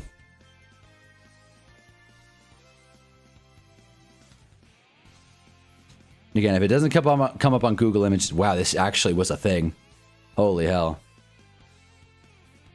This is hilarious. Hold on.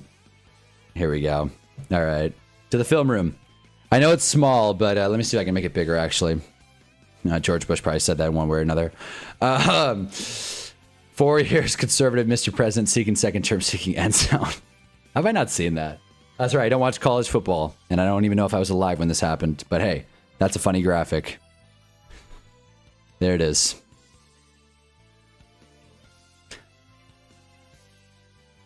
Reggie Bush was sick, man. Hot take. How can I forget the Bush comparison? I love Dylan Brooks. Anyone that beats SGA is a great player. Fair enough. May and Caleb clear JD5 easy. Yeah, I mean, I wasn't gonna say it. If 9 beats the Bears the second time, Vikings have also may have made it in. That's true. The Vikings tied the Packers, and they probably would have put up a better fight too. Honestly, who knows? Well, they beat the Bears in Chicago. Not something the Packers can say. NFL's crazy this year. Since the draft, I thought Drake had the highest upside, even over Caleb. I thought Caleb was better, but I was a big Drake May guy, as you guys know. If you ever want to check out my reactions to the 2023 draft or 2024 draft, they are on this channel. I reacted to every pick. We watched the whole first round. And when I say we, I mean me and my computer. Boy, I'm glad people are watching live streams now, man. It is so tough streaming to no one. You guys make this so much better. Appreciate you guys always. You were definitely live when Bush was in college. When was that? Like 05? When did he get drafted? I just know the Bush discourse was around early 2000s. But it is 19. It is snowing more than it is definitely snowing more than a 15th of an inch. That's not it. An eighth of an inch. Yeah, there's about an eighth worth on the field. Caleb's wearing long sleeve undershirt. JD5's rookie year was overrated. Being screen man wasn't doing it for me. It's a fair point. Real great pick by the Saints. Second overall pick for 2,000 yards in 5 seasons. Jeez. Is that it? I gotta see this. JD5 had one of his best rookie seasons ever. Just Reggie Bush was 06. All right, yeah, then yeah, I was for sure around. Yeah, that's crazy. They pulled up the Bush graphic then. JD5, I guess if he was seeking his second term, that makes sense. JD5 was his best rookie seasons ever. Yeah, just got injured this season. I can't wait for him to come back and watch him destroy these bums. Let's see, man. Let's see if he hacked into this laptop, Matty. Wow, pro hacker over here. Make sure Blake dropped a like, Matty. But 2 straight snow games. Hell yeah, January football. Well, if last one was any indicator, I kind of don't want any more snow. Ever. Reggie Bush was a beast, but not as good as AP. Oh, man. Chat's going crazy. If by one of the best, we mean maybe top 3 rookie quarterback seasons ever, then sure. Wow. Jeez. Harsh. Again, though, we got the Giants-Commanders rivalry runs deep. It's crazy we have a few Manders fans here, though. It's wild. We got Muhammad. Got a few Giants fans. Got an Eagles fan, too. And I don't know if James is still here. We got the whole NFC East. And there it is. The NBC AI graphics. In case you missed it, AI Jason Garrett took the Rams. Cool.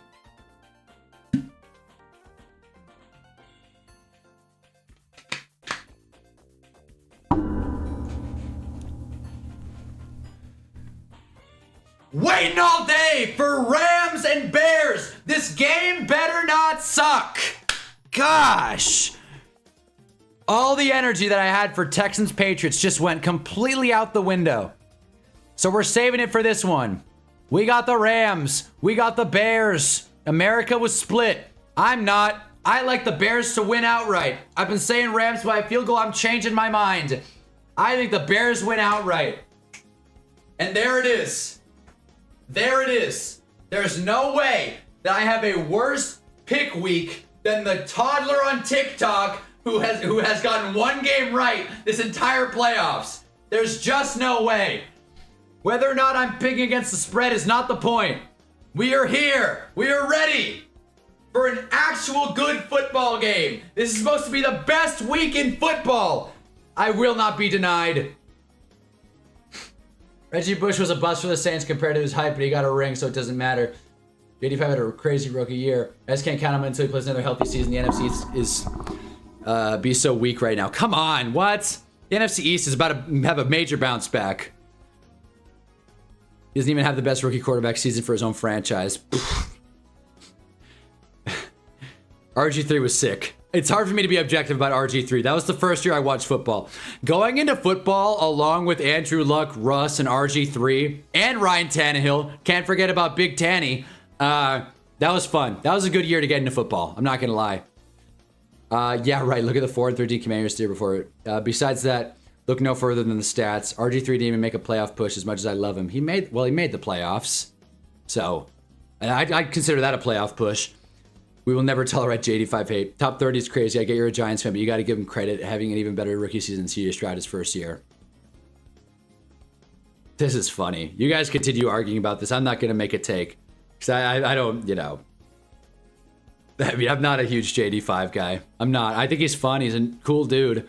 I'd like to have him, you know, on my fantasy team, provided he's healthy. But I'm not fearing him. I'm really not fearing him. I think the NFC East is wide open. I think there's one team left. Big Blue. The Redskins team just wasn't as good as the... There it is. It wasn't as good as the one JD5 had. But RG3, Russ, and Luck deserve that Rookie of the Year more. Wow. Russ deserved it. Russ was awesome his rookie season. Kind of under the radar, too. He was just good. Just straight up good. Remember that Falcons playoff game? What a back and forth, I think. I just remember it being kind of fun. And then the Fail Mary. Let's not forget. Seahawks got that one. That was Russ. That was the first moonball. Luck was sick, too. You genuinely think JD5 had a better rookie year than RG3? I just have to assume you weren't watching Paul back then. I wasn't. It's pretty obvious. This is fun. You know what?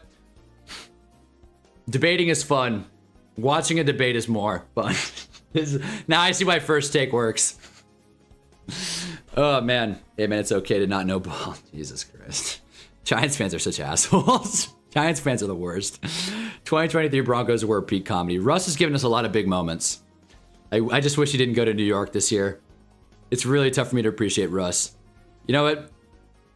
Hold on.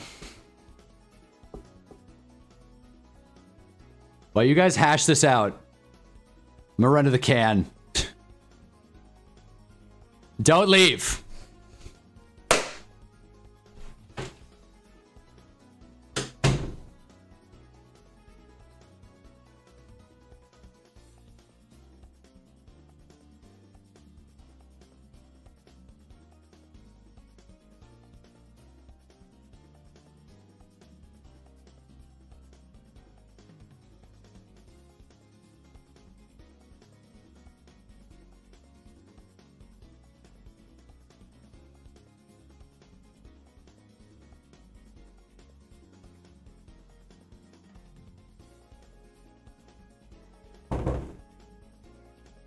Yeah!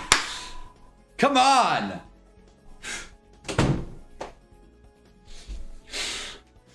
I'm fired up. Finally, some good football, I hope. Jeez. Oh, man.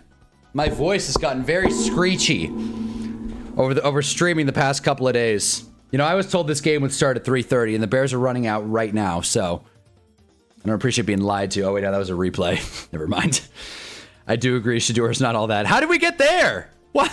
How is that where we landed? What? That's real. You guys should have taken Shador, and that's why you're salty about J85. That's okay. That's how we got there. You're right, Jarv, but Bush was far from the main reason the Saints won the Super Bowl in 09.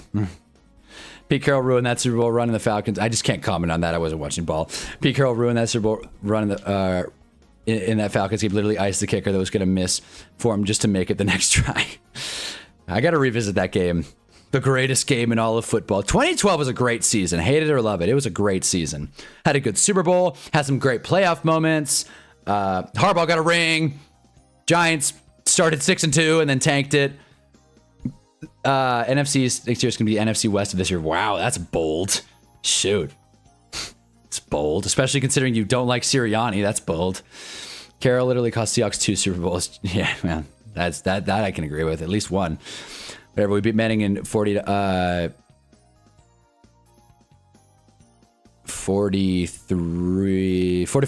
That's what that is. 44. So we take those. 44. Are there any NFC's fan bases tolerable? Jeez. No.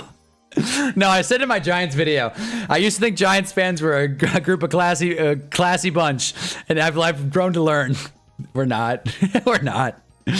Trevor Sanders' bum will never be good as Jackson Dart. I love him, but he's overrated, low key. Come on, Giants fan tech. Can we agree on one thing? Damn. I do agree Shador's not all that. I have a conspiracy that Peyton gave the Saints that Super Bowl for his hometown team. He literally threw the ball right to Tracy Porter, man. Peyton was a playoff choker, though, through there. Josh Allen, Peyton Manning, same career arc. Most likely. Oh, but no, he had already gotten a ring at that point. You're right. He'd already gotten a ring. So maybe not. Maybe you're right. Let me too, Giants fan. I've never been more vindicated on a QB being bad than Shador. It felt so good to watch him suck. Wow. Being pranked on draft day was pretty funny. Come on, Mom. That was a heartbreaker. Eating fish and chips, watching the chat discuss it. Just love you. Yeah, seriously. I should move my window into the corner and then just put the chat like in the middle. Oh, boy. Why did this get smaller? Great. Come on. Come on. Why is it? There it is. Got it. Oh my God. Are you serious? There it is. Nice. Collinsworth is commentating. Yeah, right. Well, it's NBC. Yeah, of course. He's commentating a Caleb Williams game. How many times will we hear Patrick Mahomes? I like RJ Brooks. I guess the gimmick. If we were doing Hunnaball first take, RJ would have us #1 sports section in the world. Yeah, seriously. You see, there you go. You get the bit. You get the bit. Love you too, Giants fan. It's always respectful in here, but I can admit Giants fans suck. Giants fans suck, myself included. May sound batshit insane, and I'm trying to be, but the NFC South is going to be the next division of the next 3 Super Bowl contenders. That's wild. The NFC South is fun to watch and nothing more. Reading this chat is like spectating old MW2 chats sometimes. Raina's back, hates Collinsworth. There we go. Look, I'd run through a wall for Dart, but his tape is very up and down this year with Monken. It's going to be a very actual measure of how good he is. I think Dart, if things go well, he has the talent to be in that 6 to 10 range of QBs. All right, then I guess we're not so far on Dart. No, we're not so far on Dart then. Fair enough.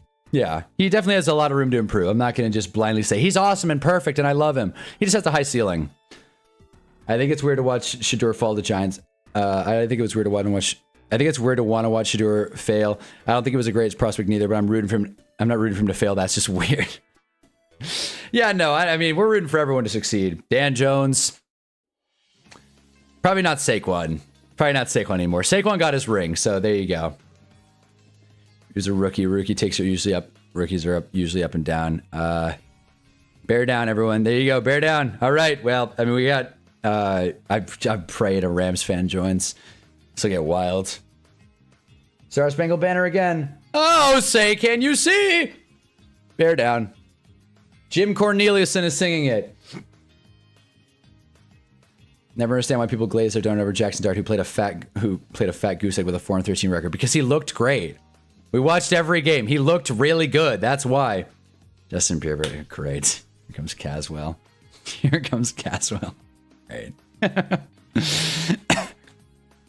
Again, drop a like if you haven't already. I say this every time someone new joins. Drop a like if you haven't already.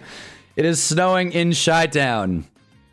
I'm allowed to hate on people. I'm allowed to hate on motherfuckers who make millions to play a game. I'm sorry. There you go. There you go. The Bears. I'm personally not rooting for his failure, but I will laugh when he flops and has a bad game. There you go. Yeah, man. People get sports. People get different, enjoyment out of different things. We're having fun here. I just want a good game here, man. Texans Pats was brutal. Jeez. Oh, boy. But yes. Let's see. Let's see. Rams fans are showing out in Chicago a little bit, but this is Bears game to win. Soldier Field. The stadium put the city of Chicago in debt. Hopefully they can finally do something with it. Bears made that Super Bowl in 06. I feel like they made a couple NFC championship games in that stretch, but let's see them do something for real. Let's see a Bears Super Bowl run. Pope has money on the Bears. Tart's gonna be better than JD5, than Jaden Daniels, R-shaped bricks. I'll agree with that. I'll stand on that confidently. No one said you're not allowed. I just think it's weird, especially since he's not in our division or anything. Yeah. Can this game start? Can this game start? Hey, what do we think of Justin Herbert?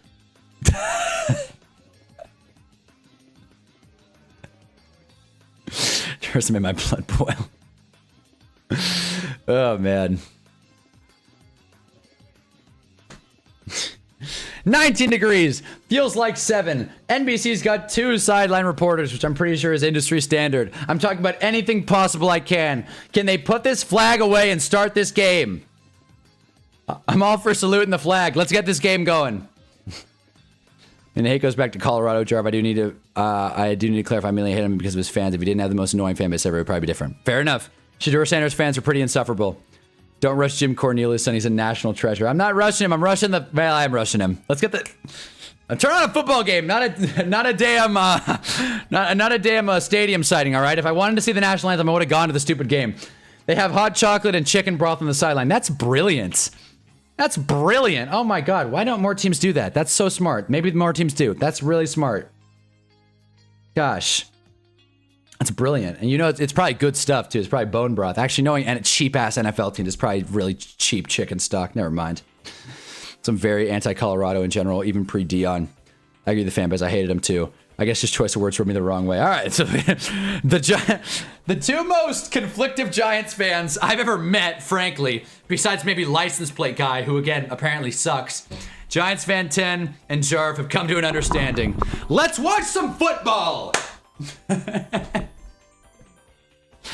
You guys don't even tune into this to watch me. You guys tune into this to chat, and I respect it.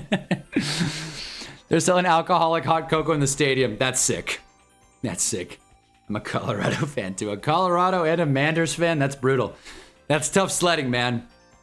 That reporter lady has a lazy eye or a fucked up lash.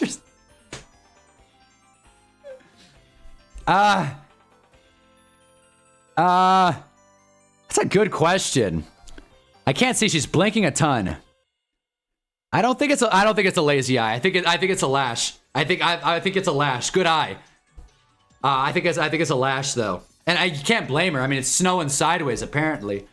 Wow, an 1/8 of an inch. My ass, dude. It's coming down. We got Lorenzo here. Hola, Hunna, coming off a big Pats win. Been a while since I've been here. Congrats on Hunna Harbaugh signing. Here's the question. He signed 5-year, $100 million. Condolences. Deals aren't usually public. They should all be. Should they all be? Yeah, I don't see why not. Again, the market is set. I'm not really too mad at it. I'm sure in NFL circles, coaches know what other coaches are paid. I'm good with the money. It doesn't affect the salary cap. The Giants have it. I'm glad they finally emptied the pocketbook. Well, welcome back to the chat, man. Congrats on the Pats dub. You came at the right time. Again, if you're just stopping by, drop a like if you haven't already. We are watching Bears Rams. We just got done with Pats Texans, and boy, that was a fun watch. 2 really quality offenses in that one. SoCal team ain't ready for this weather. That's what I'm starting to think. Ice cold. Stand for everything you hate. Let's go Rams. There you go. Thundercat mood. Thundercat say. Sometimes I wish I was a bigger shit talker. That ain't me as a person, unfortunately. I was sitting at the world tickets course. Yeah, I get. Yeah, I'm right there with you, honestly. I need to be more like Stephen A. Duvernay! Whoa! Big return. Almost broke it free, but he spiked the ball on a kickoff return. That's the energy we've been waiting for. And you know what? This camera's too damn low. Hey, look at that. Now the white thing, the white cord isn't in there anymore. It's all coming together. It's all coming together. Bears offense coming out. They're starting with the ball. Let's see if they can get some points early. 50-40. Let's get high scoring back and forth all the way through. How about that? How about that, huh?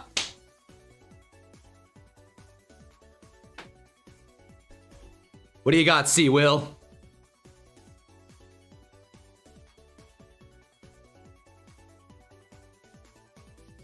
First down. Play action. Bootleg. He's got him. DJ Moore knows how to catch in the snow. All that and then some. Down at the 28. What a start for the Bears. Give us all the chaos. You can shit talk the Rams in this chat because they have no fans. Yeah, seriously. There you go. Oh, yeah, it's this score bug, huh? Yeah, the weird rounded off score bug. They cut off the Patriots logo. Beat LA. There we go. Stafford's 1-8 in games below 30 degrees. Makes sense. He's a dome quarterback. Stafford played in the NFC North for a decade. So did Tay and Puka. I don't care about no weather. We just want a ball. I just want to see some points. DeAndre Swift! Let's go! Finally, some offense! It took a while. It was a grind. I'm still carrying over the energy from Seahawks Niners. That game was a complete snooze. Swift actually fumbled. Wait a minute. No, he was down though. He was down. Jeez. That'd have been a real bummer. Fumble already, but he was down. 2nd and 5. Another play action. Caleb looking. End zone. Oh! Well, said this earlier. Drop a like if you've heard this already. Romo Dunze and Caleb Williams couldn't connect in the end zone. I feel like I've said that every single week this season. Having Romo Dunze and Caleb Williams in fantasy was agony. The amount of drop touchdowns, I mean, it was like 3. But still, you gotta haul that in, Rome. You gotta haul that in. Rome with his routine drop a game. Yeah, seriously. Oh my God. Come on, dude. Come on, guy. 3rd and 5 for the Bears. Rome can't catch. Hand off to Swift, I think, who got about 2. And unless the Bears go for it, we're going to start the game with 3. Why does the new score bug only cut off some of the logos? Looks like the Bears are going for it, maybe. Ben Johnson trying to make a statement early. We'll see. John's here. If the Pats win this year, they shouldn't even get the rings. Let's go. We got everyone here. This is fun. We're having fun. Anyone think JD5's good? 4th down already. Lorenzo said OMG. Did something happen? Let's find out. 4th and 3. Caleb steps into it and intercepted. I mean, there you go. Picked. Well, I mean, either way, it was going to be a turnover on downs, and Caleb's hand is hurting. This game has been a shootout already. 0-0, and there's a lot of stuff going back and forth. Ben Johnson, go back to your roots. Go for it. Meep is here. Meep, I have been waiting for you to join. What is up, man? I read your message about the unprotected left turn. I would be pissed if people honked at me in that situation. I've been waiting to say that all day. I'm glad you're here. Again, if you're just joining us, drop a like. But yeah. Oh, man. What a first drive that was. Boy, howdy. I figured something out. The mic cable was too long. So I'm just gonna tuck it if it'll just go. All right, that'll work. That'll work. All right. Texans defense so good though. Yeah, well, Texans defense forced Drake May to fumble 3-4 times. But I'm glad PK's here. We got a lot of people here. This is fun. Came for the right time, guys. Best weekend in sports. This game better be good, man.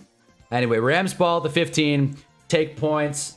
I liked them going for it there, but Not a great ball from Caleb. Caleb, that's for sure. He hit his hand though. I feel like in a game like this, you got to score. You got to score. You got to score 7. We'll see though. We'll see.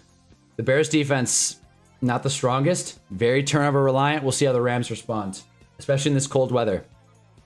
Having to be too much. A lot better today. A lot better today after last night's loss. Let's have a good end of the season. Amen to that. You see, all wounds heal with time. Houston's D played great. Damn just broke at the end. Yeah, no, for sure. I'm not gonna rip on Houston's defense. Will Anderson's a machine. Is he? He's not Myles Garrett, but he's definitely one of the best pass rushers in the NFL. I feel like I'd put him. I mean, I'd definitely rather have Will Anderson than Burns, and I love Burnsy. I guess my question is, Will Anderson or Micah Parsons? I know I say comparing players is worthless, but we'll get back to Rams Bears very quickly, but Will Anderson or Micah Parsons? That's kind of the question that's on my mind. I feel like I'd rather have Will Anderson. And I'm not like a tape guy, so I could be wrong. I don't know, like, who's got what, but that's just my 2 cents. I feel like I'd rather have Will Anderson. Will Anderson's as good as anyone. Absolute shit wrecker, yeah. This game sucks. We gotta start having the worst postseason ever combos. There's been like 3 games super good. Wild card week alone got this away from the worst postseason ever convo. Texans defense is good. Doesn't help the offense turns over 5 times on top of just being general ass. Anderson all day. Parsons will by a smidge. Anderson all day. Wow. I think I'd rather have Carter over all of them, including Garrett. Wow. Shoot. Could have called roughing the passer on Caleb there. 1st and 10. Micah Carter gonna explode next year. Oh yeah, I'd rather have Abdul. Yeah, Abdul Carter. Yeah, I was like Carter. Yeah, Abdul Carter. Yeah, he's good. I'm fired up. Led rookies in pressures. Abdul Carter's gonna be sick. I'm not a tape guy, but I watch Abdul Carter and it's a fun time. But yeah, Caleb will be fine. He did definitely get rough there though. I mean, well, can you shove a quarterback's helmet? That always confuses me. Like if Caleb Williams went down there, would they have thrown a flag? I have Jaden Daniels over Anderson. Anderson isn't a bad take. Parsons has been struggling this year. No, he had a pretty good season. What do you mean? He was like 2nd or 3rd in sacks before he got hurt. He was doing pretty well. Abdul Carter is so good. Not over Garrett though. That's just crazy. Puka Nacua, 1st down and then some. I'm not gonna. That's.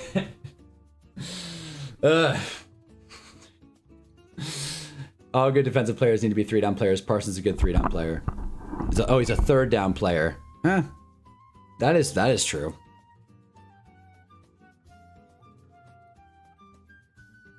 Pretty damn good on 3rd down though. Box score watchers will never know. Well, they'll know next year. Abdul Carter will get his get back, provided the Ravens bring on a good DC or Giants. Jesus, provided Harbaugh brings on a good DC. No AFC Championship game of Bills and Texans giving me mental sore. We'll see. Yeah, Patriots, Broncos. Saddle up, man. It's going to be a great one. Just glad Dallas Turner finally got his chance and showed up. Dallas Turner looks good. Whoa, they're listening, hun. If Puka does the dance, I'll donate $50 to the stream. Like, had to, man. Had to. Again, that is not a slight to any community. Because I'm literally rubbing my hands together. I don't think there's much connotation there. I'm doing it for the bit. Really damn good on 3rd down. Stafford finds Jordan Whittington for a big 15-yard grab. This is a game. IMO sacks are a great stat, but it's all about QB pressures. A hurried pass or incompletion are crazy valuable. I'm with you, but I will say a sack. I see a sack as a mini turnover. It is so tough to bounce back a drive, unless, of course, you're the Giants. The Giants are one of the worst 2nd and 3rd down teams I've ever seen. If it's 2nd and 20, like, the offense is a 50-50 shot of getting it against the Giants. Like, the Giants completely caved when they had to give any kind of space.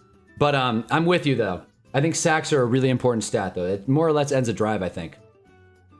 Only completed by Abdul is he's bad at defending the run, but I think that'll come along next year. Hopefully. He definitely has coachable traits. Like a athletic freak. Rams is such a well-rounded offense. Yeah, they've got depth. Good blocking. We'll see how the Bears do. Main reason I was rooting for the Broncos to lose so we can start interviewing Jim Leonard for DC. Gotta wait another week now if we don't already have someone hired by then. Wow. That's a fair point. I love, like, no matter what happens, Jarv's always wondering, how does this impact the New York Giants? And I really love that. It's like, we need the Dolphins to fire Mike McDaniel so we can bring him on as OC.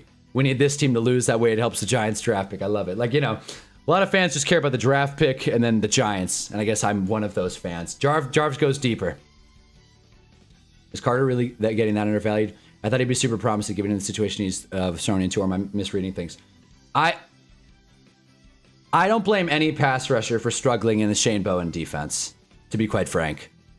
I really don't. Shane Bowen, like, completely wasted that personnel. Complete joke. I couldn't even believe it. People have been calling him a bust for like 70% of the season. Yeah, box score watchers, like we said.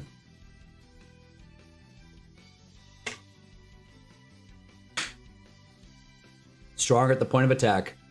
Don't disagree with you. That's a man loyal to his team.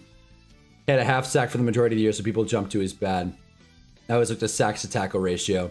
A really good three-down lineman will have the same number of sacks. You expect like 2x the number of tackles of other guys total. Got to stop the run. Got to do both in the modern NFL. Offenses are too damn sharp.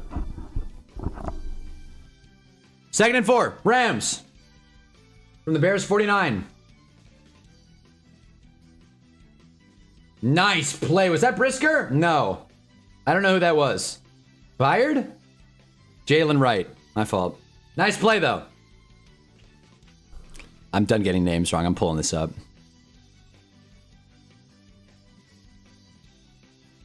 Nahshon Wright. Damn it! Jalen Wright is the running back on the Dolphins. Nahshon Wright. JP had 90 tackles a year. He had 16.5 sacks. DeMarcus Ware had 18 sacks and 40 tackles. DeMarcus Ware, I'm so glad you said that. I was so young watching DeMarcus Ware, and even I knew he was just a sack monger.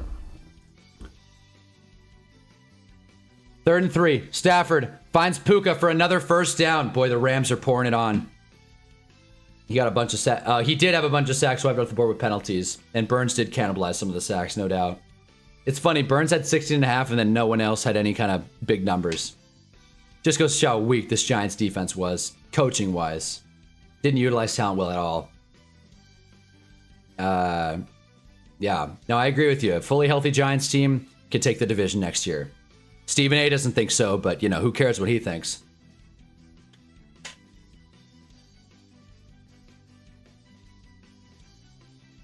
First and 10. Kyron gets about 9, maybe 8. Nice run. What a way to start. I heard disagree with the most then. He's been solid. Asked so much of him with a wonky alternating coaching staff should be considered. I'm with you, Stoner Cat. Twitter's not fair sometimes, unless it's Josh Allen. If you missed it, Sean McDermott had a whole back and forth with a reporter. Sean McDermott's still mad about the call. Goes to show where his mind's at. Delusional Giants fan. I love DeMarcus Ware, but yeah, he was definitely a sack or bust kind of player, for sure. Don't talk about Lawrence having his worst year out of nowhere. Yeah, he was lining up out of spot, too. Even I knew that. 2nd and 3, pressure got through, didn't matter. Jordan Whittington, who's got some room. Nice blocking by Puka Nacua. Goodness gracious, man. He's become a little unlikable, but that was a sick block. He blocked 2 dudes. Yeah, Jim Schwartz is DC. You can book that home game in the playoffs right now. Wow. We'll see. Seems like Schwartz is going to stay with the Browns. Odds on favorite to take the second favorite to take that coaching job. We were talking about that earlier. About how Schwartz will probably stay in Cleveland along with the Grant Udinsky staff either way, or he'll be the head coach, one or the other.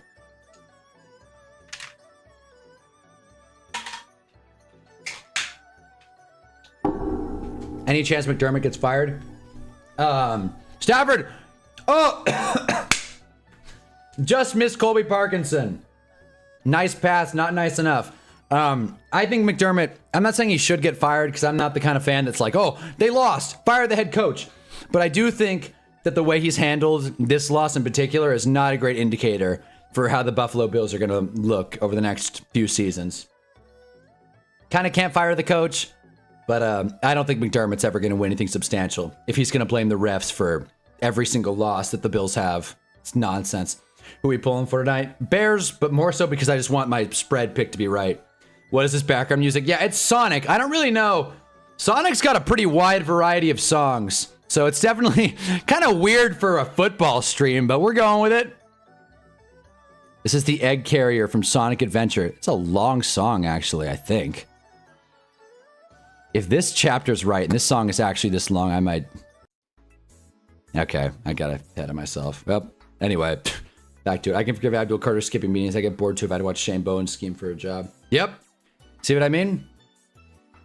And I think he was just... It wasn't even that he was, like, skipped a meeting. He got confused and wasn't sure he was supposed to go to, like, a special teams thing. Or at least that's what they said.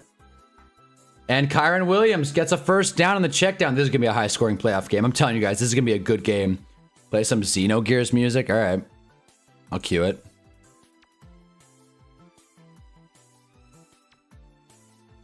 Sure, let's do it.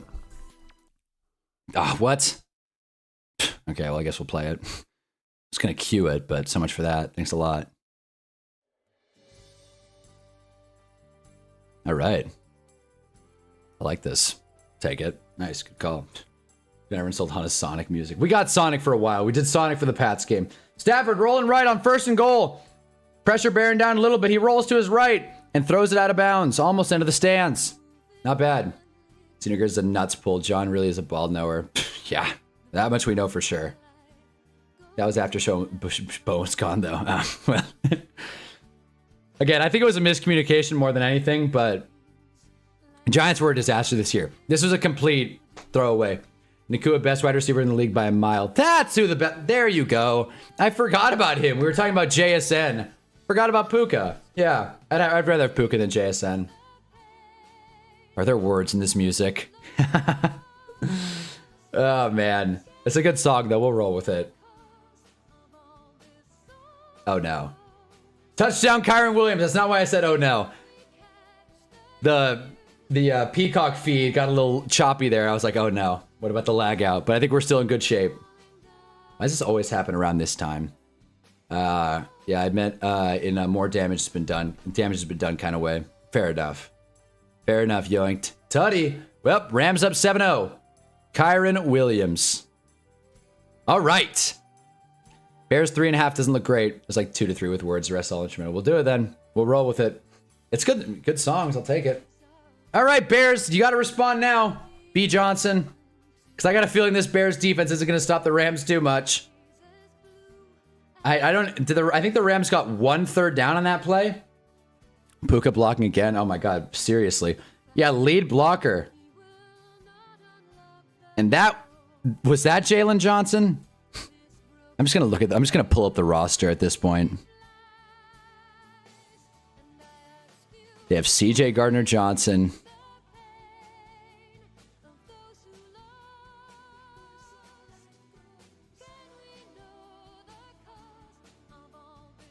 Yes, that was Jalen Johnson. Finally, I got a name right. Jeez.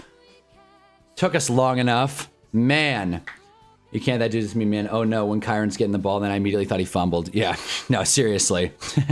Seriously, my bad. I sacrificed the authenticity of this stream worrying about a lag out. Okay, 7-0. The offenses look good. The defenses do not. I'm telling you, I got a feeling this is going to be a good game. And we know the Bears are a second half team. Said about the Bills yesterday. We'll say it about the Bears today. Bears are a second half team. We know that.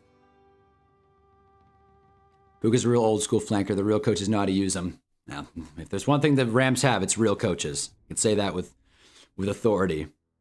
I cannot wait. If Otis is here, there he is. Go Bears. Wow. Is there anyone rooting for the Rams here? I'm telling you, if the Rams win, someone will join the chat. It's going to be a agonizing night. We might just hop off stream, honestly. If the Rams win, we might just call it. Might be a more devastating win than Denver.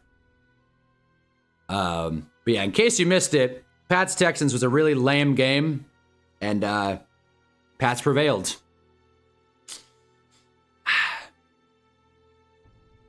And I also bit my tongue. So a lot of things to figure out. Also got to do this.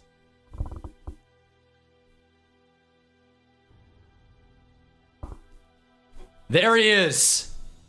Jage.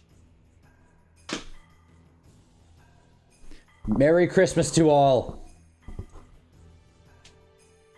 When in doubt, who are you gonna call? All right.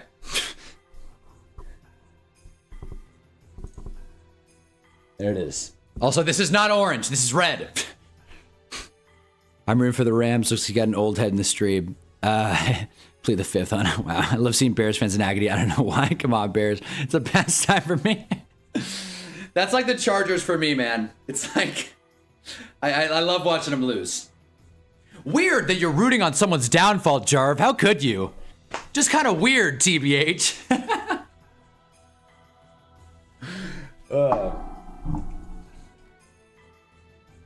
Last soda of the day. Ah.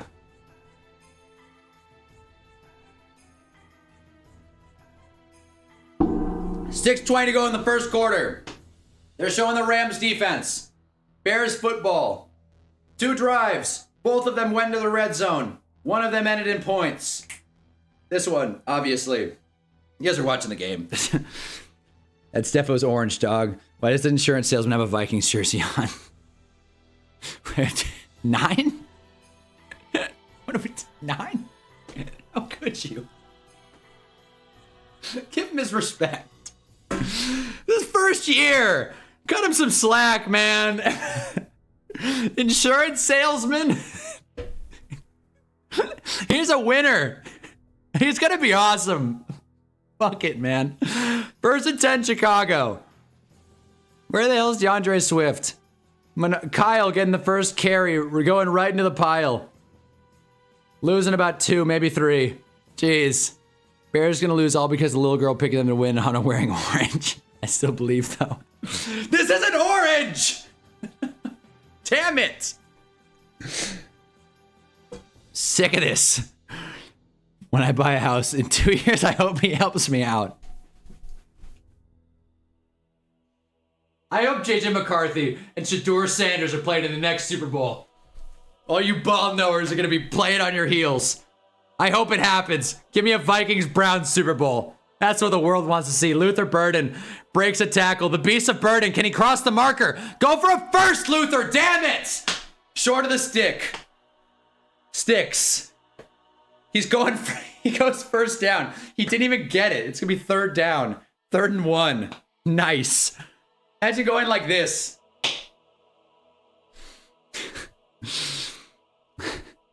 That's not red, it's century orange. Fucking hate you guys. These are Giants pants. It's red. 3rd and inches. Let's see if the Bears get it. We're going to see a C. Will tush push. Kyle gets the first downhill runner. When you need yards, is DeAndre Swift out? I always say this. I should have read the injury report. I'm a JJ truther, low key. Seeing Chiefs fans' miseries put a big smile on my face, but that God-given right was taken away from me. Why? Because you're a Raiders fan? Well, I'm glad Giants fans sense a JJ truther. I like that. We like that. 1st and 10. Play action. God, Caleb Williams does not sell play action well at all. But the Bears O-line's protecting him well. Step into it. Come on, man. Loveland. The Bears need to catch the ball better. They're supposed to be the cold weather team. 2 drops already. No, Swift was playing earlier. Probably just change of pace back. All right, cool. That smelled like the agony of being a Giants fan. Yeah, it's actually a great way to put it. Problem was I wore this on a hike and I washed it, but you're not supposed to dry it. So, because it messes up all the very cool colors and the design. So, like I said, can you believe I got this on clearance? 2nd and 10. Bears. What do we got? Caleb. Rams sending a blitz. Caleb's... Okay. Was that Duvernay or Zacchaeus? It was Zacchaeus. I don't know why Duvernay would be on the field. Bobbled it, but came down with it. Bears got to... Like this. You catch the ball like this, damn it. Bears go down by 50 and come back. And I'm not even saying that as an insult, brother, but I genuinely can't tell what the pattern's supposed to be on that shirt. It looks like casino carpet. Let's go gambling. Hey, I couldn't tell you what this pattern is. When the salesman, I asked the salesman what the pattern was. He said it's sick. That's what it is. 3rd and 1. Bears 3rd down again. Monga and Burden are going to be studs in this league. Oh, Burden for sure. There goes Swift around the edge. Big first down. DeAndre Swift coming back with authority. I also like that take, Otis. Bears will come back from any deficit. Why would you wear that on a hike? It was a snow hike. It's warm. It's a fleece. Why would I wear it on a hike? I'm not worried about getting shot. Like, it was a backpacking trip. I was warm. But I have very high hopes for Luther Burden. If anybody in here is in my fantasy league, leave. I'm taking Luther Burden next year. There you go. That's my free game. Like, for sure. And I'm never taking Rome Odunze ever again. Such a frustrating watch.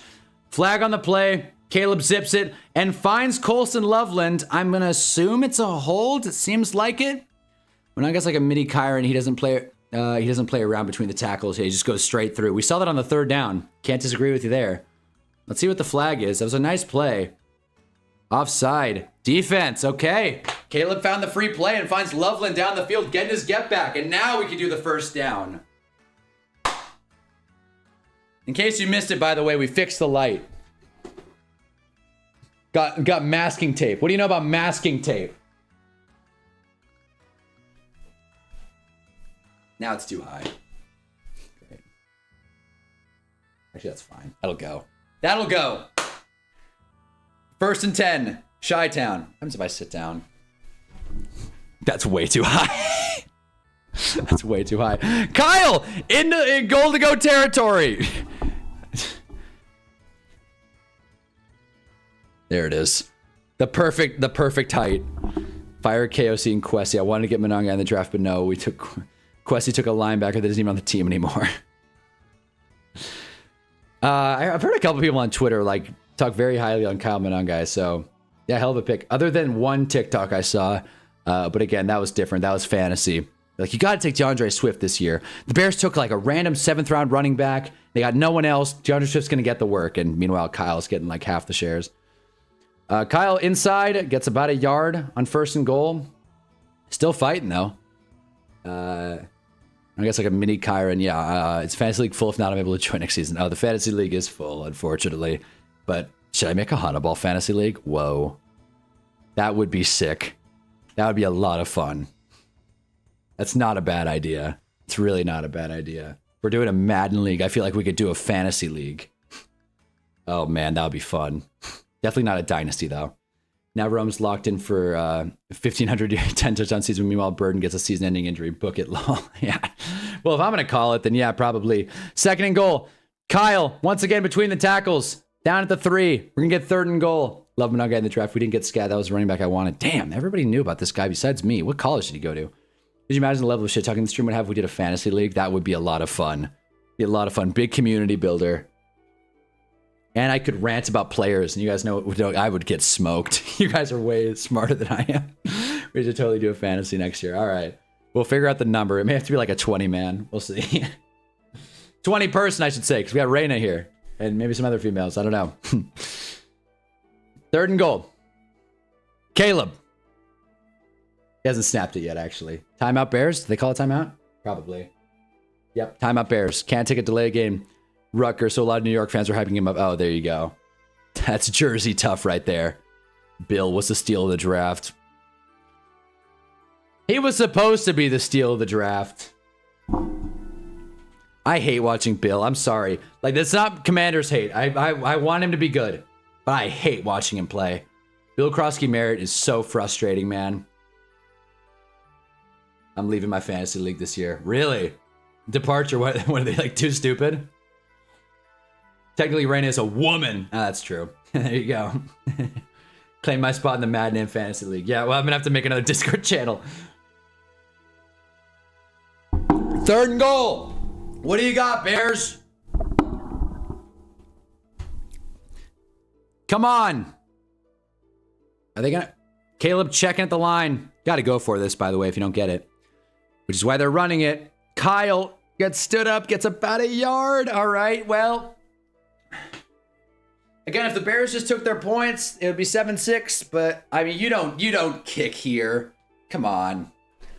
You let the quarter run out, you pick the best play call you got, and you go out there. Might see a play action bootleg, might see some sort of reverse, I don't know. Philly special, anything's possible. MP Oi. No, it's my ex-boss's league. Tried to restructure my contract against my will and fired me when I didn't agree to the terms. Jeez. What a dick. Bill was hyped up so much only for Chris Rodriguez to be the better one. Dynasty Fantasy, if for butthurt people that selected to start late, but the rest of the team sucked, can't get next year.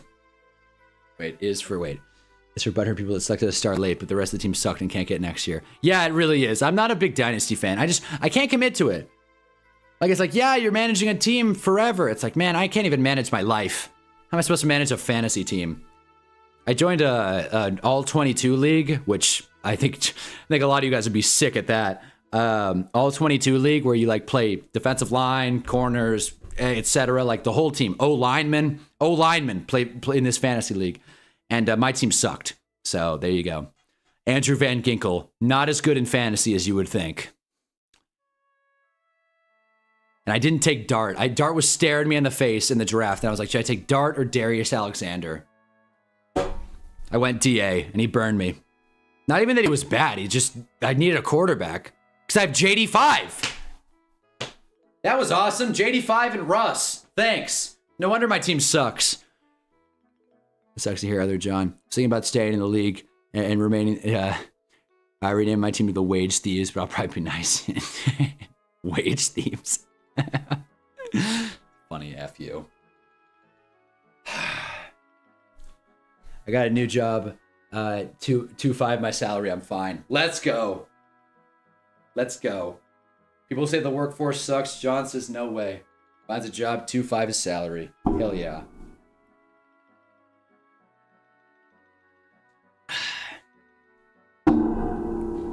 All 22 sounds like another job and ain't even fun.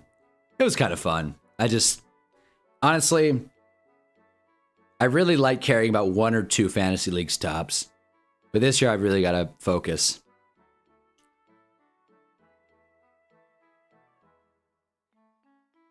If we did a Hunnaball fantasy league, it would be really, I mean, Sleeper makes the most sense. Sleeper's the best. I like Yahoo more. I want the record to show I like Yahoo more though. But Sleeper makes the most sense, and I need to stay on Sleeper anyway. So I'm joining another league that I kind of have to pay attention to. This masking tape is amazing, by the way. I'm not sponsored. Masking tape gets a thumbs up from me. There you go. Take that to the bank. By the way, y'all, the online franchise is coming up. If you want to play, please tell me or fill out the spreadsheet in the Discord. Yes, please do that. Join a fantasy hockey league, and I'm in second place, even though I know nothing about hockey. Fantasy hockey sounds crazy. CBS is the best fantasy site. Whoa, I didn't even know CBS did fantasy. 4th and goal for the Bears. Next year, my first time doing fantasy. I joined multiple leagues. I only do one. I'd recommend only doing one. 4th and goal. It sucks stretching yourself too thin. But if you're gonna join the Hunnaball, then hell yeah, meep. Caleb. Oh geez, he doesn't have it.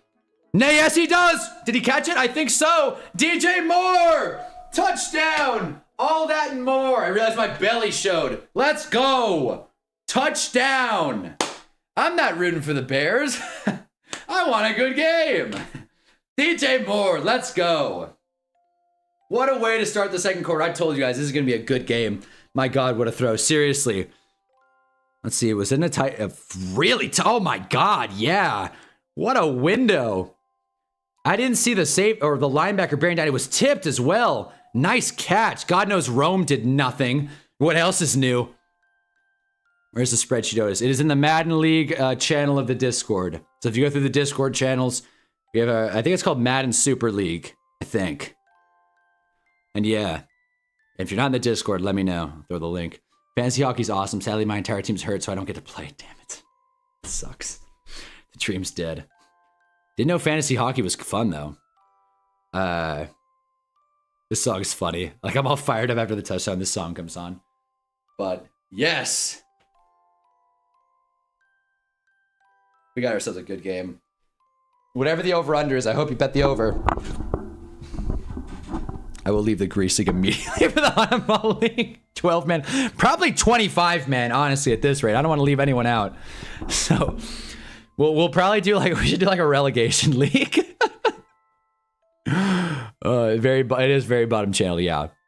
Yeah, I said it before. Caleb needs to target DJ some more. I like that. Rah, Hayes back. Yes, you also just tell me what team you want to play the fantasy draft. It's a fantasy draft. Yeah, rosters don't matter. I got dibs on the G-men. Obviously. Go us. Woo! Okay. Well, man. We got ourselves a 7-7 football game.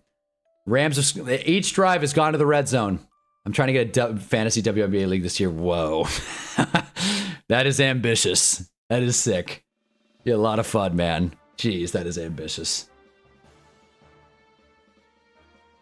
I'll say I didn't hate playing fantasy basketball, but that was because I, like, won the league. I drafted such a sick fantasy basketball team last year. It was badass. I don't know if Muhammad's still here. My team was sick. Shay, J-Dub, and it was a 12-man too.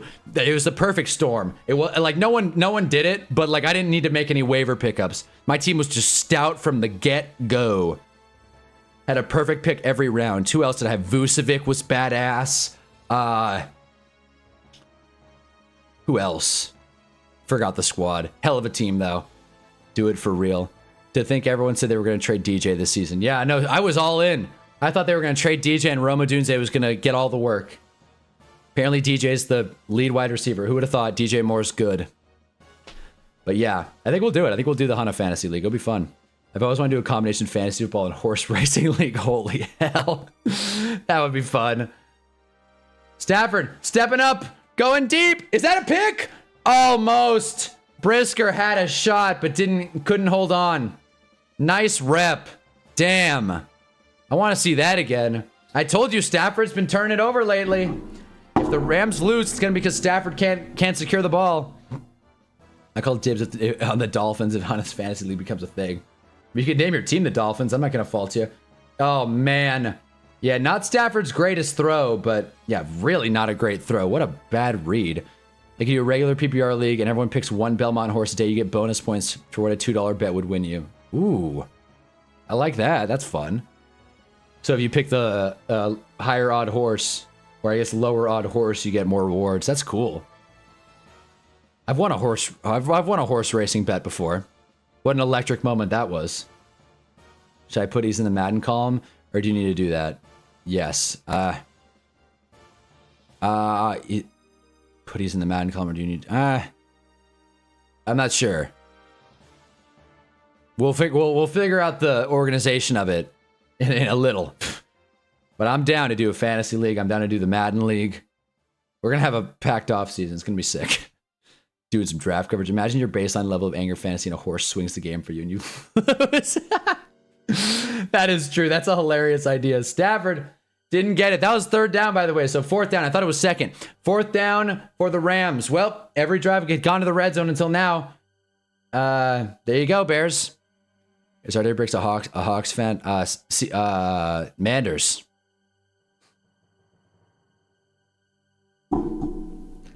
Let me rephrase that. Should I put yes in the He's Madden column, or do you need to do that?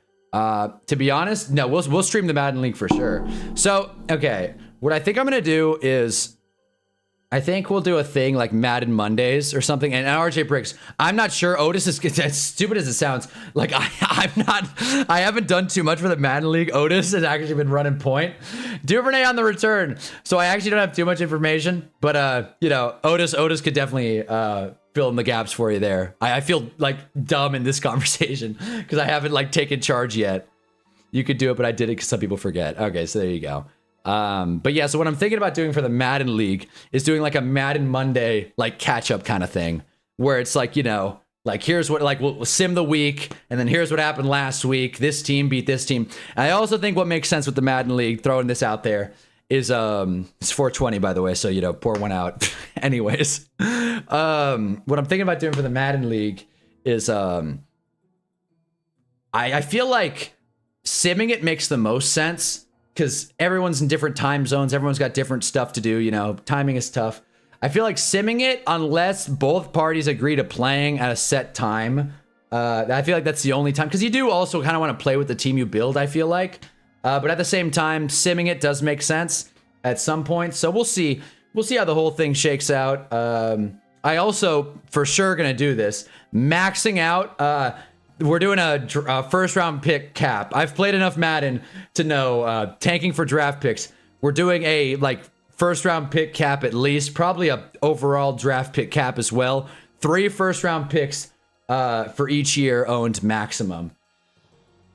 Did I just hear Sim, Madden? Yeah, CJ Racer. Yeah, if you didn't hear, which if you didn't hear, things are moving quickly around here. We're doing a Madden league, so if you're in the Discord, there's a separate channel for it. And float questions and or suggestions and or takes or whatever, rule ideas, etc. There's a voice, there's a text chat, and then I think that's that. Yeah, there's a text chat with a spreadsheet and everything else. All I'm saying is trade for Shador. He's a Madden GOAT. Yeah, you see? Whoever gets Shador wins immediately, gets an instant Super Bowl ring. I just like the jerseys I can change if someone else is a Seahawks fan. No, I mean, no, if you're good. If you got dibs, you got dibs. Fair is fair. Fair is fair, man. Game is game. So yeah, we had some things to work out for sure. How many years are we doing stacking draft picks bites you in the ass down the line cap wise? Oh, really? Good question. I mean, I guess we'll just play until we can't, right? Play until we can. I mean, yeesh. I mean, if we do a sim a week, then it would be what, 2-3 seasons maybe? Yeah, 2-3 seasons, I think. What is the voice chat for? I don't get that. Well, I made it for the hell of it. You know, maybe for like, you know, when the actual draft happens, perhaps. like we're figuring things out on the fly around here. All right. Much like the Rams offense, 7-7 Bears football.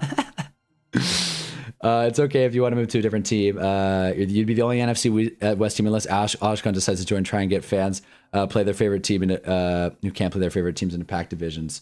Oh, that's a good idea. See, Otis has got this on locks. DJ Moore tackle the line of scrimmage, 2nd and 10 coming up.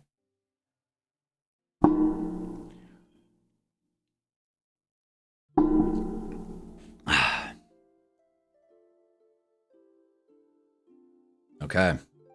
Mike Tirico, Chris Collinsworth on the call. I actually think Chris Collinsworth... Nope, never mind. Chris Collinsworth is wearing like 18 layers, which like I would do the same if I were commentating in Chicago, but still.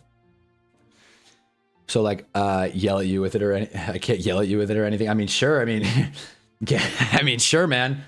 If we're in a game or a fantasy draft, why not, man? The chat. I hope we don't have to make rules, but I think we're in a pretty good setup. Tice is a really good name. Oh yeah, it is. Reminder: Raiders beat the Patriots. So what's up, Kason? Yeah, that is true. That is true. And the Giants beat the Raiders. So I'll say it. We're all thinking it. Giants should have been here. Giants should have been here. 3rd and 10 for the Bears. Can we get a yard? Don't tell me this game's gonna slow down now. I think I might move to the Lions if that's okay. Goodness. Empty set. Caleb, Colson, Loveland, tight end screen pass. Well, they got yards. Maybe Ben Johnson will go for it. 4th and 4, but I don't think so. We're gonna get a Bears punt. Didn't think Collinsworth went as high as 18. So we don't play games manually, only sim. So like, I think sim by default makes the most sense. But if you're playing a user, like I don't think a user playing an AI is worth it. But I think if you're playing a user and you could agree on a time, then I think that's worth it. And hell, if I'm there, we live stream it, commentary, do all the stuff. Be fun. Me to the Lions, if so, then that's okay. All right, sweet. But yeah, that's what I was thinking. Against beating a computer is just going to kind of stack the odds in your favor. But simming against a computer, playing against a user, if you can find a time. If not, sim. Because the idea is to build a good team. You know what I mean? I was watching a soft drink video earlier. I didn't finish it. But it was about NFL Coach 09, about how that was a sick game. So I feel like we'd kind of be trying to duplicate that a little bit with a little bit of playing in the middle of it. But yeah, so that's the Madden League. It's funny, we started talking about that, and the Bears-Rams just completely slowed down as a game. Just like they were listening.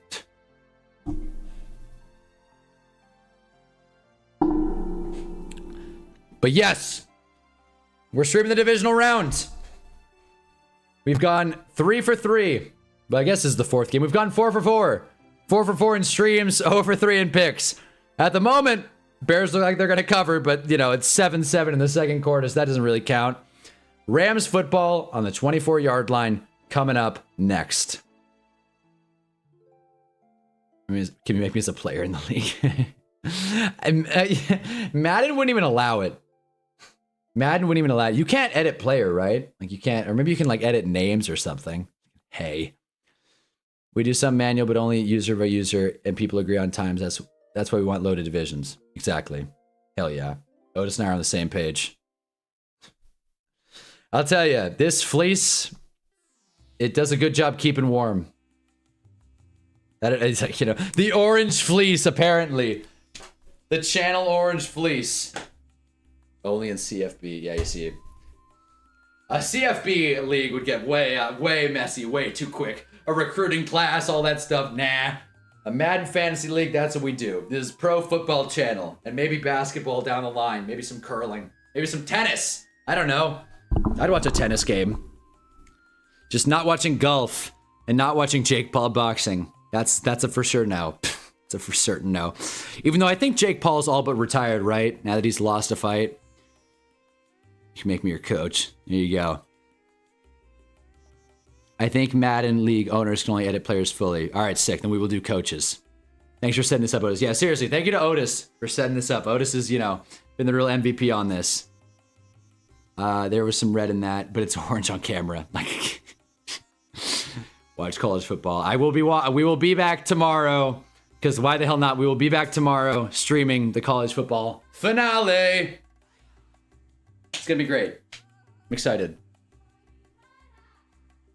May as well just make it Broncos channel if every time you wear red, it's going to be orange. That wasn't Jake's first loss. He's not done. Wait. Who the hell's Jake? Oh, Jake Paul. Yeah. He's not done? Well, there you go. That wasn't his first loss? I thought it was. I thought he was undefeated, pound for pound.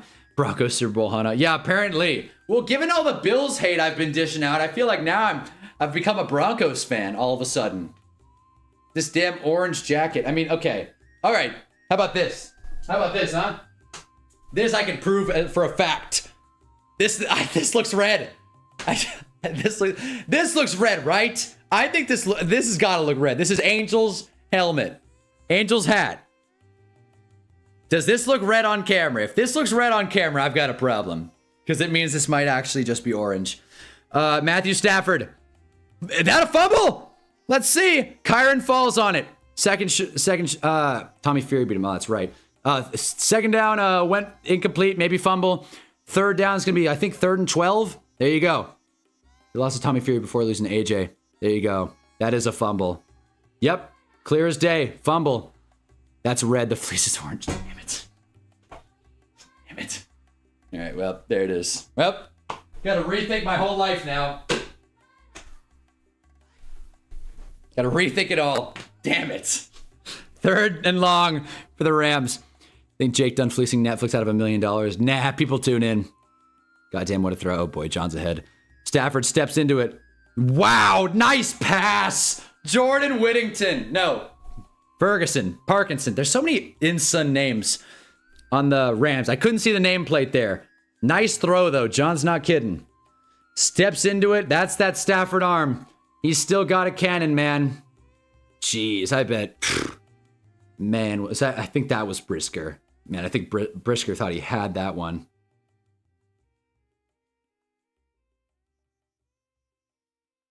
Why is it orange, yellow, and purple?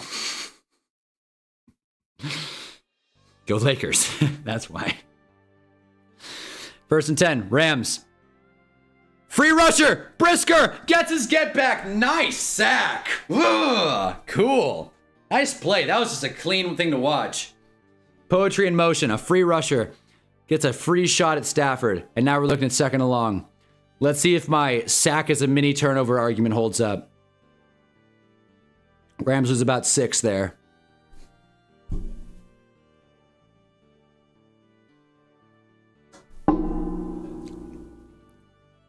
I think Stafford's going to go down as one of the best pure arm talents to ever play the game. Here's my question, right?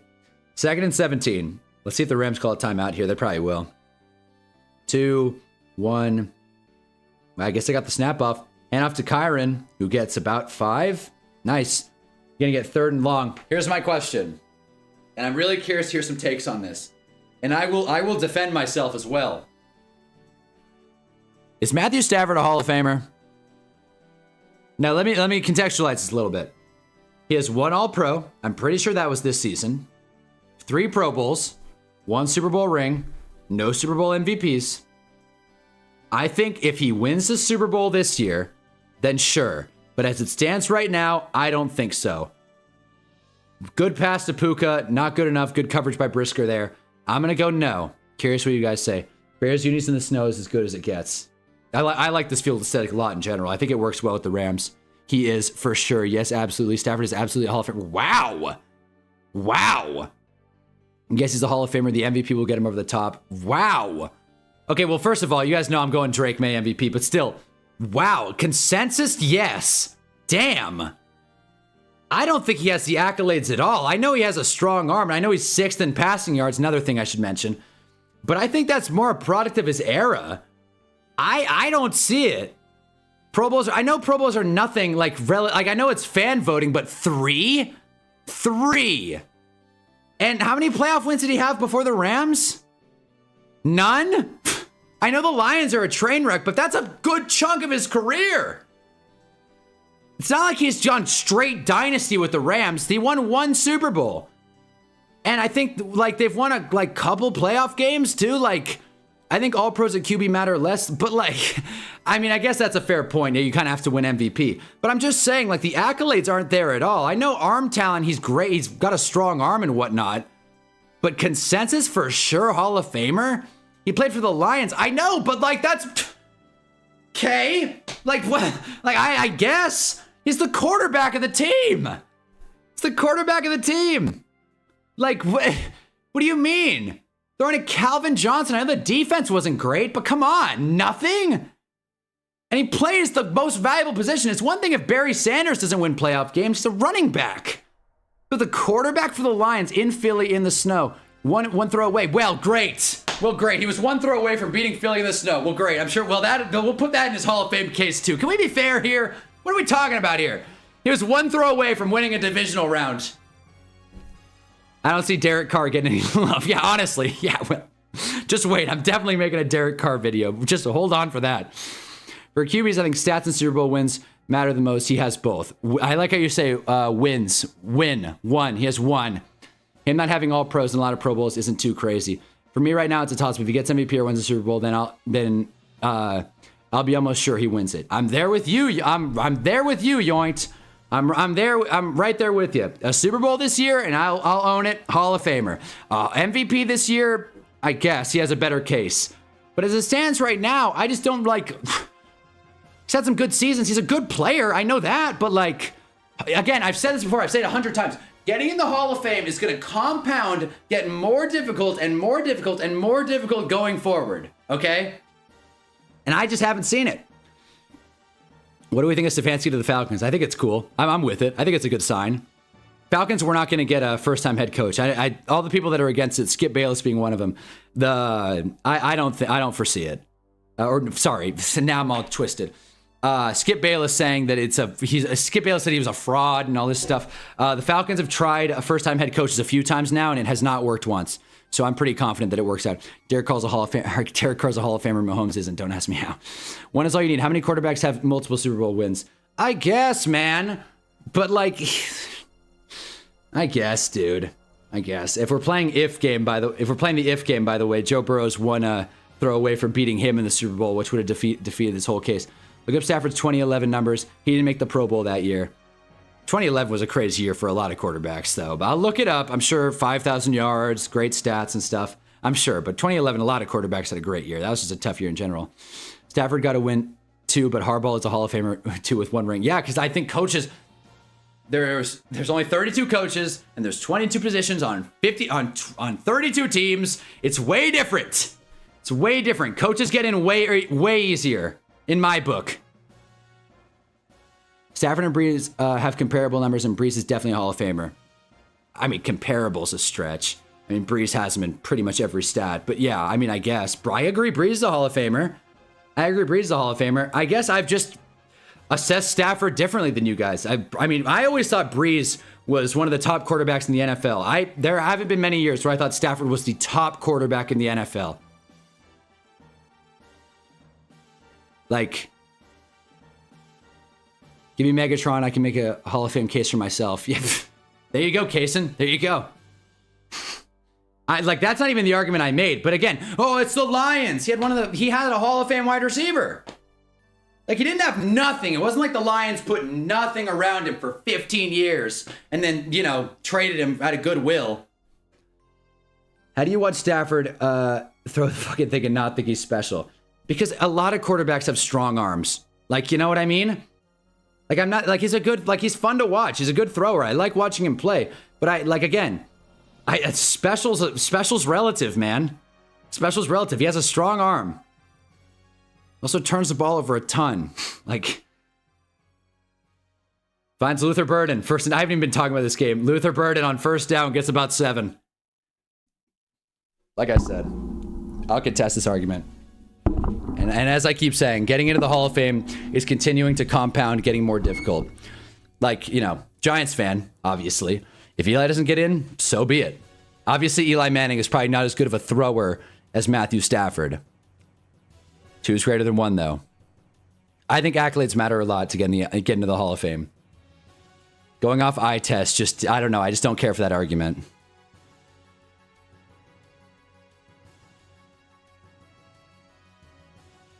And I'm so twisted about this Matthew Stafford argument that I just didn't even react to Kyle Monangai getting a huge first down. Wheel route to Kyle Monangai, gets about 15, maybe 20. Nice play. Stafford just breezed with better PR. Stafford has more of a case than Saquon does. Stafford has a better resume than Eli. Well, you know how I feel about Saquon, right? And better resume. How so? How so? How so does he have a better resume? Like, can you explain the resume? Didn't get Super Bowl MVP, right? It was Cup, right? I'm pretty sure he didn't get Super Bowl MVP. Like, what do you mean better resume? How the hell is 2 Super Bowl MVPs and Stafford doesn't have anything on his resume? What are you talking about? Besides two rings, Stafford dusts him in everything. What, yards? Cool. Because his team was down every single game. I'm gonna head out. Good night. I'll see you, RJ. Thanks for stopping by. We all agree Derek Carr's a hoffer, right? That I'll fight for.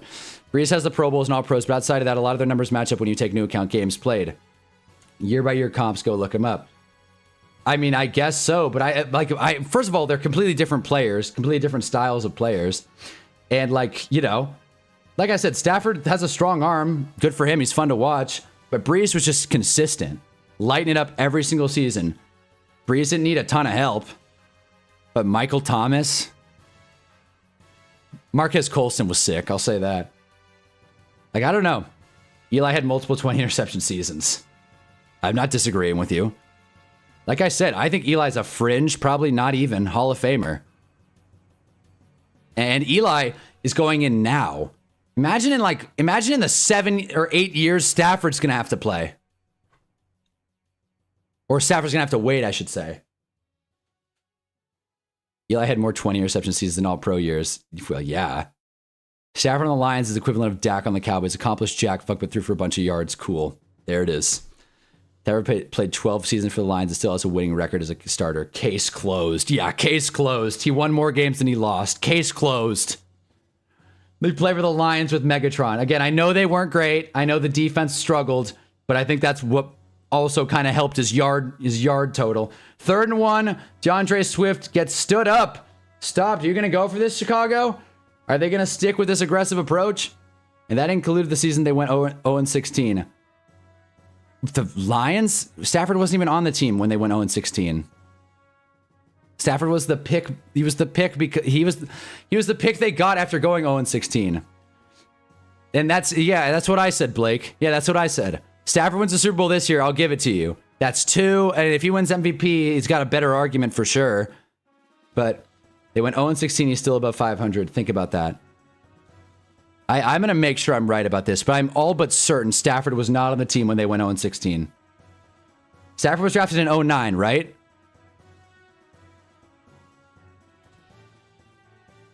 You got me there. See? So, yeah. Again, he's throwing for a ton of yards. That's awesome. Like, he's a hell of a fantasy quarterback, and he's fun to watch. But I don't think being fun to watch and having a Super Bowl ring without a Super Bowl MVP, and he won a comeback player of the year in 2011.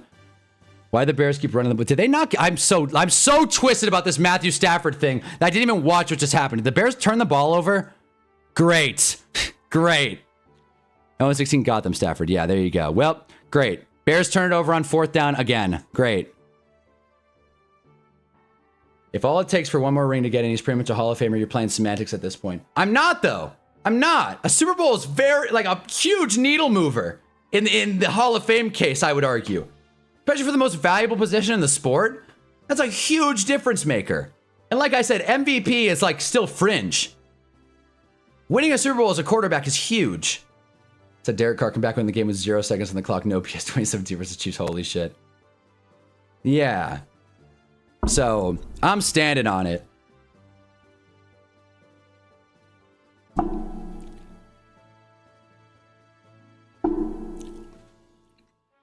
Stafford is fun to watch, and he is one of the better quarterbacks in the NFL right now. Yeah, winning the Super Bowl is huge. For everyone besides one. For one, it doesn't count. Like, those are legacy-defining wins.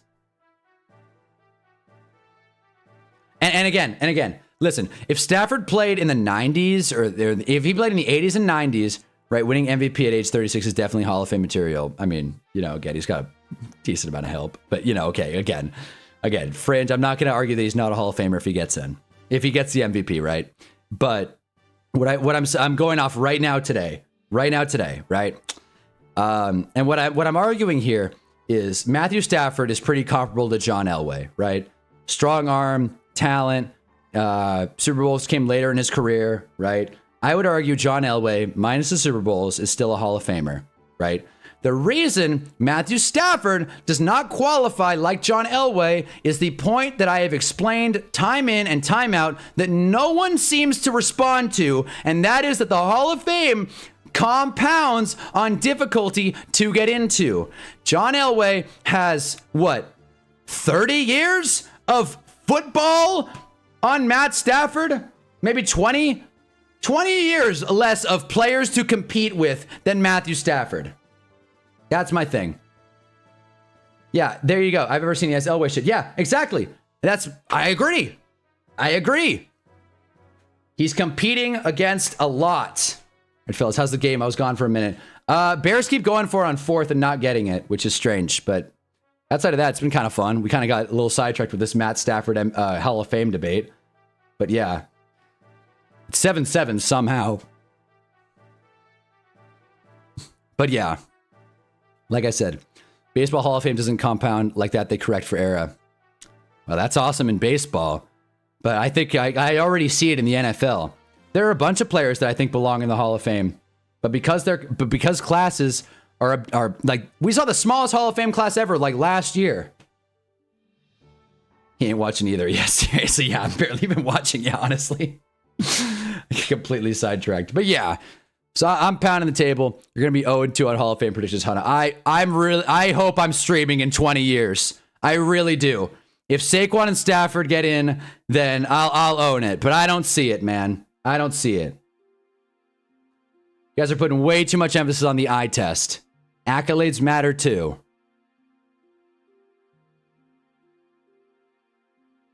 By the way, Hall of Famer Matt Stafford is 2 for 6 in this quarter. No, I'm just being unfair. Like, you can't make the argument that he had no help in Detroit, but he's a MVP Hall of Famer in LA with all this help. You can't play the team thing and then move it. It's just not fair. Montez Sweat with a TFL. We're going to get 2nd and 10. Maybe 3rd and 10. I don't even know. Maybe the NFL feeds ahead of us. Who knows at this point? I fold in a lot of arguments. I give this chat a lot of credit, but I'm standing 10 toes down on this one. 2nd and 9. Stafford looking, going deep. Just overthrew him. Stafford came to Oakland in 2019 and got walked down by Derek Carr with rookie Hunter Renfrow as wide receiver. Now Hunter Renfrow, now we're talking Hall of Fame. Now we're talking Hoffer. But yeah. I gotta say, Sean McVay, it's a weird look in a beanie. Not used to seeing that. Just strange. It's a dome coach, so obviously. Hypocrisy of the Hall of Fame argument is that 364 days out of the year, we talk about quarterbacks are the end-all be-all, but then Hall of Fame day comes, and we do nothing but shut quarterbacks out and let compilers in at every other position. I mean, I guess. Like, I agree, right? I agree. And again, this is systemic. Stafford takes a big sack. 4th and long for the Rams. Going to get a punt here. And now every time Stafford makes a mistake, I'm just going to be thinking Hall of Famer. But I agree with you. It's not right. It's not right. Because to be honest with you, most players in the NFL today would beat studs in the 80s and 90s. But that's just the system of it. I don't want you guys to construe this argument as I think Stafford sucks. I don't think Stafford's bad. I don't think Stafford's like had a bad career by any stretch. But I'm more so saying just sheer numbers wise, like again, like John just said, yeah, the position, right? It's like positional value doesn't really factor in as much. You got to include the guards and the tackles and the D tackles and the DBs and the kickers and the coaches and all this stuff and the old players and all that stuff. So it's just compounding. Like Isaac or who is it's not Isaac Bruce. It's Torrey Holt, I think. Torrey Holt, not in the Hall of Fame. Pretty damn good. Pretty damn good. Not in the Hall of Fame. I don't have his numbers pulled up, but I'm just saying. I'm telling you, over the next 10 to 20 years, unless they make structural systemic changes within the Hall of Fame ballots, we are going to get countless players that were awesome to watch that just completely get snubbed. Completely get snubbed. Malcio is back. Frank Gore will waltz in, no problem, and no one will speak up that he played like 8 years too long. Yeah, for sure. For sure. Like, again, if you want to blame like the Hall of Fame voters and like the way it's set up, I'm not going to fight you on that. That's more so my argument than anything with these anti-Hall of Fame cases. It's not that I don't think Stafford is good or that Saquon is good, although Saquon's numbers do not really add up great. But no. It's that it's only going to get tougher, especially for individual players. And if you can make a bet on whether or not X player is making the Hall of Fame, despite outlier first ballot for sure slam dunk players, which Stafford is not, then it's only going to get tougher. And I'm going to hedge no. Like, I'd rather let 6 QBs in with borderline cases than a running back that never swung a championship and never, well, that's fair. That's fair. Now we're kind of coming together a little bit in this argument. That's totally fair. I'm with you on that. I'm with you, but again, the Hall of Fame, if it's just all quarterbacks, that'd be kind of dry. That'd be kind of lame. It's the Pro Football Hall of Fame, not the, first take Hall of Fame. Every time I come back to this stream from doing something, I feel like that gif of Donald Glover walking into the classroom with pizzas from Community. Yeah, seriously. Honestly. I'm like in here yelling about the Hall of Fame. Well, we talked about Stafford, and I brought that up. I threw a stick of dynamite into the chat. And this is the second time Jarm and I have gone back and forth about whether or not a player is in the Hall of Fame. And I've been more or less the same points each time. Blake Robinson, Saquon's not a Hall of Famer. Who wants to see the Vikings-Bills Super Bowl next year? No. I don't. I'd rather let McNabb in than Frank Gore. I mean, if you want to. Notorious choker, Donovan McNabb. What's going on with the quarterbacks today? Every single one of them are playing like crap. Yeah, honestly. Well, okay, it's snowing. It's snowing in both games. I think that's the reason more so than ever. McNabb, hell no. Right. Blake Robinson, the resident Eagles fan. Like man of the year. That's an accolade. I'll count that. Why not? Put Jason Witten in. Why the hell not? But yeah. Like the Antonio Gates wasn't even a first ballot Hall of Famer. That drives me crazy. Antonio Gates is like one of the top 5 tight ends ever. Top 5 tight ends ever, in my opinion. Caleb stepping into it. Nice pass. There it is. Ramo Tunse finally caught it. Guys, just had a genius idea. Let's put Stephen A. Smith to manage the entire Hall of Fame. Yeah, seriously. Nice catch. There we go. Nice catch, Rome. I don't think Goff's getting in Hall of Good for sure, or Hall of Fame for sure. But that's something we can all agree on. Yeah, exactly. And Goff made a Super Bowl, but again, it's relative. Frank Gore deserves to be in the Hall of Fame. He's one of the best running backs all the way up until his late 30s. I don't know about that. Again, but he'll probably get in. Positional value, the numbers are there. Like, positional value's out the window. I mean, numbers are there. It's a frustrating system. I don't disagree with that. Hey, you know what? You know me. If you've tuned into a Hunnaball stream before, you know I blame the system before anything else. But that's more so my argument than anything else. Is that it's only going to get tougher. I've made my points. Bears Rams. 2-minute warning. I should have saved this for halftime. Damn it. Should have saved this for halftime. But yeah, Bears football in Rams territory. I get that they don't want to kick, but man, the Bears could have been up by 2 scores by now if they just took the points. This is a great game for the took the points crowd. Of course, I would definitely not want to kick in this weather, but still. Blake, please, now I've asked all day, do you want to do the Madden Online franchise? We could have a full NFC East and you and James locked in. So we have 2 teams. Hey, man, we'll figure it out. I don't even think Blake Robinson has Madden. We'll see, though. Frank Gore is 36 and still putting up numbers for the Colts. It's fair. It's fair. Tom Brady. Is he a Hall of Famer? Because it only gets tougher for Hall of Famers to get in. All right. Enough of that. Okay, so this game has been kind of tough to talk about, to be honest with you. That's 7-7.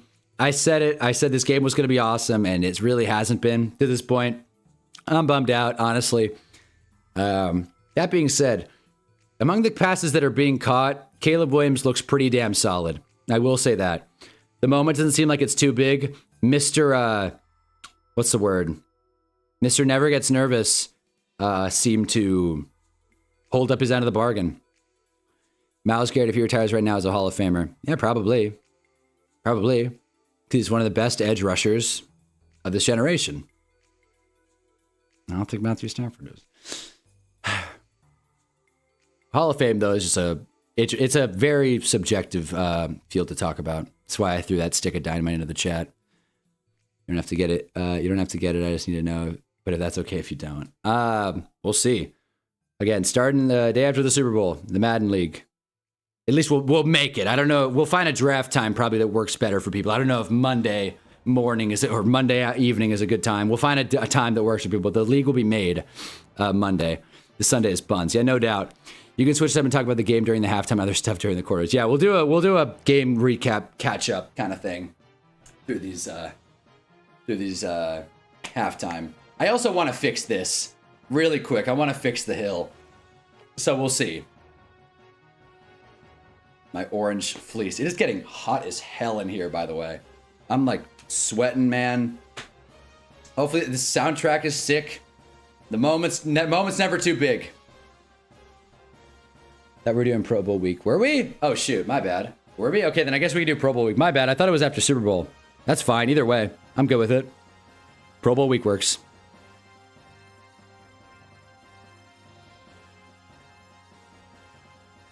Super Bowl, that just means 1 week to Daytona. Whoa. Hadn't considered that. What's your thoughts on the Bears-Pats Super Bowl matchup? Honestly, I will say the Bears offense has played a better game. They have left a lot of points on the board where the Rams have felt a little more stifled today. So it does feel like the Bears, at least at this moment, it feels like the Bears are going to win. Anything could change in a 7-7 matchup. Bears have 2 timeouts. 3rd and 4. Let's see if they can nab this one. Colson Loveland didn't catch it. Said that like 3 times today. Come on.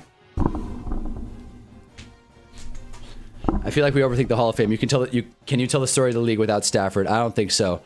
Also, it should be more how great you were at your peak than longevity. That's a fair point. That's a fair point. Like, I mean, I think you can tell the story of the NFL without Matt Stafford. Bears are finally going to take their points. Cairo Santos is up and good. The NFL feed spoiled it for me. 48-yard kick. If he can make a 48-yard kick, man, the Bears have left a lot of points on the board. But I don't disagree. It should be that. I just don't think it is that. You know what I mean? If we're talking peaks, that field goal was the worst camera work I've ever seen. I looked away. But yeah, I could tell by the end of it, it was a little crooked. Let's see. At least the back cameraman got it. I feel like the wide shot just can't even follow the ball in this weather. JJ, imagine this player played for 10 years and 3 of them for the absolute best player of the year. And the 7 years they were mid, would they be Hall of Fame to you? That's the question. If James and Rayner or Levi participate, we'll have 3 full divisions. The dream just might be true. That would be a lot of fun. NFL greatness can absolutely be defined by longevity. Okay, so then now we got John and Jarv disagreeing, I guess. Like, I mean, again, it's like you can't put Jamal Charles in the Hall of Fame, and I'd say his peak was pretty damn solid. I think it's a mix of both. Usually a player's peak is 3 years, so that sounds like a great career to me. You survived 15 years in this league, throw the ball well enough and win, you're at least borderline. So then how is Frank Gore not a Hoffer? We got a minute 10 left in this half, and then we'll talk about the box score and what's happening here. Some drive analysis. I'll fix the hill. Probably get into another debate or two. No, it can. I never said it shouldn't. It just shouldn't be the end all be all. Yeah, that's the thing. Yeah, no, assessing a person's career is very tough. Because, you know, injuries come into factor, teams they played with, luck, and stuff like that. So I think for me, the best way to describe it is just what comes down to were they like the best player at their position relatively consistently? And that could be 4 or 5 seasons. That could be a little bit more. But if it's on the lower end, then I don't think I think the accolades have to cover the difference. I think Hall of Famers have to be dominant. Patrick, dominant for years. Patrick, Mahomes and Willis. Like, I know you mean Mahomes, but I don't know why I thought Willis when you said that. What a beast he was, by the way. I took a shot every time Hunter said Hall of Fame, and now I'm on my way to the ER. Yeah, honestly, I gotta stop talking about this. I think Kadarius Toney should be in the Hoff. Oh, man.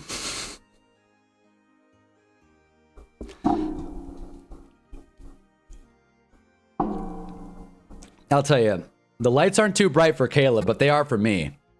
Got too many lights going on right now. I'm like sweating.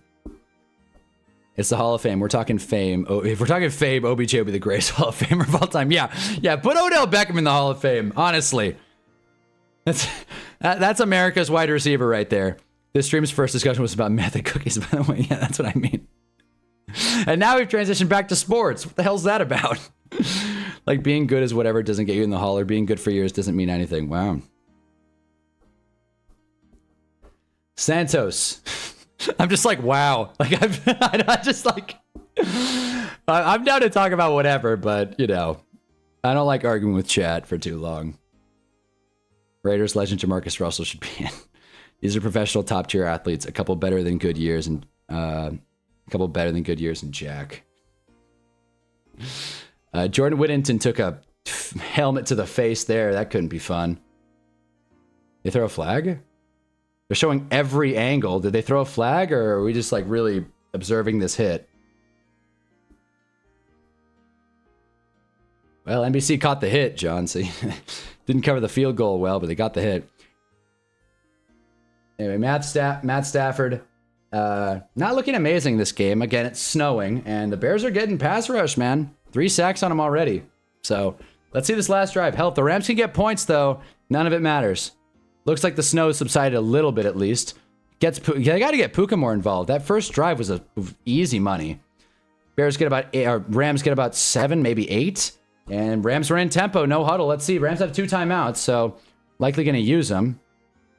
Soldier Field looks gross, but it's kind of cool, honestly. 2nd and 3. Stafford steps into it, and nice pass. Oh, man. Higbee was looking to get some more, but that was a sick throw. There it is. Cross the 50. Stafford threw a thumbs up. Nice catch, man. Okay. Rams timeout. Smart. Okay. And just like that, Rams could easily get a field goal in this drive. Another timeout, though. It's been a slow game. These change of possessions.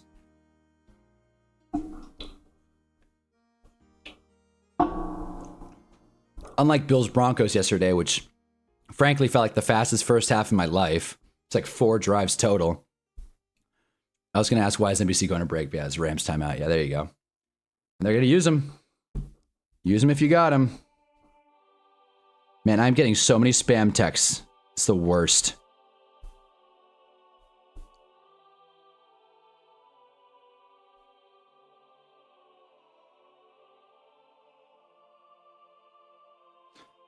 Jeez. My flag football team's watching the game. Matt Stafford steps into it. Kyron Williams, I'll tell you, I should be in the Hall of Fame of my adult flag football league. I'll tell you, you want to talk about someone who's had no help? Jeez, man. like, if I'm on the Lions of my flag football team, you say 7-8, I'm going to start a 7-8 TikTok trend for 2026. There you go. 7-8 sounds better, honestly. 7-8, you're getting a lot of the best NFL players in history by saying 7-8. You got, obviously 6-7, you get 7 as well. But 8, you're getting Lamar, Dan, you're getting Matt Hasselbeck, I'm sure countless others. What other 8s?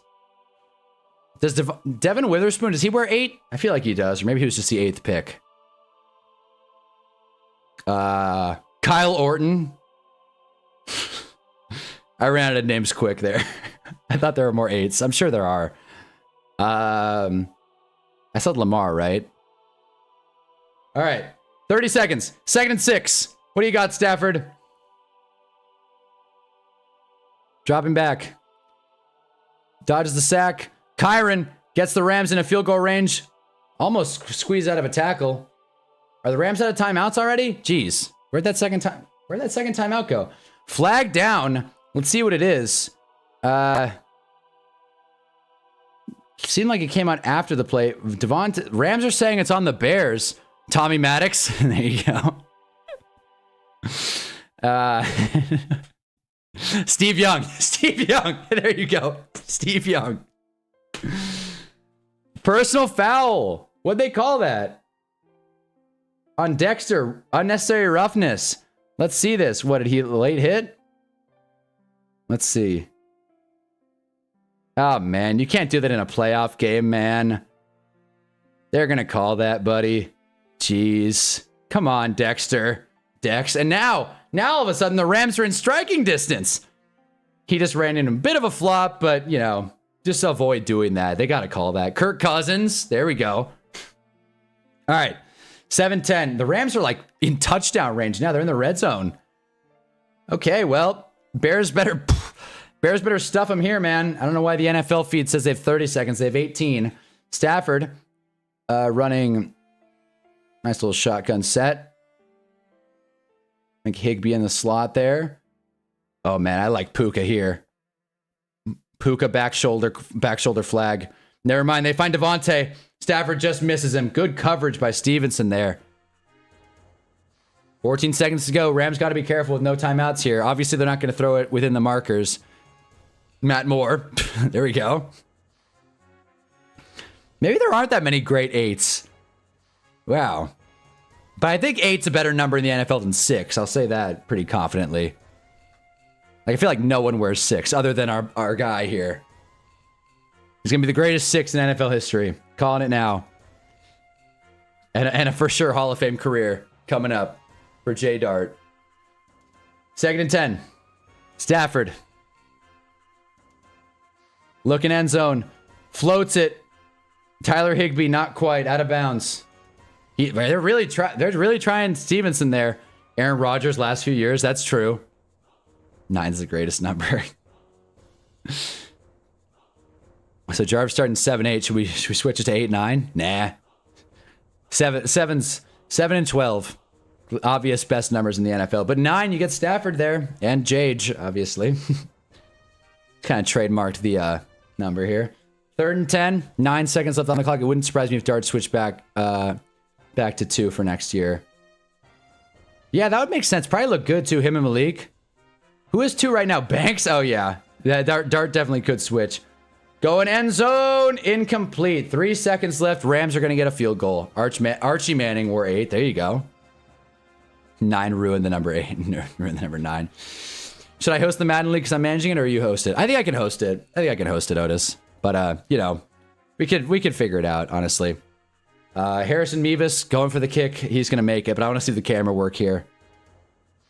Let's see if NBC figured it out.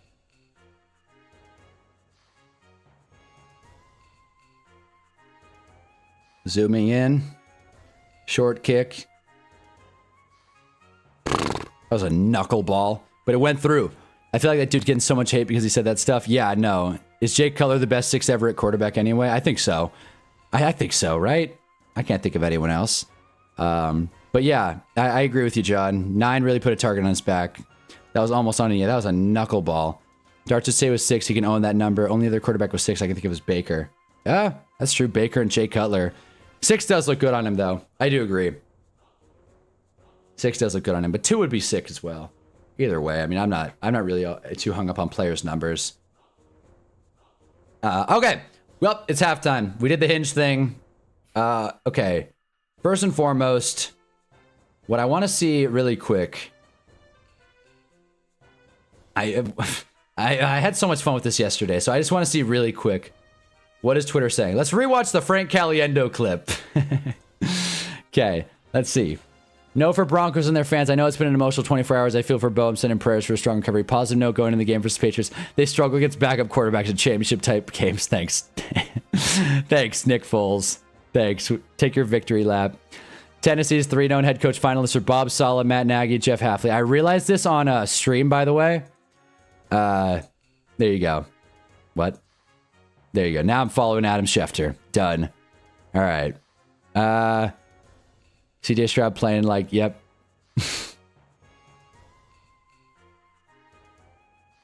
Yep. So there you go. So I've been saying this. Falcons apparently have been going to the first-time head coach well for a while. Yeah. So wait, is this not true? Oh yeah, Raheem Morris did have a previous coaching experience, but that, I don't know. I feel like that, I don't know. He felt like a first-time head coach, but I guess I was just wrong. I forgot Raheem Morris did have some coaching experience. Anyway, let's talk about Rams Bears really quick. Then I want to fix my QB tier list. Or Hannes Hill, I should say. All right. Let's do this quick. Baker's better than Cutler. Ooh. I think talent-wise, yes. But, what? Oh, wait a minute. Hold on here. Let's just do it like this. Hold on. Whoops. There we go. Let's do it like this. All right. Back to NFL.com we go. All right. So, Rams scored the most points in the game, most yards. Stafford's having a good year. Damn, Stafford threw 4,707. Damn. Had a really good season. Credit where it's due. He had a really great season. Not a Stafford hater. What I will say, he's been sacked 3 times today. Rams offensive line really hasn't protected him. Rams rush game has been fine. They haven't really been going to it much. I mean, 24 passes to 7 runs in the snow is kind of crazy. Got to do a Weddle. Oh, yeah, for sure. Got some boxes to check off now. All right. Jordan Whittington's the leading receiver, which is not great. Definitely got to get Puka more involved. He's got 6 targets, 3 grabs. Bears are definitely adjusted to rotate to him. Madden is crossplay, yes. Not expect the game to be tied at halftime when it started. Yeah, me neither.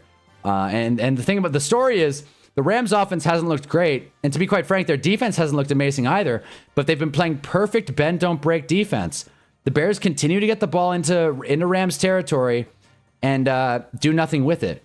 They left, I think, 9 points on the board, at least 6 with these drives. But going for it on 4th down and not getting it. So some of them you got to go for it. Other times you don't. I think it's 6, actually, because they scored on one of the 4th downs. Got to go for it sometimes. I'm all for aggressive play calling, but it has to work. Cutler was way better talent than Baker. I mean, I wasn't just accounting for college. I just meant NFL. All right. I mean, I think Baker's a better football player. Cutler didn't go from Heisman, get no Heisman for being a walk-on. I'm just saying, yeah. The Cutler Baker Mayfield debate is not one I could give too much into. DJ Moore's been stout today. 3 targets, 3 grabs, like you guys can read. Roma Dunze hasn't, obviously, but he caught that big play. Colson Loveland. No, I'm coming to find out today, one of my biggest pet peeves is tight ends dropping the ball. I just can't live with it, man. I hate it. I don't care that it's snowing. I don't care the ball's slippery. Receivers should catch too. But if you're a tight end, especially running these short-ass routes, you got to catch the ball. Stover. I hope he's okay, though. I don't think he is, but I hope he's okay. Also, Chicago forced a fumble. So, you know. You'd think, if you're looking at the numbers, it's like 155, 155. I mean, I guess that last drive really padded. I mean, it counts, but I mean, that last drive really padded Matt's stats. It really felt like a one-sided affair, just the Bears couldn't close. And all of a sudden, it's 10-10. Anything can happen. I'm really hoping we get a better second half here with just better quality play from the offense. Again, the weather's been a huge factor. We'll see how this game shakes out.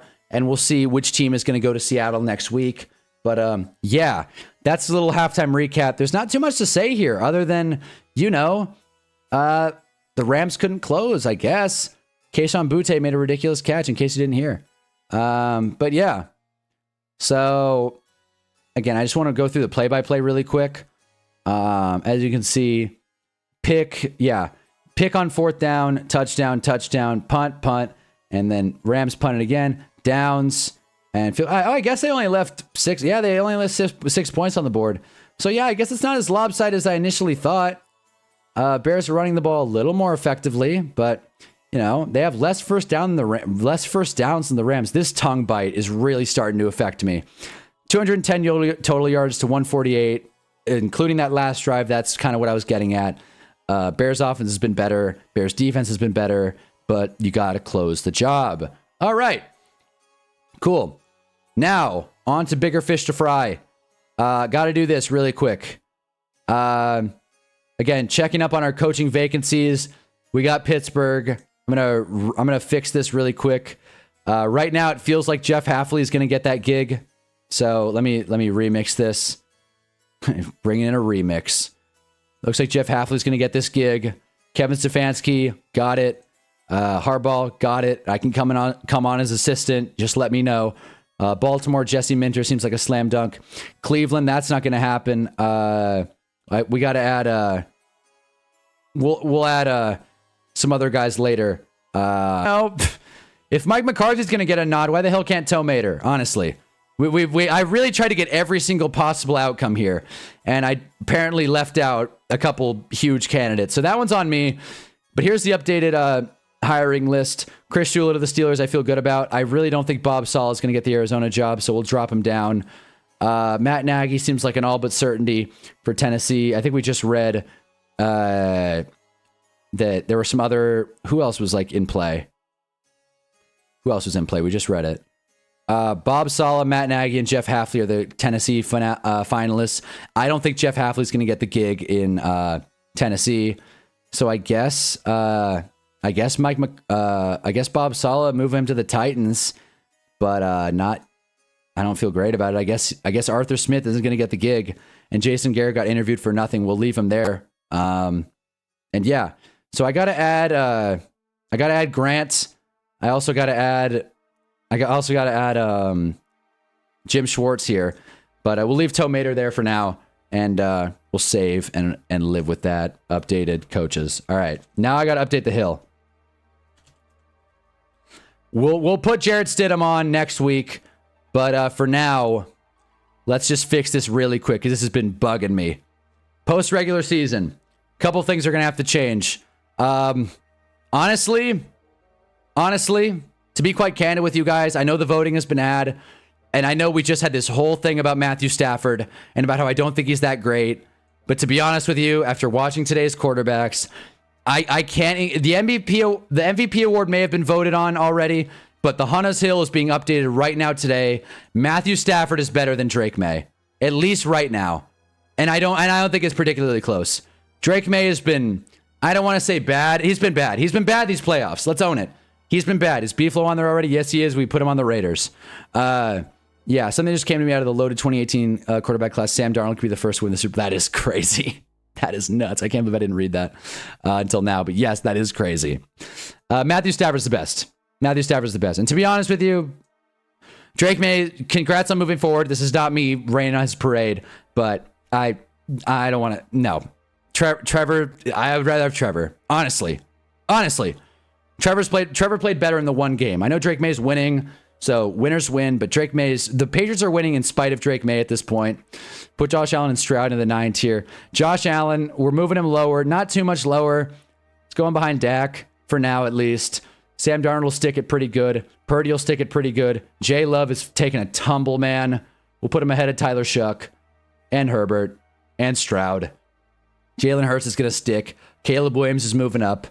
And Bo Nix, honestly, it's kind of hard for me to hate him anymore. Bo Nix, he got hurt. They won. They won the game. You guys have watched this LeBron Lames. There you go. What's up, man? Yeah. You guys are watching it in real time. I'm giving Bo Nix credit. I can't believe it's happening either. But yeah. Is there anything else worth moving around? Raj tanked it. I don't think there's much else to move. The 9 tier's going to stick. Pretty bad tier's going to stick. None of these guys are playing, but yeah, I just wanted to update the hill accordingly. Matt Stafford, stud. Jordan Love, stud. CJ Stroud played terribly, but I'm not ready to put him behind Shuck or Burrow or Bo Nix. But yeah, this is where we're at. This is the updated Hunnis Hill. So, got to give credit where it's due for Matt Stafford. Best quarterback of the bunch. So I'll update that in a second. But yeah, last thing. Got to do the Weddle. Absolutely have to do the Weddle. This time I'm actually going to try and lock in. This time I'm really going to try and like focus. So get ready for that. Hold on to your hats. Let me just really quick. Damn it. There. All right. Done. That didn't help. All right. Whatever. All right. The Weddle. We're going to start with the talk of the town, Matthew Stafford. In the NFC, 6'3", younger than 37. I guess that really doesn't narrow it down much. They're in the NFC, but not in the not in the NFC West. Okay, they're not a quarterback, right? Okay. Shorter than 6'3". All right, then we'll throw this one out there. What? Okay, I'm just gonna go Robinson. What? Why is Wandale not on here? All right, Bijan will work too. Bijan Robinson. Oh, great. So they're between 37 and 23. Yay us. Cool. They have a number more than 9. They're not a quarterback. They're probably a receiver. An NFC North wide receiver who's between 6'3 and 5'11. I know who it is. I got it. I know who it is. It's Christian Watson. Oh my God, I was so close. Christian Watson is 6'4". Talk about tall for nothing. My God. All right. So they're between 23 and 26. They're shorter than 6'4". They're a Packers wide receiver. And I guess Christian Watson wears 9. That's my bad. Is it Jaden Reed? I was thinking Jaden Reed. Is it Jaden Reed?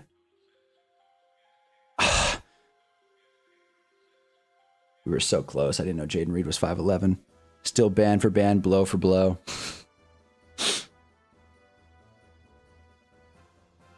Didn't know Jaden Reed was 5'11". Okay. Dubs. Yeah, let's try it. Dobbs. There it is. Got it in 6. There we go. Well, I don't feel great about it. Go to the hard. All right, now we got every single player in the NFL. Want to get him out of the way. Joey Bosa. They play on the defense. The game, I mean, yeah. That's. I was trying to figure out what you meant, Muhammad. Now I'm glad we're on the same page. Put Josh Allen Stroud in the 9 tier. Yeah, honestly, maybe Allen is too high, but I don't want to rip on him too hard. Start of the third quarter coming up next. Let's figure this out, though. They're not in the AFC. Defensive line, younger than 30, shorter than 90, shorter than 6'5", number lower than 97.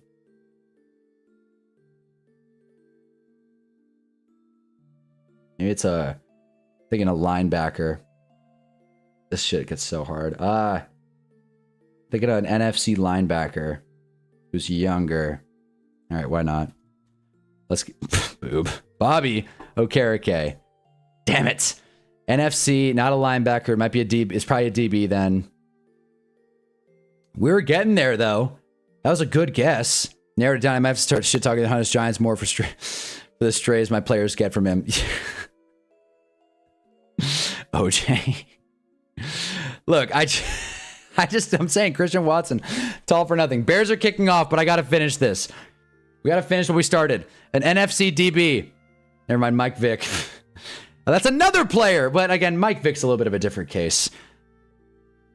Mike Vick didn't do, I'm not like pro dogfighting or anything, but compared to some of the other athletes, it's not the end of the world.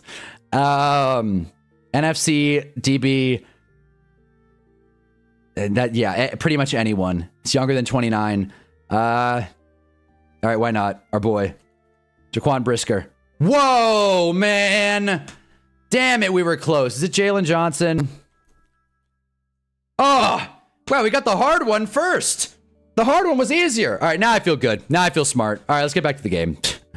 Kyron goes about 5. Oh, shoot. Just realized. Gotta switch this. All right. There they are. We're back. Back at the action. All right. Man, we need this game to pick up a little bit. I'll say that. Okay. I'm going to change this, actually. One letter changes everything. All right. Rams are coming. The Rams heard me. They wanted to establish the run a little bit more, so that's what they're going to do. All right. Cool, cool. Well, we're 0 for 3 in our picks. Oh, I got to update the hill. All right. There it is. Matt Stafford at the top. I'm out of Diet Coke now. All right. This music is sick, but I think we need a little more energy. Yes. All right. Sonic upbeat tunes mix. Jordan Whittington, jet pass, loses a yard. 2nd and 11. Bears are feeling it. Bears are starting to get fired up. I'll join him. Why is this fleece getting so hot? I don't understand. It's getting warmer in this apartment as the day gets colder. I don't get it. But anyways, we're going to get... Is it 2nd and 10? It would be 2nd and 11, but all right. Sean McVay is freaking out. I don't know why. Did they like miss a flag? Did they miss a holding call? Is Jordan okay? 2nd and 10. 13 on the clock. 10-10. Oh, great. The NFL feeds ahead. Awesome. So now I got to go like this. All right. 3rd and 4. Got to, what was that, Higbee? Okay. I agree. I have a whole stand-up bit on how harsh we were on Vic because the white people care more about the dog than they do about women and people of color. Lol. All right. I gotta start writing down every time me and Jarv agree on something. But I will take it. Nice. It's a fleece hunter. You're supposed to feel warm. I get that, but I've been wearing it all day, and now of all times, I'm starting to feel warm. My orange and yellow fleece, apparently. 3rd and 4. What do you got, Stafford? Finally gonna go to the pass. I mean, I guess I just didn't. He missed Puka. Damn. Just behind him. Definitely gonna punt this if you're the Rams. That's a bummer. And Stafford sells. We're gonna see. Yeah, I'm glad I stood up. Starting to get a backache. All right. I mean, they got Puka involved. He just slipped, and then Stafford missed him. He had his flag route there, too. He had Parkinson. So we'll see. Boy, man. All right, Bears, now's your chance to capitalize. Bears turned it over on downs. Or no, they threw a pick on their first drive. Oh, man. Bad bounce for the Rams. Goes into the end zone for a touchback. Or maybe not. Did it bounce out? Oh, geez. Never mind. Okay. Side judge is wearing some... What are those? Those on clouds? I don't know. Anyways. Well, nice punt. Never mind. I guess it bounced out right at the perfect moment. Let's see this again. Yep, it did. Nice punt then. Wow. I thought it went out of bounds. Damn. All right. Well, Bears have a long field to go. Let's see what they can do with it. I think for the Bears, I feel like getting DJ Moore more involved would be good. I think telling Colson Loveland to be a man and start catching the damn football would be a nice step. And, yeah, we'll find out. We need some points. Damn. I'll tell you, I really wanted these games to be great. But sometimes you hit, sometimes you miss. The problem is, too, another thing that's worth mentioning is I'm watching this game on Peacock, which, you know, that's on me. And it's the same ads. It's like it's advertising for the new Peacock show that, like, you know, they could show me as many ads as they want for the Copenhagen test. I'm not checking it out. All right? It's just how it goes. So, you know, Peacock's getting a thumbs down from me. We'll see. I just really want to see one quarterback just blow this game open, man. Hayes calling it. Bears will probably win. I mean, at this point, it feels like next score will win. I mean, I guess just because we're coming out of the half, but what's good about these teams is, you know, like they're quality teams, right? So you know that when they need to score, they will. Just like the Rams did at the end of the first half. When they need to score, they will. I just wish they felt that urgency throughout the game. I know it's snowing. Let's be real. No one actually expected the Pats-Texans game to be any good. I mean, I thought it was going to be a little more even, but yeah. Do ads even work anymore? No, not particularly. They plan on making a video actually about that. We talked about it yesterday. Word of mouth is the future of advertising. But yeah. I guess you're right, Jarv. Can't disagree with you there. Just still was a bit of a letdown. Since the Bears are not trailing by double digits, they're going to lose. Well, yeah, that's a good point. Bears have been the comeback heroes. Yeah, the Bears need to let the Rams score, if anything, and then bounce on back. Like I said, the Bears are a second half team. Let's see if they can hold up their end of the bargain. I'm very confident if the Bears score, the Rams will respond with a score. We just need to light a fire in snowy Soldier Field. So that's that. We're streaming through this game one way or another, and we'll be back tomorrow for the college football finale, which, you know, I'm gonna... If I'm forgetting names for pros right now, I'm just going to be calling people 12, 11, 6, 9, you know, tomorrow, but we'll see. And then Fernando Mendoza and Carson Beck, I know they exist. Is Restrepo still playing? That was a joke. I know he's tearing up in Tennessee right now. But yeah, Ben Johnson's going deep into his bag on this one. 2nd and 7. Coming up for the Bears. I didn't even mention the first down run to DeAndre Swift. Let's see what the Bears got. Trying to keep it out of Rams territory. As it stands right now, the Rams can win the field position battle, but in a game like this, who even cares? And how are you going to stream a game about people you don't know at all about? What a catch. John is ahead. Wow, what a catch. You weren't kidding. Did he get the first?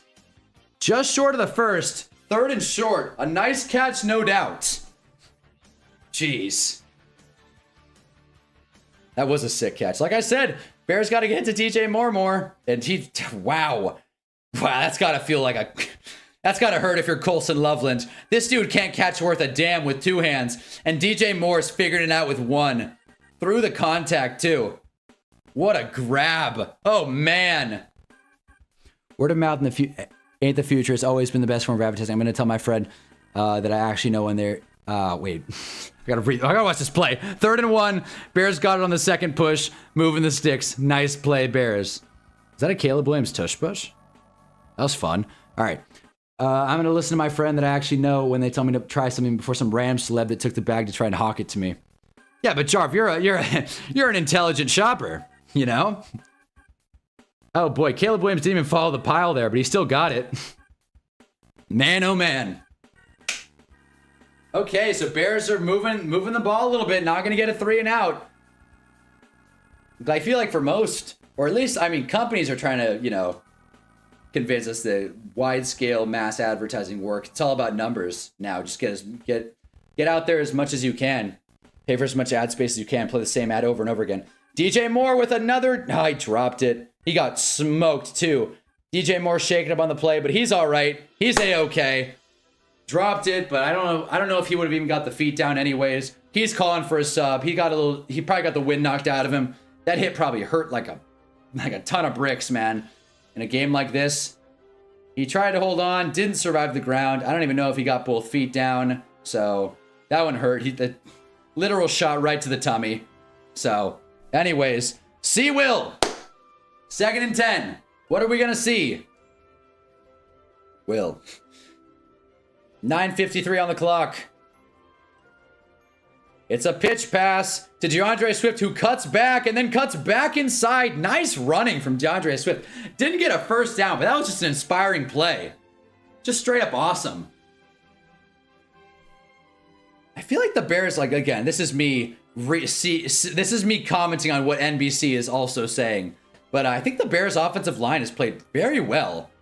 They're spotlighting the left guard right now, but I think in general, the Bears' offensive line has kept Caleb clean. I don't think the Rams have a sack. If they do, they have 1 tops. Yeah, 3 sacks to 0, I think. Bears offensive line, you're the real MVPs in this one. The fact that the Bears aren't winning is tragic, to be honest. But hey, anything can happen in the divisional round of football. This game could turn up to 11 quick. DeAndre Swift is going to get the first and then some. Gets about 5. Moving the sticks. And just like that, the Bears are inching closer and closer to Rams territory. One score blows this game wide open. Bears O-line moves really well. They are an athletic bunch. It's a good note. Yeesh. Yeah, they were spotlighting McFadden, I think. Yeah, they really put a lot of money into that O-line. Again, Caleb Williams, you want to talk about a setup for success. But again, having a good team shouldn't work against you. Josh Allen probably wouldn't win with this team. That's not fair. That's not fair to say. Josh Allen, this team would be electric. Crazy how technique and conditioning work. It's so simple. DeAndre Swift gets about 4 or 5. We're gonna get second and short. Bears clearly came out with an approach here. They're gonna control the clock, keep the ball away from the Rams, not rush it. I think they were playing a little too fast for themselves in the first half, and now they're just slowing it down. I thought they were inching closer to Rams territory. They're not quite there. They're around the 32-yard line. Second and 6. Fake pitch pass. Caleb rolls to his right and just missed Colson Loveland. Oh, man. 1 out of 5. 1 out of 3. Caleb Williams' rollout passes are great, but the other 2, you just know are going to be too far. For a guy that works so great out of structure, you really would like to see him put it on them more, but again, gosh, Colson Loveland had so much space there. I know there's a rusher in his face, but damn. I've been giving Loveland a lot of heat in this one. I don't know how he was supposed to catch that. Wait till you get older. It really is that simple. You'll be pissed 20 teams don't have a clue. All right. I feel like that's the key to life. Just conditioning and proper technique. And Roma Dunze drops another. Great. Bears punt. Right when this game was starting to get a little momentum, starting to snowball, Roma Dunze drops another. Golly. And Caleb Williams is lasering these passes in.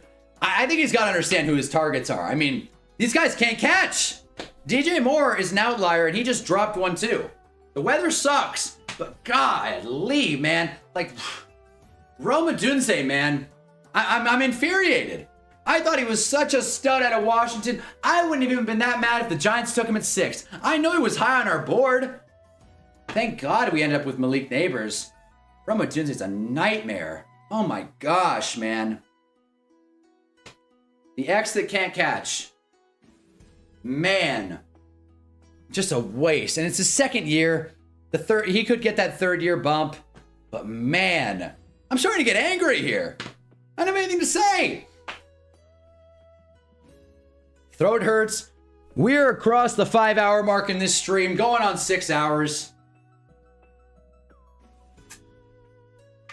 I'm assuming you've dropped a like. But if you haven't, you know. People say we should have drafted him over Neighbors. Never fell for that hype. You don't be seeing us taking wide receivers top 10 anymore. Well, every mock has us going wide receiver, but I don't foresee it now that Harbaugh's in the building.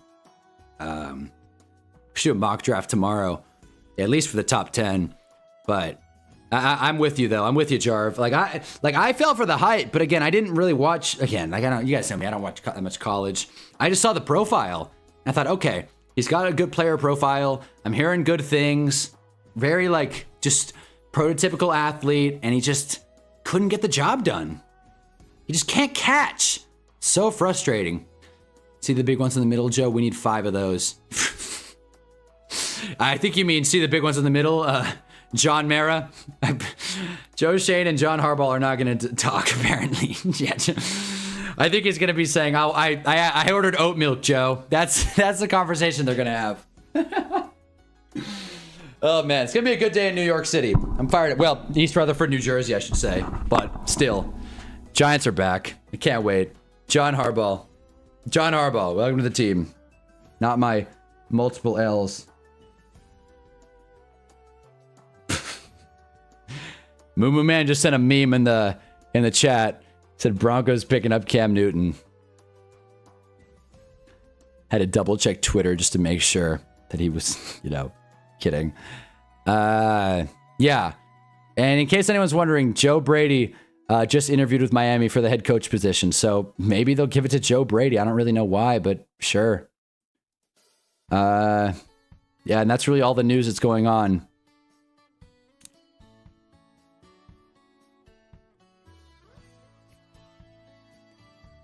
It's so funny that, wow, the Patriots are 4.5-point favorites. The Patriots are 4.5-point favorites against Denver. I get that they're on the road, but against Jarrett Stidham, they gave him 4.5. That feels kind of free to me. I want Sonny Styles on this defense so bad. Hope we can trade down. If not, I'm down with taking him at 5 at this point, damn it. Sonny Styles feels like someone he would have drafted with the Ravens. Isn't he just like a stereotypical Mike? Stafford. Oh, he fumbled! He recovered it himself. Fantastic play, though, by the Bears. They just slipped on through. Who was that? Robinson. I saw 5.5. Shefty just posted 4.5. Either way, though, 5.5 feels a little bit more. 5.5 feels a little more fair. 4.5 feels really low in my book. The line may have moved though. That was just the opening line. Could have moved. 5.5 feels a little more respectable. I probably would have given him. I probably would have said it 6.5 personally, but you know, 4.5 feels pretty low. Kyron with a nice second down run to get them to 3rd and manageable. I would love to have a real Mike. Isn't that supposedly Bobby Okereke's role? Linebackers always trip me up. But Mike McFadden is not under contract, and Mike McFadden's not under contract, and he didn't play this year, so he's probably not going to fetch a huge contract. We might be able to just re-sign him for a pretty low dollar amount. Get that little clubhouse lawyer Okereke out of here. Yeah, man, I'll tell you. Bobby Okereke, I don't think he had that great of a season, but even if he did, when Mahomes wrestled the ball away from him, that really like killed me. That was like the last straw, and there weren't many left for Bobby Okereke. 3rd and 8 for the Rams. They get a little wide receiver screen, and they do not get it. What's that? Mumfield. Okay, everyone's favorite. Sonny Styles is the off-ball linebacker. We need Hunna. Him with McFadden and Bobby O could be nice. Okay, so are we keeping Bobby or not? I was under the assumption we were going to cut Bobby this offseason to save some money. But it would be nice for the Giants to have some good linebackers for the first time in forever. Oh my gosh. Sounds like a dream. I can't get rid of Jonathan Casillas.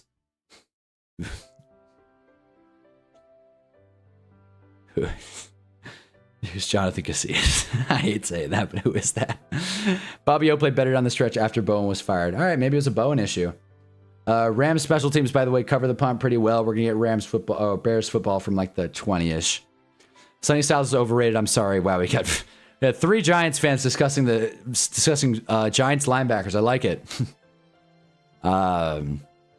Biggest game of the year. He played terrible. Wow. I wouldn't put too much stock in one game, though, for a college player. I think, especially with a good coaching staff, you kind of pick traits above all. But if you're going to take him at 5, you really would like a blue chip prospect. I'll say that. Especially if you're taking a linebacker. But hey, it's weird. I have no idea how the board's going to fall now. Now that the Jets aren't going to go QB. I'd assume Maurice is going to be gone. I'd assume Ruben Bain's either going to be gone and/or his draft stock's going to completely plummet, and he'll be out of the top 10 entirely. Because I think he's just all traits. Again, I'm just throwing shit at the wall here. No one played well in that Ohio State defense. Fair. Yet they shrunk. So we shouldn't draft no one from the Ohio State defense then. I mean, I'd be cool with Arvell Reese, even though I don't think it's a great fit. It's with need, just best player available, I feel like. Can't have too much talent on the defensive line. That's the rule. Take the Eagles approach. Build out the trenches as much as you can.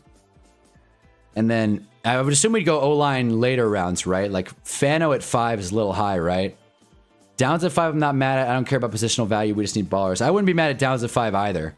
I think Downs would be a set and forget. That's a blue chip prospect for you. PFF's #1 rated draft prospect, which again, that doesn't mean a whole lot, but still. I think getting him at 5 would be good. I think that's his ceiling, realistically. I'm very, very confident he'll be there at 5. If we could trade down, I think that would be the first I think if we could trade down, that would be the first priority. But again, you need 2 to tango to trade down. And I don't know who the hell's going to want to move up. Reese not falling to 5 with Moore going back to school. I know. That's the thing. That's the thing. Dante Moore screwed us. Yet again, Giants get screwed by a quarterback in the draft. Thanks. It's tough. So we loop back around to mock drafting. I see. Yeah, I mean, again, we could like, I'm sure there's like another discussion in the works now about something random, ice cream or something. I don't know, but yeah, I'm not gonna lie to you guys. This game's taking a lot of steam out, man. I'm gonna be honest. I was really damn excited about this game, and the Bears and Rams are just letting us down. Drop passes, weak offensive play calling, choking. Caleb Downs is good versus Miami, and that's the only OSU player I'd take at 5. There you go. I do think there's a small chance the Jets take Simpson at 2, though. I don't foresee that. I don't foresee that. It would be so funny if they did. If they did. But Simpson's not like a crazy... Oh, great. DJ Moore's hurt. That sucks. Well, just like that. Just take Love. Yeah, let's take Jeremiah Love. No, man. Jeremiah Love's going to be either a Saint, a Chief, or maybe a Viking. I think the Vikings won too many games. But yeah, Saint or a Chief, that's my pick right now. And DJ Moore's fine. Why would they show that hit if he's fine and back on the field? First down, Bears. Reese also played okay, not as bad as Styles. Okay. So it sounds like we just have a Sonny Styles issue here. Okay. What I was saying though is I don't think Simpson's like a prototypical like stud, right? He's not like a super strong arm or not super strong arm, not super accurate. So him climbing up he's going to climb up the boards as draft prospect gets deeper. I'm telling you, it happens every year. It does with quarterbacks for sure, but Bama quarterbacks that aren't like great athletes, it's kind of tough. Caleb Downs didn't play against Miami. Didn't know that. Caleb rolling to his left. 1st and 10. Is this going to be one of those rare completions? He sidearms it and goes incomplete. That very well could have been picked. Dangerous pass, especially when it's going to Rome. Of course, Rome couldn't make the play. That pass wasn't there, though. No, we're way too far down. Yeah. I mean, a running back could fall. Anything's possible, but yeah, Jeremiah Love. I'll tell you, I learned my lesson this year. I'm not taking rookie running backs in fantasy. Can't do it, won't do it. Just can't, man. Like, we're at a point where it's just... It's too testy. I took Bijan his rookie season. That was a bust. I mean, I blame Rome for that. That was a bad pass by Caleb. But I took Bijan. That was a bust. Like, Travion was great this year, but I took him in the 4th round. So he kind of played at his floor. False start by the Bears. That's perfect. 2nd and 15 incoming. We're at 18. Probably get a Lyman or Terrell. I've heard mixed things about Terrell. I've seen him actually fall out of the 1st round in some mocks. But, yeah. But knowing Quessy, we're going to draft someone stupid like Ty Simpson. See, that's what I mean. If Vikings fans are saying they don't want to take Ty Simpson at 18, I can't imagine the Jets front office is seriously going to consider him at 2. And I know jack squat about Ty Simpson.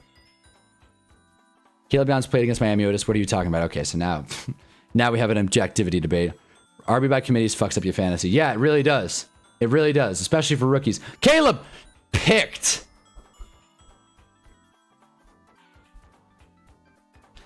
Durant makes the play.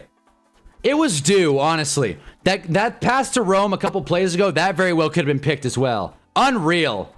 Well, Rams football. I would love to get Deion Tiananmen from Oregon. That's a fun name. Tiananmen. I like that.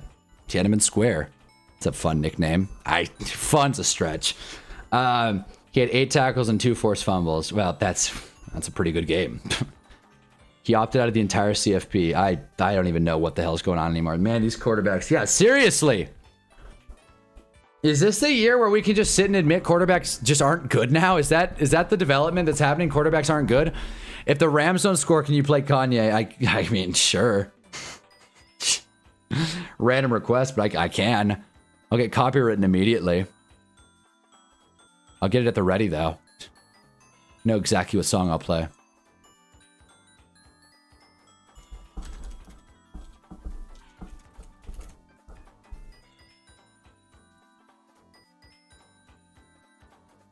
All right, got it loaded up. Hey, you'd probably get copyrighted. Not if I do it quick. Caleb Downs is the surest thing in the draft, but his position isn't top 10 worthy. See, that's the thing. Positional value, where do we stand on that? I feel like the Ravens have never really been shy to take the positional value, and I say that because now we have John Harbaugh calling the shots. I wonder how much of the draft was Eric DaCosta. Again, I wasn't in the building. I haven't been reading too many reports about how the Ravens were ran specifically outside of Harbaugh directly reporting to the owner, but I wonder what Eric DaCosta exactly does then, if Harbaugh has such a sway in personnel decisions. We'll find out. We will find out. Oh, he lied, I guess. Well, great. All right, well, we found out. Caleb Downs did play, and he played well. So there you go. Stud. I always wanted the Caleb Downs card in CFB. Never could afford it. Are you going to play that God is Wicked matchup that Loki bumps? It's... God is such a great song. Such a great song, man. And the Wicked matchup is awesome, too. But that's not what I'm going to play. That is if the Rams don't score. If the Rams score, we'll never know. I'll take it to the grave. Oh, it's almost gaslit me, man. I'm a Miami fan. I watched the game. Here's my question, right? Carson Beck has to commit to the draft. Is there any chance he gets drafted in the first 3 rounds? Anyone? Like, is Carson Beck... I'm not even asking if he's going to be good or not. Is there any chance he gets drafted in the first 3 rounds? Call me crazy, but maybe throwing for 300 yards and turning the ball over doesn't win you playoff games or a Super Bowl. Apparently it does this year. Apparently turnovers are, like, all over the place this year. And Josh Allen deserves a pass. Stafford throws incomplete. Parkinson wants a flag. I didn't see it. I thought I lost my mind for a minute. I could see Beck going round 3. No, Beck's day 3. Okay. All right. If a Miami fan says I could see him going round 3, then I don't know if 3-round hype is for real for Carson Beck. But again, I don't know. Don't care about positional value. Would you draft Kyle Hamilton in the top 5? A great player is a great player, man.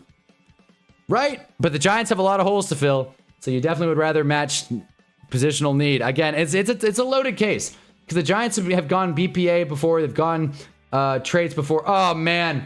Stafford sailed it over the receiver's hands. Byard almost came down with it, but not quite. 3rd and 10 incoming. God, these offenses suck. Giants fan, he won't play a snap. Carson Beck's going to be a good NFL game manager. Maybe a quarterback who prioritizes turning the ball over ain't crazy. Well, all right. Yeah, well, then that quarterback's afraid to take shots down the field. Again, here we go with the Jalen Hurts thing. I could see Beck go at round 3, like a little, because QB is shallow, but he definitely shouldn't. I think he's a round 3 to 5 guy. Great player is a great player that doesn't win you playoff games. 3rd and 10. Stafford. 3-man rush. Still kind of got through. And out of bounds. I'm assuming the Rams are going to punt. Puka is down, but he's okay, I think. He's projected around 6 or 7. There you go. I don't want another season of Holland and Newman, man. Well, Holland got the bag, so, I mean, we're stuck with him for now. Thanks, Shane. And Newman was fine. He wasn't great. The secondary is not good. Again, this year we can't say, oh well, the Shane defense, and then pull the rug out from our safeties. But I do agree, I'm not thrilled about Holland and Newman either. There's only one safety that's worth that kind of capital, and his name's Sean Taylor. Ball goes into the end zone. Rams punt. So I made a promise.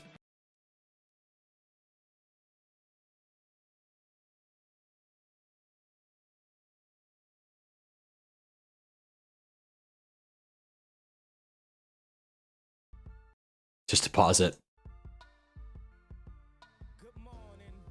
There you go. There you go. There you go. Now maybe Kanye won't claim this whole stream. I got him saying and 2 words. 2 words. Another great Kanye song. By the way, I hate saying this, but I'll say it in a public forum. I still listen to Kanye. Piece of garbage, you know what I mean? He's going crazy. He's completely lost his mind. Not going to defend him. He makes good music. College Dropout, one of the best albums ever. You can't change my mind on that. It's clearly his best work. And that's that. Rams should get Sawyer Robertson. I agree. Who the hell is Sawyer Robertson? Beck is old, off under pressure, check down heavy, not much promise. And he doesn't play anymore. There's no Sean Taylor or Ed Reed. When did Ed Reed go? First round, I think. Top 10? I'll Google that. Curious. We don't need a quarterback, though, or a pass rusher or O-line necessarily. We're in position to take best player available right now. I would like us to shore up the O-line if there's any doubt at all, especially in the off chance Illuminor doesn't stay. But I'm assuming we'll re-sign him. Hometown discount, hopefully. Early Kanye music was good, then he got A-B'd, exactly. I think Kanye... The thing about Kanye is, if you listen to his earlier stuff, I'll get into this in a second, because I have so much to say about Kanye. I just want to look up when Ed Reed was drafted really quick. Even though I'm sure someone's already beaten me to it. 2002, 24th overall. So there you go. So not even Ed Reed went that high. All right, let's talk about Kanye. I knew we were going to get onto a tangent one way or another. I'm sure I'll continue with the draft talk in a little bit, but as you guys know, I have really very little to say about the current state of the draft. Early Kanye was good. Early Kanye was incredible. And Late Registration is a great album. Credit where it's due. Here's my thing, and I'm glad I get to talk about this, because I was thinking about this 2 nights ago. Because I went for a walk, and I listened to College Dropout, and then I listened to Late Registration later. Late Registration has higher highs than College Dropout. It does. The stretch with We Major... no, in order it goes, I think, Diamonds from Sierra Leone, and then I think it goes We Major, and then I think it goes... shit, what's the other one? Oh, damn it! What is the other one? I gotta look it up. There's another song that... that's right there in that mix. I hate that I don't have this down by now. This is worth it, though. It's... Hey Mama, that's the one. Hey Mama's a great song. Bring Me Down, great song. Touch the Sky, great song. Luther Burden. What do you get? Is that a where was that? Second Down, Incoming for the Bears. Great. That's great songs, right? But I think there are some dips in Late Registration. It's a great album for sure. Caleb Williams is checking his nails in the huddle. That sucks. But yeah, great highs. But College Dropout is such a consistently tight album. Front to back. If you remove the skips, it is a near perfect album in my book. College Dropout is such a great album. But what I was gonna say, I realized this the other night, because I don't typically listen to, I think it's not Gone. No, that's on Late Registration. The other one. Second and 10, Mononga gets like 7, Third Down coming up. In the song Last Call, right? Last Call, which is the last song on College Dropout, you hear Kanye talking, and this is in 2002. So obviously a long time ago. It's in 2002. You hear Kanye talking, and it's funny because you hear him basically more or less tell the story of the last year or two of his life, where he's been passed up by record deal, where he's been led astray. He was producing beats for Jay-Z, but no one ever really took him serious as a rapper until he actually played a pretty big role. Apparently, he produced the beat for Heart of the City, which I love that song. It's in 2K. Caleb rolling right, and he caught it. Whoa! Kyle Monongai got a first down. Oh my God, Caleb Williams, you finally completed a pass rolling to your right. Damn, it took you long enough. Jeez. Oh my God. Anyways, I'm sorry, I'm like mad now. It's like it's about time we caught a pass on 3rd down. Anyways, and I'm saying we, not as in Bears or Rams, just something, someone did something. Now my face is red. What I was saying, though, is you hear Kanye's, like, life story, and I was listening to it the other night, and you can kind of tell that Kanye is, like, knowing what we know now, it's not a shocker that he went crazy, because Kanye had to really delusionally believe in himself, as most successful artists do, but Kanye especially had to just blindly think, I'm the best, and I'm gonna keep trying. Record deals, literally, they had deals, ink on paper, and they pulled out. I don't even know the full Kanye story like I should. But what I'm saying is he really had to just like blindly keep moving forward. And in this, like he had to prove doubters wrong over and over and over again. And then the Grammys thing happened. And then My Beautiful Dark Twisted Fantasy. So he just kind of embraced going crazy because everyone around him thought he wasn't shit for a really long time. So he kind of baked in this delusion, and Kanye's obviously had that for a long time. So what I'm saying is if you listen to early Kanye, if you really listen into it, you can kind of tell that if this guy gets successful, he's gonna think he's the shit because he already thinks he's the shit with nothing. So what I'm saying is, obviously Kanye got A-B'd, maybe he got off his meds, maybe something happened, I don't know for sure, maybe when he got into the accident, his jaw was all messed up through the wire, things went sideways, but what I'm trying to say is that it makes a little bit of sense when you look at the big grandiose picture of Kanye that he went crazy. Obviously, after the Taylor Swift thing, it's pretty obvious that, you know, it could have ended this way. But even back to College Dropout, you can kind of see the patterns. And the Bears don't get it on 3rd down. This game sucks. I'm done trying to act like this is. I'm done acting like I'm trying to have fun here. I'm done. I'm over this. This game sucks. These offenses are letting us down. I don't care that it's snowing. I don't care that Matt Stafford, his receivers aren't catching. I don't care that Caleb Williams is checking his nails and doing a bunch of nonsense, a bunch of riffraff. This game sucks. And I'm sick of watching bad football. We have watched 3 now bad football games. And this is not like for the defensive crowd. Oh, it's a defensive game. This game sucks. Bad passes, drop balls, punts, turnovers that go nowhere. The Rams got a pick and then a 3-and-out in Bears territory. How the hell is this happening? This is supposed to be the best teams in the NFL. The divisional round. The best round in football that we were all looking forward to. This was supposed to be the game. Whatever. Patriots, Texans. No one expected that one to be good. Whatever. Broncos, Bills. Bills got screwed, I guess. And then, what else? I don't even remember the other game. What was the other game? Oh, Niners, Seahawks. Not a big shock. The Seahawks had the game put away in the first quarter. But this was supposed to be the one. These were supposed to be the offenses. The Bears were supposed to be super fun. I liked watching them all season. The Rams had the best offense in football. Supposed to be the most complete team. And we got 10-10 through 3 quarters. Fuck. God. All the emotion that I had saved up for this game, that it was going to be excitement, just turned into rage over the past five minutes. Just lost it. Damn. Losing his mom was the turning point, no doubt. I'm going to read through the chat now. Oh, man, I think I just went through a Kanye arc myself. This tongue bite really is getting to me. Damn. I'm having fun watching this game with you guys, though. These games, I mean, I would just be on my phone scrolling if we were streaming watching this game together, so we'll take it. Not trying to be negative, but, I mean, this game sucks. Let's call it like it is. All right. Okay. What is this Illuminor love? Girl, wake up. I think Illuminor's been good. Straight up. Okay. Late registration. Kanye post Don is a sad sight for sure. I will not be attending class. I graduated 2 years ago. Carson Beck. Rams take a corner with the first deep class. Maybe wide receiver Sawyer Robinson, like the 5 or 7. All right, now we know Sawyer Robinson is not a real deal prospect. I left for 15 minutes. We're talking about Kanye. Yeah. We're not going to talk about this bullshit game. Everything since Jesus is King is damn near unlistenable. Completely agree. I prefer Kanye as a producer more than a rapper. I think he's good at both. Meet the state of Hunna when the games are bad. Yeah. Luminor's been great for our O-line. I agree. Graduation better than college drop on a late registration. Disagree. Graduation's great, but disagree all the way for sure. Graduation's good, but disagree. Trinidad Chambliss just got upset on home court, and the NCAA will not let him play his 6-year draft. Probably projected 2nd-round pick. Jets, do it. Take Chambliss too. Come on. Illuminor couldn't move anyone in the run game all year. What are you talking about? I thought he had a pretty, at least in pass pro, I thought he was pretty solid. Pass pro made up for it exactly. Trinidad isn't good. Kanye's too gifted not to go insane. Very well put. He had to believe in himself because no one else did. Losing his mom was the turning point. Fuck this game. Let's just talk Kanye.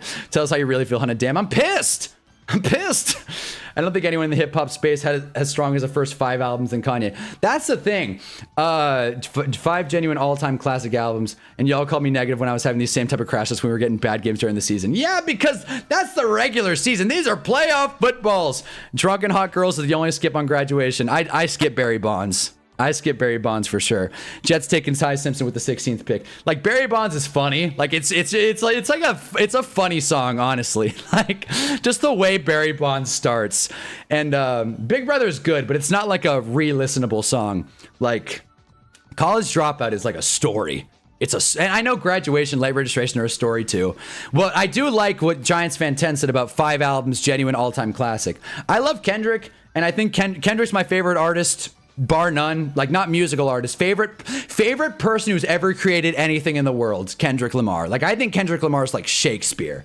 And but the thing about Kendrick is he spaces his albums out. Kanye was just hit after hit after hit consistently. I think Late Registration was like 2 years after, and then it went and he's also been around for longer. Then it went Graduation, and then was it My Beautiful Dark Twisted Fantasy after that? I know Yeezus is in there, obviously. I'm just gonna look it up. Who cares at this point? Rams 2nd and 3. Who gives a shit? I've given up on the sport of football. You win, Roger. I don't care anymore. You win. Talking about Kanye. Rams get a first down. Good for them. Is that the first one they've gotten this half? Good for them. Nice. I'll start talking when someone gets in scoring range. I will. I could give a damn about Bully. 808s. I think 808s and Heartbreak is a little underrated, personally. Okay, so yeah. So it went... I'm just going to... Okay, to the film room. Great. Wait, hold on. There it is. Sure. Why did I move Mac Jones there? Whatever. Okay.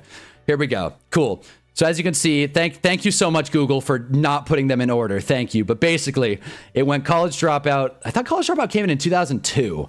I don't even think this is right. I'm almost certain College Dropout came out in 02. Whatever.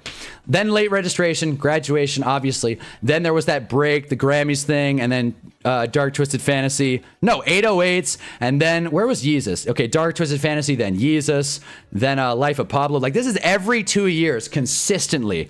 And then I think Ye is pretty underrated. I think Ye is a pretty solid album for what it is.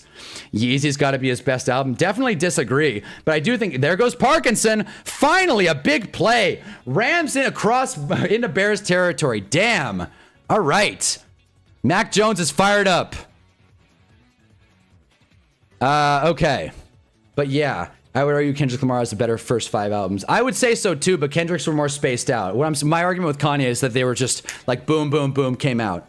I love Big Brother, not gonna lie. 808s and Heartbreak better than My Beautiful Dark. Ooh, that's a hot take. I like it though. I like 808s. I don't know if it's better than MBDTF. There's no way to say. I'm just gonna say Dark Fantasy. You guys know what I'm talking about. Kyron gets 4 yards on first down. There we go. Hearing that rant made me feel like Dr. Friedlander hearing out Michael's rant in the GTA 5 intro. Yeah, seriously. I just wanted to provide for my family. I just wanted to watch a good football game. And now I'm paying the price. I'm just going to make this tab smaller. How about that? There. Okay. I think Big Brother is good. You know, my big brother was Big Brother, you know, but like used to be big then, but whatever. It's a good song, but it's not like re-listenable. You know what I mean? Kanye was sitting on those first 2 albums. That's why he got him out so fast. Oh. God, and that's what I mean too. Like, record labels heard College Dropout and Late Registration and thought, I'm good. This song sucks. Like, he literally said it. Oh, almost a pick by Edmonds. That would have been cool. Third down coming up for the Rams. Why talk? In this stream, we don't talk about first downs. But yeah, but that's the thing. They're like, and I get it, right? But could you imagine being a producer and being like, you know what? This Jesus Walk song is okay, but I'm gonna stick with X other artist. Like, you guys aren't gonna like this because you guys are, you know, been around for hip hop a little bit longer than me. But like, I couldn't imagine hearing like a Nelly album. Nelly was good, Kanye's better, and just being like, this is the shit. Get out of here, Kanye. You know what I mean? RJ Briggs is back. I don't think Kanye has a bad album until Donda 2. At the very worst, there's a mid 1 or 2. First down, Rams. Big play for Puka. Finally getting back involved. Big gain. Yes. College Dropout's Def 04. That's okay. Then Apple Music lied to me. Apple Music definitely lied to me. Maybe it's a Mandela effect thing. I swear, man. Apple Music said it was 02. Maybe that was when he made it and then it released in 04. Maybe that's what happened. Who knows?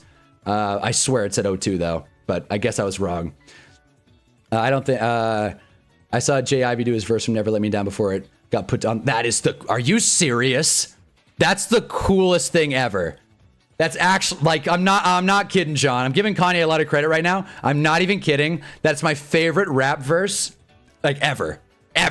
That's so cool. That's so damn cool. I think that's sick. I could say it 100 times over. It's my favorite rap verse ever. That's so badass. Yeezus is cool. It's just abstract. Is Yeezus even on here? Yeah, it is. Okay. I think Dawn is a half decent album, all things considered. It's just too damn long. He could have trimmed down Donda. Life of Pablo is good, obviously. He could have trimmed it down.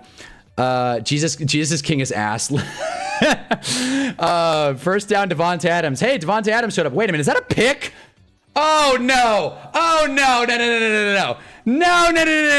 No! This better be Bears ball. I'll say this. This better be Bears ball. They're calling it a first down Rams. Devonta Adams just had a Brandon Cooks moment. They're calling it first down Bears. All right, NFL. All right, Twitter was right, I guess. There's no consistency whatsoever. All right, then. Apparently, you don't have to survive the ground. Well, nah, man. Honestly, nah, man. I don't care for that. I get like forward progress was stopped, the knee was down, etc. But it's definitely more of a catch than the Cooks thing. But that's gonna be tough to defend. They're gonna take a look at it for sure. But if that's a first down, Bills win. Yeah, not a fumble. His knee was down. But again, back to Kanye. This game sucks. Jesus King is ass. Ye was the last great album. T-Lop was great. I think Twisted Fantasy is a little overrated as well. I think so too. I think College Dropout, Late Registration are better, and Graduation probably. But people say that's his best work. That's like that's the teenager that first got into hip hop, and it's like My Beautiful Dark Twisted Fantasy is awesome. Runaway, great songs, but you know they used to do poetry slams at St. John's when I was there 02 to 04, and rappers would pull up. That's so fucking cool. But RJ's back. First down, Kanye got a few poetry slams. He would do his verses like all falls down his poems. It's interesting to hear him in that format. Wow. Oh, I gotta Google that. I gotta watch that. How do we get into Kanye? I forget how we started with Kanye. Oh, because I think Hey actually called it. He was like, play Kanye if the Rams don't score here. And then we just got into it. Hot take, I don't find the hype for Kanye. Maybe it's because I didn't grow up with him, but I just never found the hype. That's fair, but I think he made pretty damn good stuff. I think he makes pretty damn good stuff. If you don't like Kanye as a person, more power to you. We're talking strictly music here. College Dropout is hands down Kanye's best album. See, RJ Bricks and I are together. Not a fumble, but they did it right this time. Not a fumble, it's not. If that's a first down, Bills win. If you look, I mean, okay, they called it a first down, so Twitter's going to be pissed, but you know, whatever. At this point, the NFL is just figuring it out as they go. Whatever. If you look up Def Jam Poetry Slams from 02, Kanye does that verse too. J. Ivy let him do it. Man. College Dropout has no skips and is super fluid. Completely agree, RJ. Hunter's bias becomes so much more apparent when he's frustrated. Yeah, yeah, seriously. Yeah, it does. We live in a post-Kanye world, whether we like it or not. Yes, we do. Matt Stafford steps into it. Goes for the end zone, not quite. 4th and 1. Oh. I feel like in this game, the way you're scoring, you kind of have to kick. Stafford's playing terrible. He's not playing great. I feel like you have to kick this one. Take the points if you can. But 4th and 1... 9:20 to go. What do they have? Like 7 yards left? It looks like they're calling a play. All right, they're trusting their offense more than about 8 yards to go to the end zone. That's why Nelly sounds so weird. You Kanye completely changed hip hop. That's why Nelly sounds. I honestly, to be honest with you, I know. Oh god, what is the one Nelly song? I think it's Dream. Yeah, I realized it was only just a dream. Yeah, that's the only Nelly song I've heard. He was just the only 2000s rapper I could think of. Jet sweep to Puka. Who gets it? Nice tackle, but not quite. Rams on the 5-yard line. Okay, well, this is what we said. The Rams need to score, and then the Bears will come back. This is what the Bears want. This is their game. What an effort from Puka. Agreed.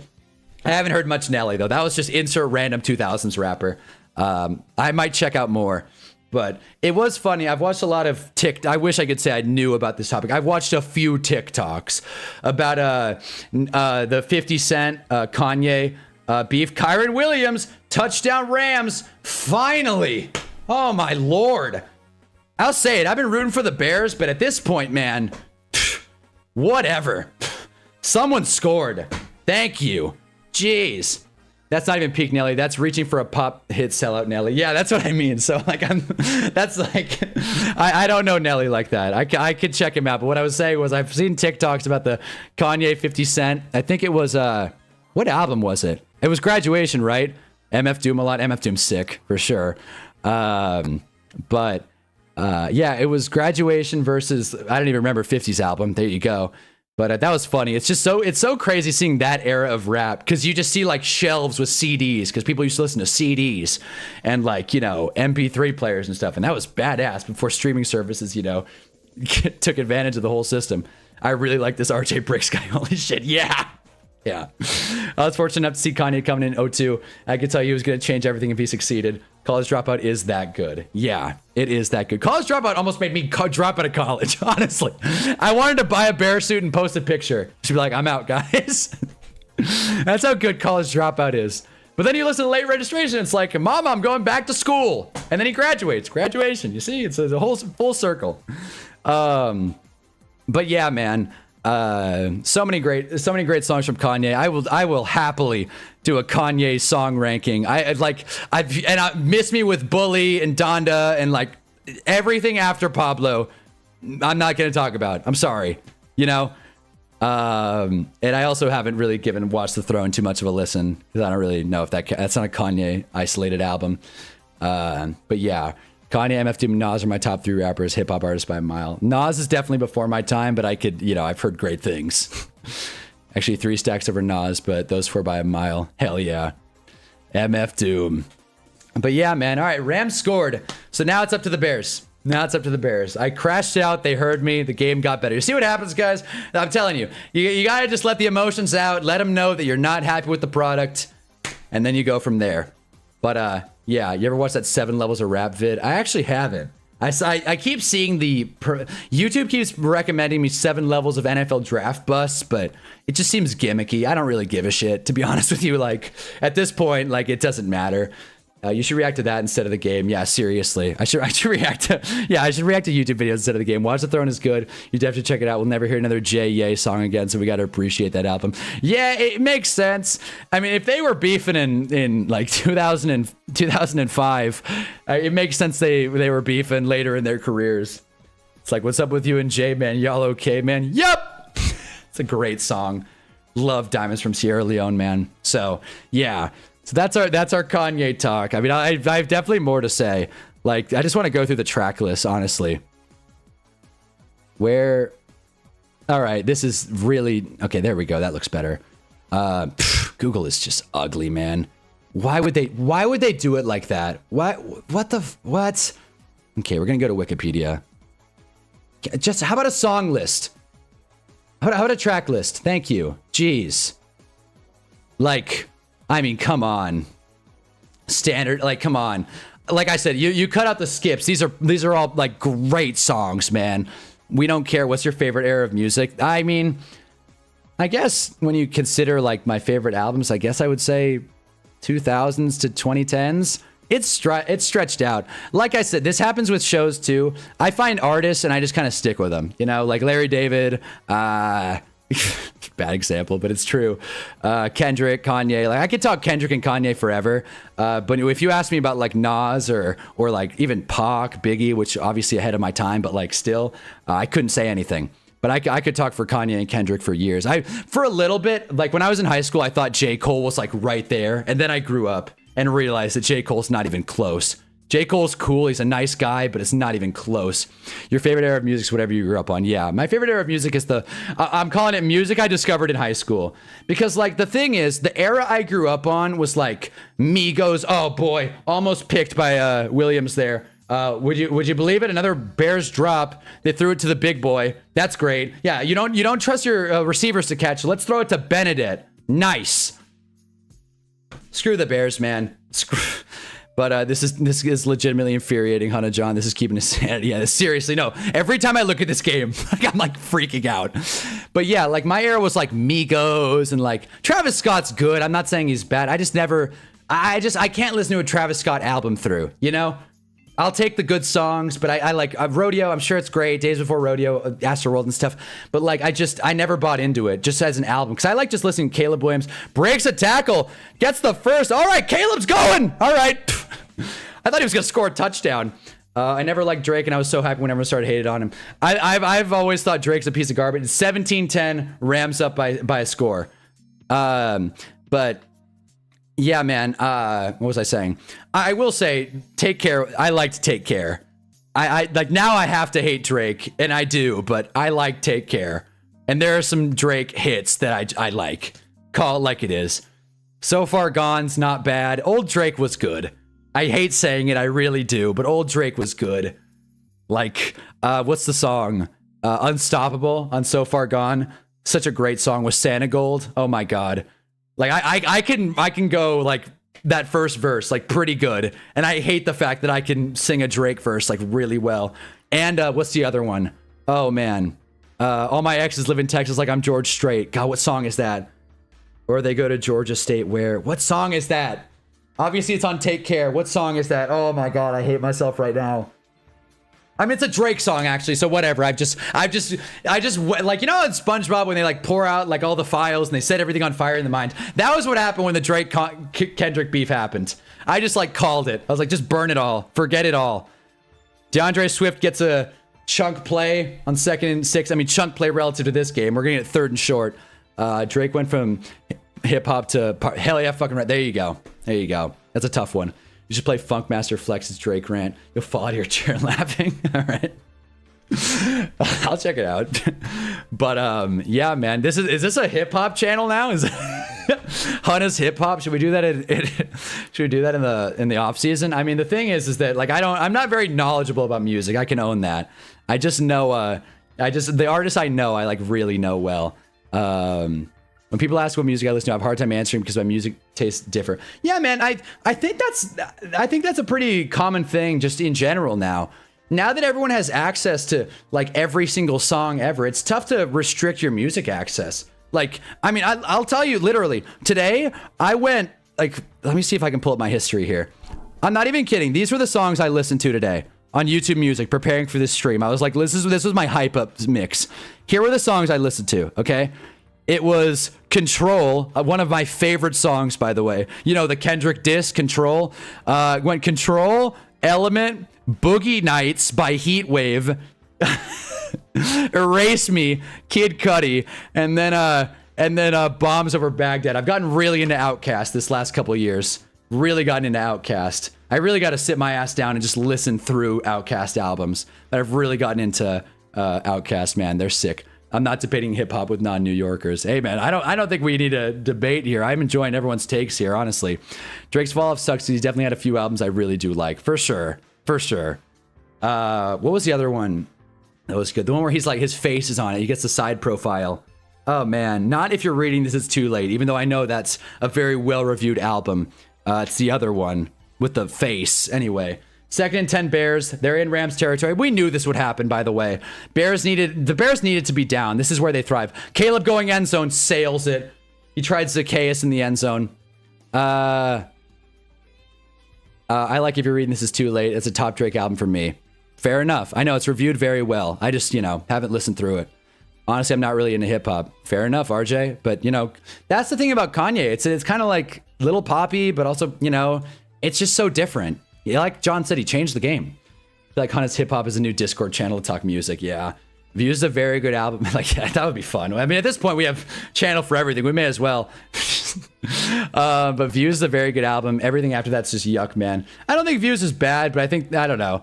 I haven't really sought it out. Rome! Finally! Caught it! Jeez! 2nd catch of the day for Roma Dunze. Thank you. Bears, basically 1st and goal. There is a flag down. We'll see what this is. Leave it to the Zebras to ruin this game once again. Hot take. Control verse was overrated. Roughing the passer. Jeez. All right. So half the distance to the goal. So now it is 1st and goal. Hot take. The Control verse was overrated. Of course, Drake took that verse in the worst possible way. Nothing was the same as his best album. All right. There you go. I hated Views. BBL Drizzy negated anything Drake will ever do. Yeah, seriously. But so Jarv, you think the Control verse is overrated? I wasn't there when it like came out. I wasn't following hip hop at that point. I just like listening to it just as a song. It just fires me up, honestly. And it's just a very spiteful song. And one of my favorite Kendrick songs that you can't even listen to on Apple Music anymore, which is a heartbreaker, it's off Section 80, The Spiteful Chant with Schoolboy Q. That is such a great song. Nothing was the same as the album you were thinking of. Yeah, I know. That was the one, and that is a great album. I haven't listened through. I like the songs I've heard. Just Hold On, We're Going Home. It's such a great late night drive song. It is.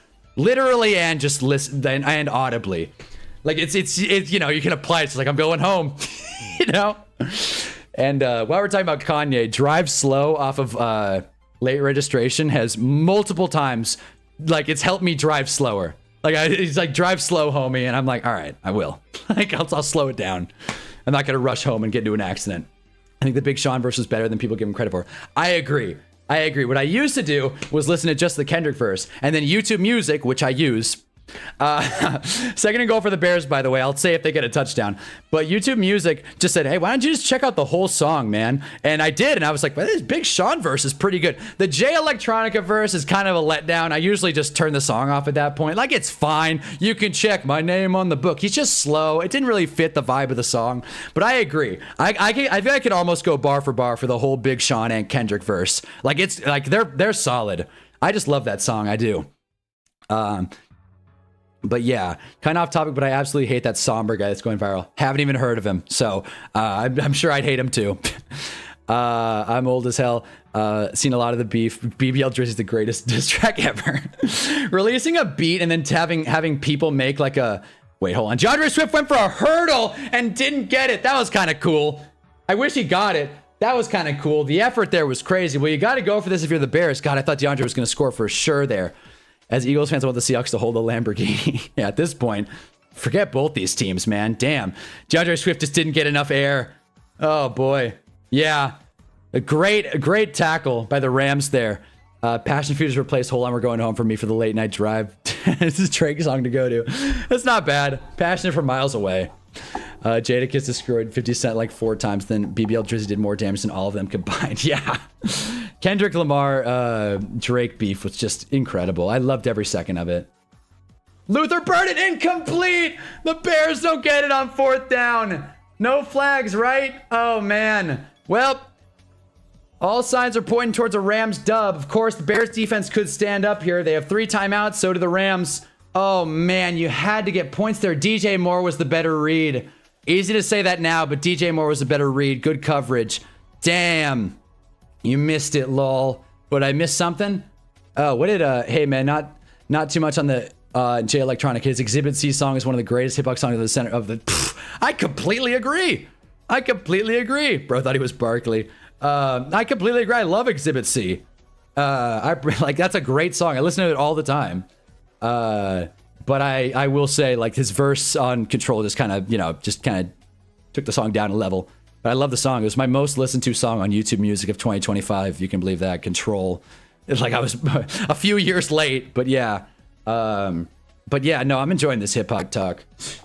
Bears turned over on downs, got a score there. Had to go for it, but Caleb just didn't get the throw. Tough luck. Let's see if the Bears defense can hold. I mean, hell, it's so crazy. They could get a safety here and then go down and score and win the game. I know it's wishful thinking, but the Rams are back up. I didn't expect you to know Exhibit C like that, hon. I see you. Yeah, hell yeah, Jarb. Let's fucking go. No, so what happens is, this is why I use YouTube Music. Because YouTube Music will throw curveballs left and right, and I'll like discover songs I've never heard before. I will pound the table and say what you will about the UI of YouTube Music. Like, it's not pretty or anything. As you can see, Shaka Khan is right there as well. But what I will say about YouTube Music above anything else, and YouTube bots, if you're listening, YouTube Music's algorithm is sick. I will say that. I've discovered a lot of great songs just from the algorithm. How much time? That's about 3 minutes. I think Meet the Grams might be my favorite diss track ever, but the recency bias. I've been pounding the table on Drake being a PDF for years, and Kendrick finally got people listening. Well, there was a tweet that I saw amidst the beef where it was like, all Kendrick has to do is call Drake a, and he wins, right? And he didn't. For a few tracks, he went, did he start with Euphoria? Well, he started with the, like that. And then I think he went Euphoria, right? And then he went, which, by the way, probably my favorite thing that came out of the whole beef, 616 in LA. Love that song. I listen to it all the time. Such a great introspective track. And then he went Meet the Grams, and then like we all were there. And then it just fell apart from there. And then Not Like Us and Drake could never bounce back. Anybody who likes I'm sorry, listen, if you like the Heart Part 6 and you're in this stream, I can't see a world where anyone thinks that's a good song. I just can't. Like, it's one thing if what was the other one?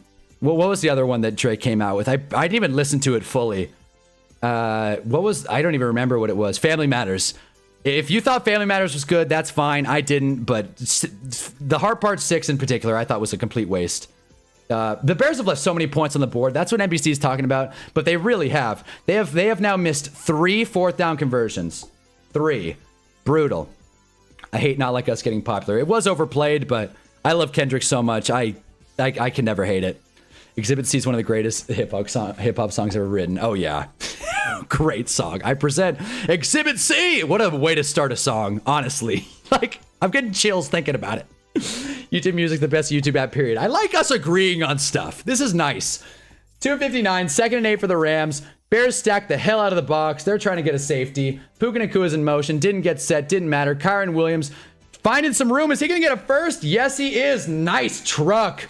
Byard was ready to lay the lumber, and Williams said no thanks. That's just the worst of all the dishes. That's the most popular. It pisses me off to no end. But that was the thing, though. That was the thing.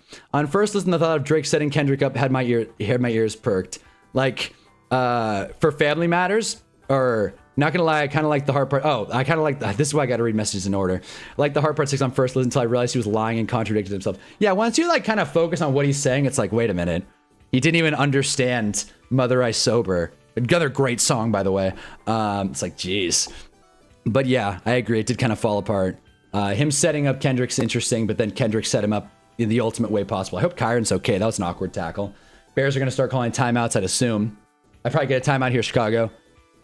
Timeout, maybe? All right, I guess not. They're going to let the clock run. But yeah, Not Like Us was the victory lap and catchy. Exactly. That was the point. It was Kendrick beating Drake at his own thing. Him beating Drake on the charts and through the lyrics. And he smoked him. He smoked him. Absolutely smoked him. Beefs are about who wins. Drake belongs in jail. Yeah, seriously. You're so wrong about GF10. That shit slaps, bro. Wait, what'd I miss? Oh, Giants fan 10. I get it. It's supposed to be Kendrick dancing on Drake's grave, but dropping a Drake-esque track, but that shit is mid. Oh, man, come on. It's not mid. It's a great song. The lyrics are right there. Like, if you want to say Euphoria is better, if you want to say 616 is better, Meet the Grams is better, like, you know, lyrically for sure. But Not Like Us is a great song. It really is. Overplayed, yes, but I don't think it's fair to take a song down a peg just because it's overplayed. It's not the song's fault that everybody liked it and kept on listening to it. And to be honest with you, this is my Kendrick bias all the way. I could own that. But even as it's overplayed, I still listen to Not Like Us and still pump it, man. Like every time. Like, Not Like Us has not gotten old. I've heard it hundreds of times. Hundreds, man. As all of us probably have, to be honest. Every single track Kendrick dropped in that beef is better than Not Like Us. Fair opinion to have. But to say Not Like Us isn't good, I can't agree with that. 3rd and 10 for the Rams, by the way. Big play here. That's not a pop track. That's real hip hop. Hell yeah. All right, 3rd and 10. And the Super Bowl really brought it home.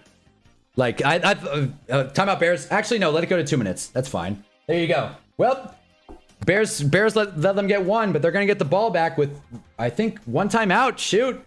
All right, Bears, this is your season. Imagine this game goes to overtime. That would be funny. I get it's not the song's fault. I'm mad at the people. Fair enough. It's society's fault. I feel like we could end a lot of these arguments if we just blame society. But I get it. It's not even an argument. It's just, you know, it's personal preference. And like, you know, I think I get more out of listening to 616. I think I get more out of listening to Euphoria, because there's like Easter eggs in Euphoria. Like, for example, when he's like, when he shouts out Haley Joel Osteen, and he meant Haley Joel Osment, but he said Austin, like the, you know, it didn't work, and he made a mistake, but it's still funny and catchy, and you know, it's better than anything Drake's ever done. So 3rd and 10 already, 4th and 10 now. Real hip hop is party music. It's supposed to move the people and go upside your head. Yeah. Is Bear live? Oh, Bear's live, no doubt. Even though we've been looking at the Kanye track list for a while now, and I'm sure this looks like garbage on stream too. If you don't have the stream on 1080, this probably looks awful. This little Wikipedia page. So I'm gonna change it. But yeah, we've been talking about Kendrick as Kanye track lister here. But yeah, man.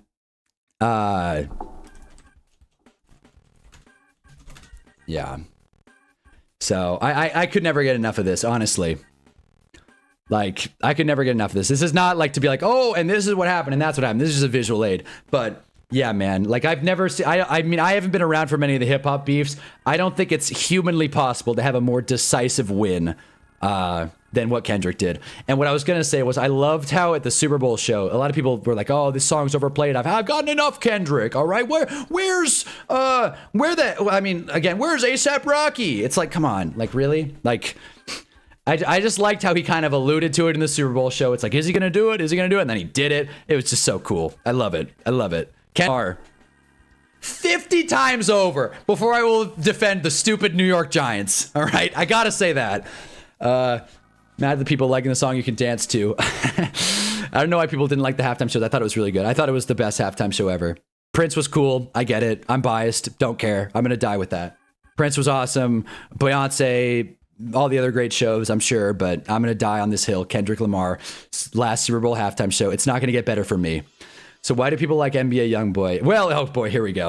All right. Well, Jarv's about to pound the table for NBA Youngboy. They wanted Wayne so bad because it was in New Orleans. Yeah, but Wayne can't perform like that. Wayne doesn't have the performing chops like that anymore. And you want to talk about and Kendrick played a lot of the hits too. He played DNA, played Humble. Like I know Wayne's got a bag, but he'd have to go way back to really play his discography. Kendrick just went songs from Damn onward. And I think the coolest thing about Kendrick's halftime show is he made GNX, another great album in my opinion. He made GNX for the Super Bowl halftime show. What other artist has made a whole album of applicable music for the Super Bowl halftime show? I can't think of any. So Prince playing the guitar in the rain was awesome, shed a tear and everything. And I'm sure there were some halftime shows before that. Mike Jackson, of course. But yeah, man, I love it. Gotta go, I'll be back. All right, RJ, come on back. Terrible punt. Yeah, so I didn't even react to it. I'm so into this hip hop talk. Yeah, terrible punt. The Bears have to go 50 yards in a minute 50 with a timeout. If they lose, it's on them. They have 7 wins in the final 2 minutes of the fourth quarter, most in a season in NFL history. Here's my question, and this is very much looking too far down the pike. If the Bears scored, you go for 2? Play for overtime? I don't know. Shoot. It's because he already performed songs from before Damn for Dr. Dre Super Bowl. That's also true. He did what? Like All Right and The Blacker the Berry he did, I think. More great songs, by the way. T-Pab's insane. Whoa! Oh, man! Luther Burden almost came down with it on 1st and 10. Caleb just put it a little too far. Durant made the play. Almost picked it. Could have called game. But Caleb put a little too much sauce on it. Gaga's halftime show is criminally underrated. It's definitely my top 5 favorite halftime shows. I agree with you, honestly. I agree with you. I think Gaga's halftime show was awesome. Definitely one of the better ones, in my opinion. Got to go to OT. All right. Got to go for 2. So we got 2 different opinions. He drilled that ball into Loveland. Oh boy, let's see this play. I know John's ahead of me. Michael Jackson Aura Farm for 5 minutes of his halftime show. Yeah, but that's still sick. Got it. At least Loveland caught it this time. Jeez, yeah, Loveland, we took the wind out of him on that throw. But you're right, John. Damn. Did you see the Beyonce Bowl? That would have been a goated Super Bowl halftime show, man. I didn't see it. No, I should probably watch it. Obviously, Beyonce's a hell of a performer. Hot take. Beyonce's good at music. But yeah, man. All right, let's go. I'm going to go back to Rams Bears just for now. But I will definitely, I'm definitely going to keep talking about hip hop. DeAndre Swift, first down. All right, Bears 20. I think that's the red zone, right? They're within the 20. All right, well, we're about to see. If the Bears don't score here, I go 0 for 4 on the weekend. We're about to find out. Bears do not have to rush it. They got a minute to go 20 yards. They got plenty of time. Time's almost not even a factor. If anything, you want to kill the whole clock here. Caleb finds Luther Burden, who grabs it. All right. Let's get a spike here. No, definitely not. Maybe a run, though. Honestly, I don't think a run's crazy here. Caleb's tempo. Ben Johnson, come on. This is the game. This is the game. Might not read the chat too much because, like I said, John's ahead of me. But Caleb... Luther Burden, dropped. Caleb put it too far out there. It's all right, 3rd and 4. Obviously 4 down territory. 31 seconds, okay. Stupid game, but good finish. Whatever. Stupid game, but good finish. Made such a great point there. I had to say the exact same thing twice. This fourth quarter has been great. Yeah, it has been. It has. And we kind of had a feeling, right? I think I said that, right? It's like this game will probably be better at the end. If it's a good ending, we'll forget about the first 3 quarters. That's the beauty of football. All right, Caleb chewing his mouthpiece like he's Steph Curry. 3rd and 4. Let's see. Caleb lasers it right over DJ Moore. I mean, I guess it's 4 down territory. You don't like a throwaway there on 3rd and 4, though. All right, well, this is the game. What has Ben Johnson got? I'd imagine this is he's about to call the best play he's got in the playbook. Let's find out. Rams watching fear. Uh-oh, 4th down. Oh, yeah, 4th and 4. Big 4th and 4. I'm not even going to look at the screen in case NFL.com's ahead of me. Oh, boy. 27 seconds to go. Bears. Gotta be ready to clip this. I gotta stand up. 4th and 4. Chi-Town. Are they gonna burn their timeout? All right, they're gonna think about it. They're gonna think about this one. I guess, I mean... Oh, no, the Rams call it timeout. Okay, well, I don't love that. I mean, I guess give the defense a breather, but Still giving the Bears even more time to think this one through. 4 verticals time. Yeah, maybe for the Eagles. Yeah, let's see. Oh, man. What a pull. As you can see, I've very much worn in this chair. I would have not called timeout there. Yeah, me neither. But again, here we go. Let's see. 4th and 4. Blake's calling Rams win. Which means the Bears are probably going to win. Here we go. 4th and 4. 27 seconds. All right. What do you got, Caleb? I wouldn't hate seeing him tuck in and run here. Let's find out. Rams are probably going to send heavy pressure, though. Caleb's probably going to have to roll. They do not. They only send 4. He did roll out. Oh, boy. He's rolling to his right. Oh, no. That was the best play you had, Caleb? Whoa! Cole Komet! Are you kidding me? No flag? Wow! All right! Well, you know what, man? The Bears, they're pretty damn good. I'll say that much. Wow. Wow, wow, wow, wow, wow. That was the craziest thing I've seen in my life, probably. Oh, my God. I wasn't around for the moon landing, but this is probably what it felt like. Jesus Christ, that was crazy. Oh, my God. I feel like a Bears fan right now. That was nuts. Wow. Wow, wow, wow. Are they going for 2? They're going to kick. We're going to get overtime. Oh, boy. Man, what a pass. Well, I said it. When Caleb rolls out, he's got a 1-in-3 shot at hitting the pass. Well, he cashed in the 1 there. What a pass. Oh, man. Bears fans everywhere. Football fans everywhere. If you're a human being that's not a Rams fan, that was sick. Wow, wow, wow. Oh, man. God damn. There it is. Jeez. I'm going to pass out. That was amazing. 4th quarter, Caleb. Oh, my God. And Blake Robinson once again reverse jinxing his way. What was that? We got Eric here. If you're just stopping by, if you're just stopping by, make sure to drop a like. But, man, you came at the right time. This game has been a snooze fest until now. What a pass. I thought that was for sure going incomplete. I think everyone in the building thought it was going incomplete. That was a perfect ball. Right on the money. I can't even sit down anymore. Oh, man. Isn't this what football's all about? Wow. Cole Komet. It was Loveland that scored against the Bengals. Oh, man, what it would be like to be a Bears tight end in a big play. Oh, boy. Looked like OPI to me. I think they were hand fighting. You can argue. This whole 4th quarter's been entertaining. Yes, it has been. Especially the hip-hop talk we've had. It's been a fun time.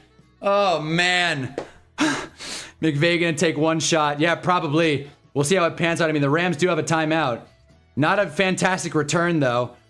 Bears are fired up, man. We're going to get overtime. Oh, man. Bears have to be on guard for a seam shot here. Yeah, especially with 2 timeouts. The Rams have, what? 1 deep shot? Maybe 2? Depending. Maybe Stafford throws it away on the first play. We'll find out, but boy. Durant was holding anyways. Yeah, you don't call that. Like, I see what you're saying, Jar, but you don't call that. Komet just fixed his hair. Nice. It's a handsome man, Cole Komet. Anyways, they're kneeling it out. Never mind. John calling it cowards. Oh, man. That's game. I mean, that's the 4 quarters of the game. We got OT. Oh, boy. Hands on my hips, dude.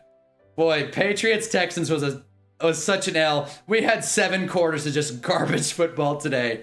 And then we got that. Nice. Nice. Oh, boy. Rams fans everywhere are quaking in their boots. I said I couldn't sit down. I lied. I'm surprised he didn't try once to get in field goal range. Me too. Muhammad and John are pissed. Both Johns are pissed, I should say. Oh, man. Luckiest shit I've ever seen. That was a crazy pass. That was nuts.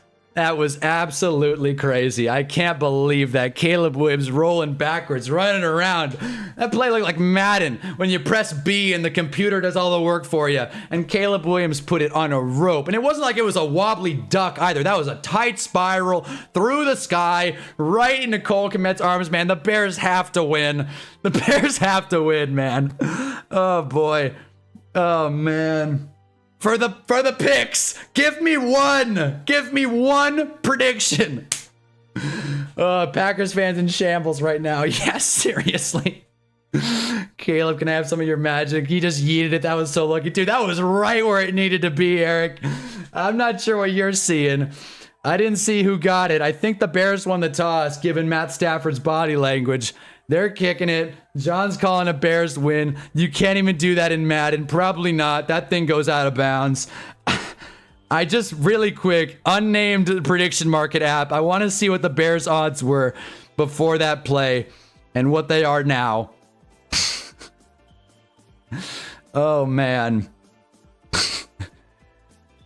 Smiling through it all. Don't you love sports? Imagine if my stream lagged out right now. That would suck. Here we go. Okay, so Rams still predicted to win on unnamed prediction markets app. I just want to see the chart. That's what I'm waiting. To hell with it. I'm just going to look at the win probability. To the film room we go. They not like us, apparently. Hold on. Look at this.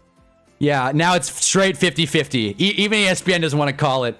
Before that pass, it was 84% Rams, 15% Bears.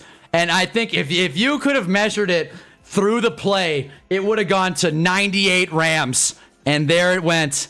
Now it's Bears prediction, apparently. I don't even know. No, it's straight 50s in OT. Oh, man. What a game. Oh, boy, I'm back. Come on, Bears. Oh, hell yeah. Yeah, yoinked here. Oh, man, you can't even do that in Madden. Backyard football played 98 before, I guess. That wasn't lucky. He knew where a tight end was with a chance and threw it perfectly. That was a perfect ball. Caleb might be the best QB in the league already. I'm done saying that was like Mahomes. If a quarterback makes a great pass out of structure, I'm making it Caleb Williams, man. We updated the hill. He's in the third tier of QBs right there with great names like Sammy Darnold, Josh, Dak, Purdy. And I think Caleb might be at the top of the tier now, because I'll tell you what, no one in that tier and probably above that tier and below makes that pass. John might be right. He might be the best quarterback in the NFL. That was the craziest play I've seen maybe all season. I mean, they're showing the Packers-Bears game, the wild card, and that game was sweet. We saw another sick pass on a rope to Roma Dunze. We all saw this one, and they're not even going to show the Bengals game, man. When he put it right where it needed to be with Colson Loveland. Caleb Williams is a freak, man. That ball went at least 50 yards. Oh, man, I'm freezing cold. The Iceman, yeah, he's earned it. The Iceman strikes again. Yeah, Caleb Williams is better than Hurts. Well, along with 15 other quarterbacks. We're not talking about Jalen Hurts. This is what the Eagles fans do. It's like, oh, why does everybody hate on Jalen Hurts? It's like, let's talk about Jalen Hurts right now. The Iceman. Oh, boy, if the Bears wins, they'll get shit blown loose by Seattle. Maybe. But this was worth it. Both those throws were to his left, too. You're completely right. Corner of the end zone. I live in a blizzard. Where the hell's Reyna? We need every Bears fan here. Because that was electric. Oh, man. Rams football to start. Nick Wright said Caleb making a case to be the best quarterback in the NFC. I'm not sure I can really argue it, lol. Yeah, man. Now that Dan Jones left, there's really no comp. I'll tell you, Hall of Famer Matt Stafford doesn't make that pass. First and 10 goes to Kyron. Again, the Rams very well could get the momentum back with a quick score here, but it feels all Chicago right now, at least in this room. Oh, man. I may be sweating because I'm wearing this fleece, but the Iceman's cooling it down. Oh, man. Propaganda at its finest. Rams got the ball. Oh, man. New overtime rules, man. Rams, I see they got to 3rd and 1. Once again, spoiled by the NFL.com feed. 2nd and 3. I'm assuming it's going to be a handoff here. For a 3rd and 1. I will not have another play spoiled. Sam Darnold, that's true. Maybe Josh Allen makes that throw, but not with that gorgeous arc. Josh Allen couldn't hit his receivers in stride yesterday, so I don't even know. Josh Allen has the strong enough arm to hit it, but I don't think he has the accuracy for it. And definitely not with that gorgeous arc. Prime Stafford could make that play. I'm not getting into it again. I don't think so. I don't think so. I'm not exaggerating. That is one of the best passes I've seen in my life. I'm not exaggerating. I'm hard pressed. If anyone could think of a better pass off the dome, please. Some Aaron Rodgers Hail Marys. Aaron Rodgers makes that pass. I'll give you that. Prime Aaron Rodgers, who is a Hall of Famer, makes that pass. But 3rd and 1, Kyron stood up. Never mind, he broke the tackle, but it still wasn't enough. Assuming the Rams are gonna punt, it's gonna be Bears football. McVay puzzling me. I would have never gotten Kyron off the. Was that Corum? Oh my god, that was Corum. McVay ain't that good. That's the best pass I've ever seen. Yeah, man. If anyone can think of a pass, I'm thinking maybe Aaron Rodgers against Arizona in that divisional game, divisional playoffs, best week of football. Been saying it all weekend. But off the dome, I can't think of many others. TBH, I think his 4th down throw last game was a better throw. That was a sick pass too. Of course, we're factoring in moment, we're factoring in pressure, situation, and everything. But that pass was sick too. I'm not gonna fight you on it. Caleb's a beast, man. He's inconsistent, he's spotty, he's sporadic, he's maybe he was telling the truth. Maybe he doesn't get nervous. I mean, my God. It's 3 for 12 in the first 4 drives of the second half. Dude had 32 yards and a pick and then closed the game. Mr. Fourth quarter. Wow. I'll tell you, man. The Iceman. That's Eli levels of clutchness. Oh my goodness. I guess helmet catch was a hell of a throw too. If he achieved more before his 40th birthday than like 4 million men ever will, men are still here chirping him. But I mean, you said McVay is puzzling you. I'm not puzzling it. I'm not puzzled. I mean, I would have tried to pitch there, but clearly didn't work. Clearly wasn't the right idea. Let's see what Chicago's got. Are we going to get the Caleb we got for the first, like, I don't know, 8 drives of the game, or are we going to get the Iceman? Cole Kmet showing up when it matters most. First down Bears. He's as clutch as MJ. He's the most clutch Chicago athlete of all time. Why not? He had to layer that over 3 people on 4th down. This pass is a lollipop, badly played by the smaller CB. Yeah, but again, he off his back foot, going against pressure. Like he saw the field for like a second there. I'm just thinking, like, as a human being making that, like, imagine being a human being making playing that play and making that throw. I just couldn't. But I can, if you want to say that was a better ball, sure. But I'm moment wise, I can't think of a better pass. All right, Bears go nowhere with that run. We're gonna get 2nd and long coming up. I feel like I'm gonna pass out. I come back from dinner and it's overtime. Hank, if you didn't watch the last play of this game, you should check it out for sure. I don't know where to find. It's probably all over Twitter and Instagram. I would check it out. But man, 2nd and 13 coming up for Chicago. Imagine this one goes to like double OT. That'd be sweet. Caleb finds DJ Moore, Mr. Healthy now, and gets about, I don't know, 8-9 yards. Nice play. Okay. I mentioned. What happens when clock runs out? Double OT. Double OT. It can't end in a tie, guys.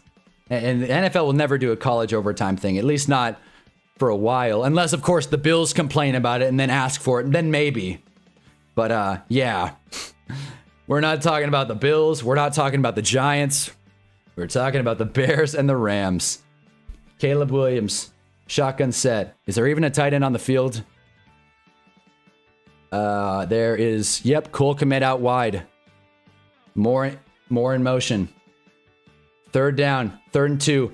In the face of pressure, Caleb Williams rolls to his right. He's going to keep it himself, and oh, man!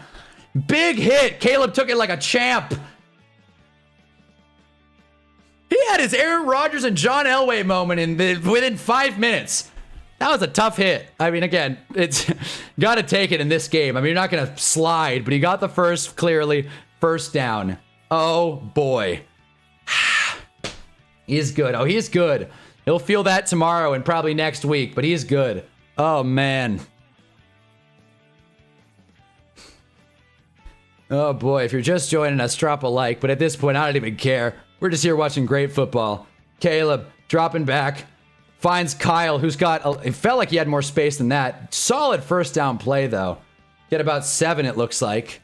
And, yeah, Bears are playing well. The fact the Rams went 3 and out is not a good indicator. But again, game inches, things change quickly in the NFL. Ben Johnson's going deep in the playbook. Puka Nakua is stressed. He takes his helmet off. I don't know why I'm even talking about that. To think that we had to talk about hip-hop through the whole third quarter and most of the fourth. I feel like the fourth quarter was pretty damn good. I was just too into the Kendrick talk. But now we're lasered into this game. Lasered in. Caleb goes to DeAndre Swift, who goes, oh man, loses about 3 yards. We're gonna get 3rd and 7. Oh boy.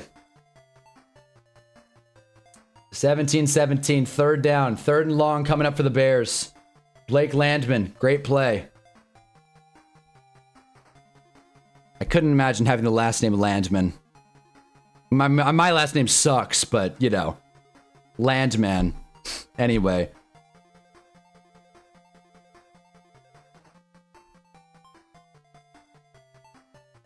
Third and 6. Coming up for the Bears. What does Caleb have? Rams are calling something. Caleb dropping back. Rams setting heavy pressure. And Cole Kmet gets it just short of the sticks. He kind of held the ball over, but they're going to spot him short. 4th and, like, inches. I think BJ is going to go for it. Halfback toss. John called ball game. I'm freaking out. Sandman's good. Your last name sucks. My last name is sucks. Yeah, it may as well be. Can't shake up what's frozen. Come on, Caleb. Landman. Sandman's good. Sandman's a hell of a last name. Yeah, man. Yeah, they're going for it. 4th and inches. Why not? You play to win the game. You play to win the game. Is this a Caleb Williams tush push? Yes, it is. More of a QB sneak, but a nice play nonetheless. He went left, and the Bears are now in Rams territory. Caleb Williams is locked in. Oh, man. I'll tell you, the Bears are... I don't need to say this, but the Bears are not a franchise that's had great quarterbacks. Until now, man. Who cares about the box score? Who cares about the first 3 quarters? Hell, the first 3.5 quarters. Man, Caleb Williams is dialed in. Watch him throw a pick. Oh, man.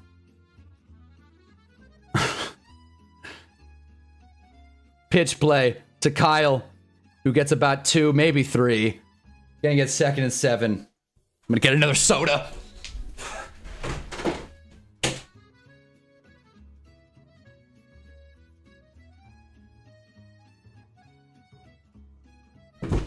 Did I miss anything?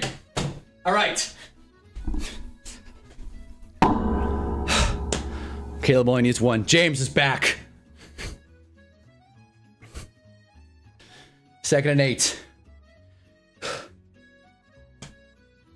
Figured if we're watching the Iceman, I may as well get an ice cold can of A&W Zero Sugar. Caleb stepping into it. He sees something and... Oh! What did I say? I jinxed it. Caleb's locked in. Watch him throw a pick. What a dumbass. Me.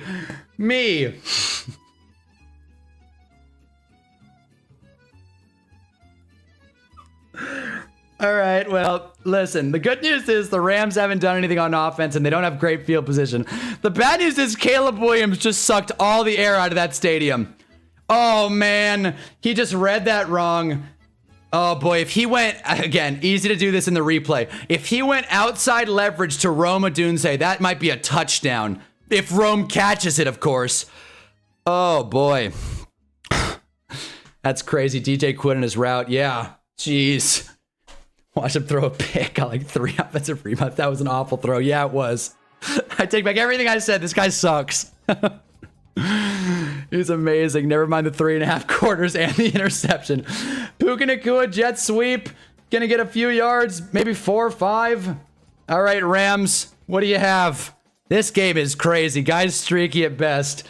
I mean, maybe we drank the... Maybe I drank the Kool-Aid too early. That pick really buried that take.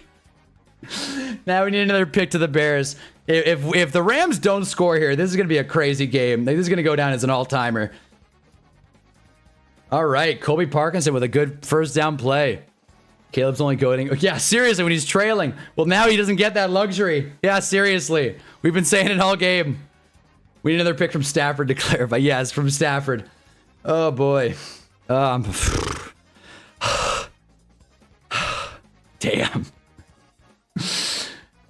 1st and 10. Stafford's feeling it. Steps into it. Hit as he throws. And Davante Adams comes down with it. Are the Rams in Bears territory? Yes, they are. All right. Well, Mevis warming up the leg. Oh, man. How that ball got there to Davante Adams is, I don't know. What a catch. Barely got the feet down, but he did. They're going to take a look at it, but I think that's a catch. Unless he didn't survive the ground. Looked good to me. They're going to take a look at it, as they should. I am behind. Oh, man. Well, they're reviewing it. If I'm behind, pause the stream for like 10 seconds. Oh, boy. We'll see if Adams held on and survived the ground. It looks good to me. We're going to see, though. Oh, man. Jeez. Oh, man. A Rams equipment guy's covering the angle. But I think it's a catch. Looks pretty good to me. It's close, but again, I think it's a catch. That's how you use the arm to survive the ground, by the way, Darius Slayton. If he's watching. Oh, man. They got every angle of this. Looks good on every angle, I think. Oh, man. Caleb can only play in one quarter, not including OT, just the fourth. Yeah, I guess so. Oh, boy. This game's cold. Ruling on the field stands as called. Completed pass. Grabbed it. Okay. Well, Davante Adams. What do you got? He's got some clutch left in him. At this point, forget the pick. Bears should have went for 2, man. Maybe. Honestly, with all that momentum, probably. But they wanted OT. And we got it now. I mean, it's easy to say that now. They had the ball. They had the ball. They tanked it, man. Oh, man. Let's see. Whittington in motion. Bears D-line gets through, but not enough. Corum getting about 5. Oh, man. Like I said, Bears hell of a season. Call Caleb $1 because he's only good in the fourth quarter. This is Caesar salad wrap. We'll find out. Unless, I mean, again, I'm going to pretend like no one's ahead of me. Stafford. He's got time. Batted. Is that a catch? Nope. Incomplete. All right. 3rd and 6.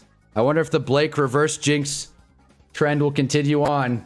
I mean, so far, I've seen an incomplete pass, so that's great. 3rd and 6. Feel like if you're the Rams and you get any yards here at all, you go for it. Adams was not open there. He may have come open, but I don't know. We'll have no idea. 3rd and 6 coming up. Gosh. 3rd and 6. I definitely should have been drinking more throughout this stream. Timeout Rams. I'm out of breath. Oh, man.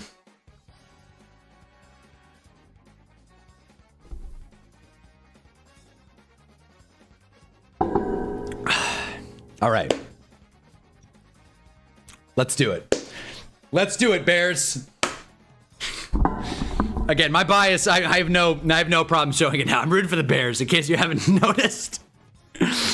Oh, boy. 3rd and 6.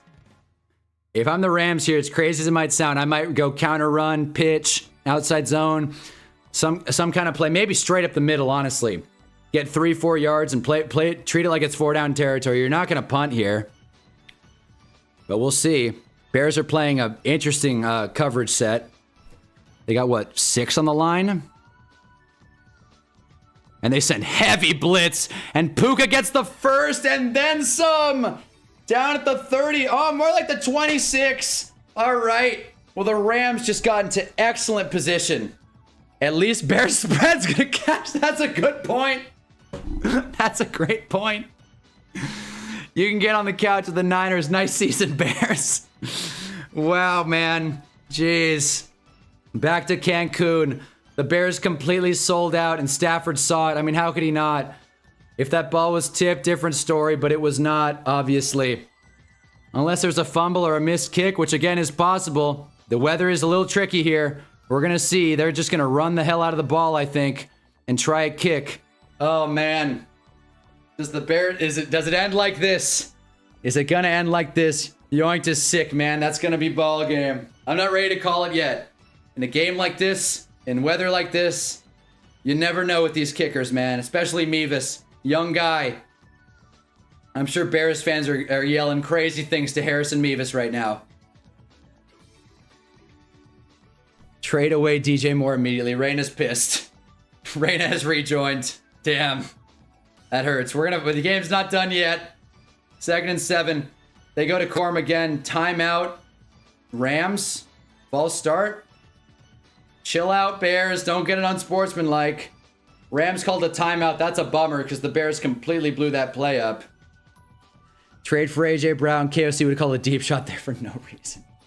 Ended how it started.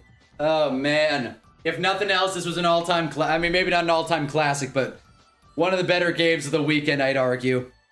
Yeah, man. Kicker number 92 from Warsaw, Indiana. Harrison Mevis. What a story. Are they going to send him out there? No, they're not. I see him walking onto the field. I'm wondering if they're just going to kick it on 2nd down, but obviously not. They're going to try and get as many yards as they can. Like, I'm really happy with the season, but Moore actually sold so hard. For sure. For sure. He let the team down. Unbelievable. Not a great pass, but still. 2nd and 7. Bears sticking to their guns. They're going deep and incomplete. No flag. All right. 3rd and 7. I feel like the Rams... I mean, again, I think run it here. Don't count out Stafford taking a dumb sack here on 3rd. I'm not. In a game like this, I refuse to call it until zeros are on the clock. If the Giants were playing, I would have called game, of course. But they are not because it is January. Cheers.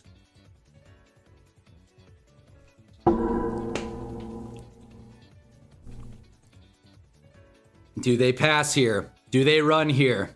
What do we have? Maybe get a Bears timeout here, honestly. They don't call it. Stafford steps into it. He's going end zone. Calling game. No catch. Incomplete. No flag. Oh, boy. All right. Well, this is it. We're going to get a kick. I'm surprised they didn't blitz there. They got away with one. Definitely. I mean, again, if that's the Bills, they might call PI there. That ball was a bit underthrown. IMO. If Caleb put it deeper, more could have been gone.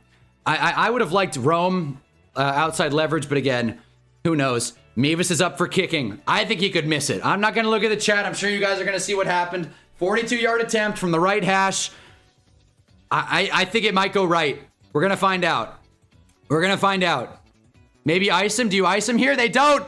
Kick is up. It looks good. And he got it. Oh, man. The Rams won. Unbelievable. What a game. Mevis is the hero. Oh, man. Heartbreaker in Chicago. Wow. Fault on Caleb and Rome. Welcome to the couch. All right, I can tug my shit now. Yeah. Seriously, great game. Great finish.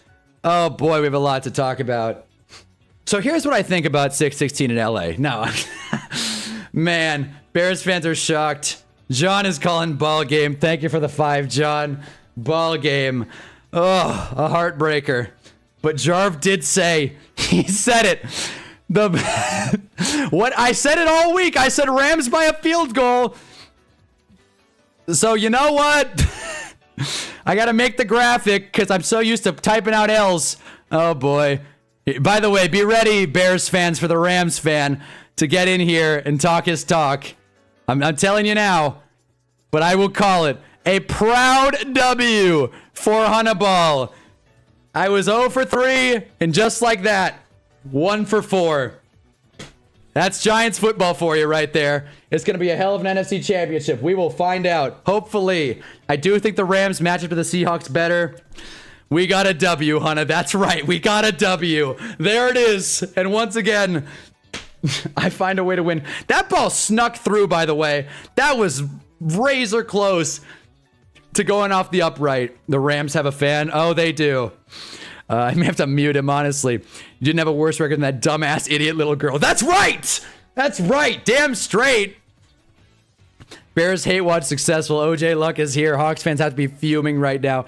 Hunter's tied with a 4th grader on divisional. To be fair, I pick against the spread, so, you know, there's that. Oh, man. What a moment for Harrison Mevis. What a moment for the Rams. I need to hurl so bad. What the hell? Again, I'm sorry, Bears fans. That's a heartbreaker. No way around it. I have no desire to say on Peacock any longer. But yeah, if you're rooting against the Bears, what a sweat that was. If you're rooting for the Bears, oh man, at least there were moments. What I will say is, and this is an easy take to make right now, and everybody's gonna say it, but brighter days are ahead in Chicago. Very much so. Caleb Williams can build on this ability. No one's gonna call Caleb Williams a loser, a choker. At least I'm not. They might say, well, he ended the game on a pick. Well, he played bad for 3.5 quarters. And, you know, but honestly, I have more faith in Caleb Williams going into this one than ever before. That says Shy Bears. That's another L, bro. Cat, we traded the Lions for the Bears. Lol. Oh, man. I guess so, yeah. From an NFC North perspective, this is commonplace at this point. The NFC North just refuses to get into a Super Bowl. The last dub was the Packers in 2010. Before that, it was the Bears in 85. So it's been a minute. Yeah.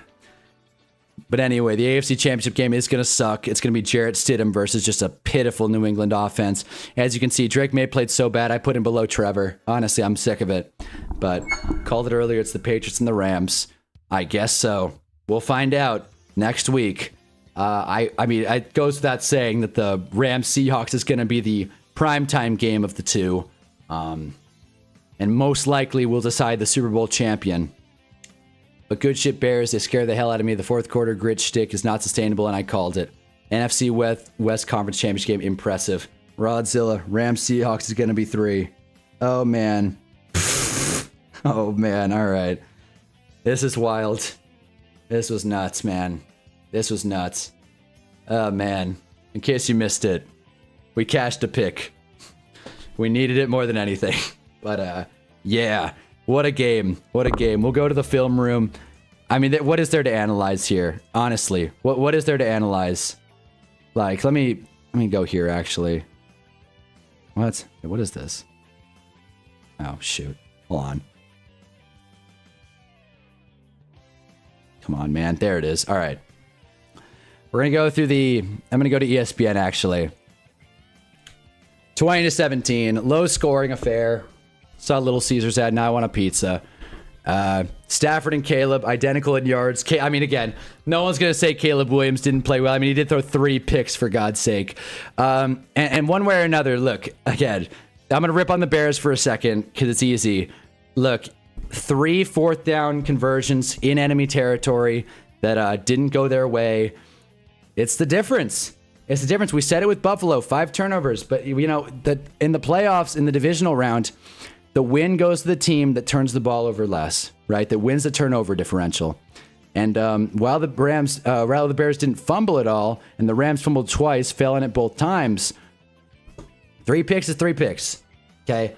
3 fourth down misses and 3 fourth down misses. Okay? The magic ran out, and I don't care what happens anymore. Sam Darnold playing a real defense. I don't trust it. We'll see in the playoffs. We'll find out. The game will be in Seattle. We will get Rams Seahawks Part 3. Part 1, he threw 4 picks. Part 2, he won. What will happen next? I have no idea.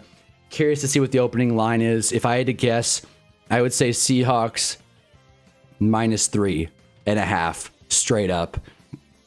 Unless you have Kevin Patullo, then the turnover battle doesn't matter. That is true. If you have the Eagles coaching staff, then nothing matters. But yeah. Caleb Williams, the box score doesn't look great. And to be quite frank, not a perfect game by any sense of the word. I mean, he started the game with an interception. He ended the game with an interception. Then threw another one just for the hell of it there. So, yeah. Bears could have played better. But I think this team overachieved. I think we can all agree on that. This team overachieved. It was a great season. Days are brighter in Chicago. Build on this core. Figure out what the hell to do with Roma Dunze, because 2 catches for 44 yards isn't going to cut it. DJ Moore was the MVP of the offense, and he more or less sold the game. Loveland couldn't catch worth a damn. Kmet was the hero. He caught every ball that was thrown his way, and he only had 3 passes. Luther Burden, 7 targets, 3 grabs. I mean, the Bears just couldn't connect with anything. And, you know, I think I've said it every single time I talk about Caleb Williams to Roma Dunze, but in case you missed it, it's the Metro PC phone plan. Shitty connection.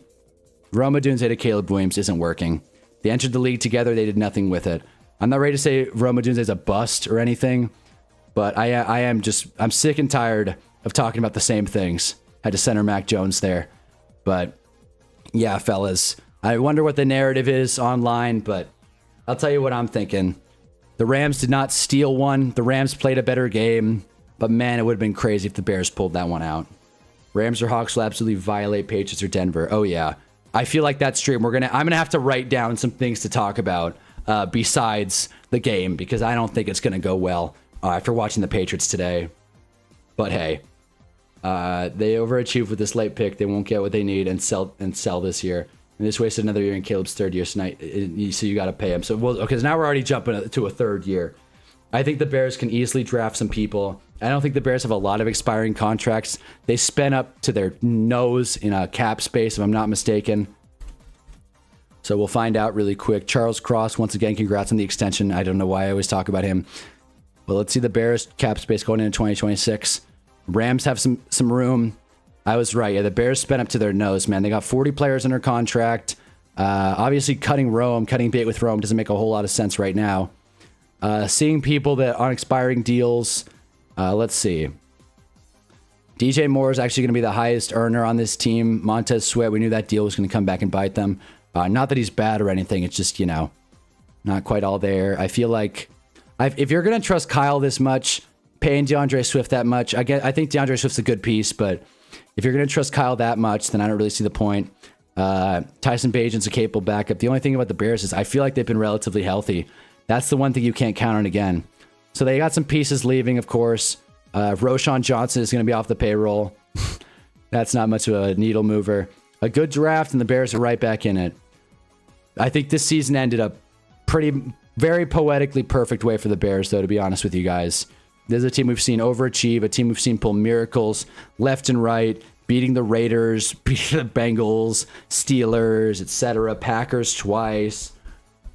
They found a way to be the better team against bad teams. But in a game like this where you can't afford to give up the ball, they couldn't do it. I want to watch this DJ Moore stop like him giving up on the route here, because I haven't actually seen this. I do like this tight formation, though, out of the Bears.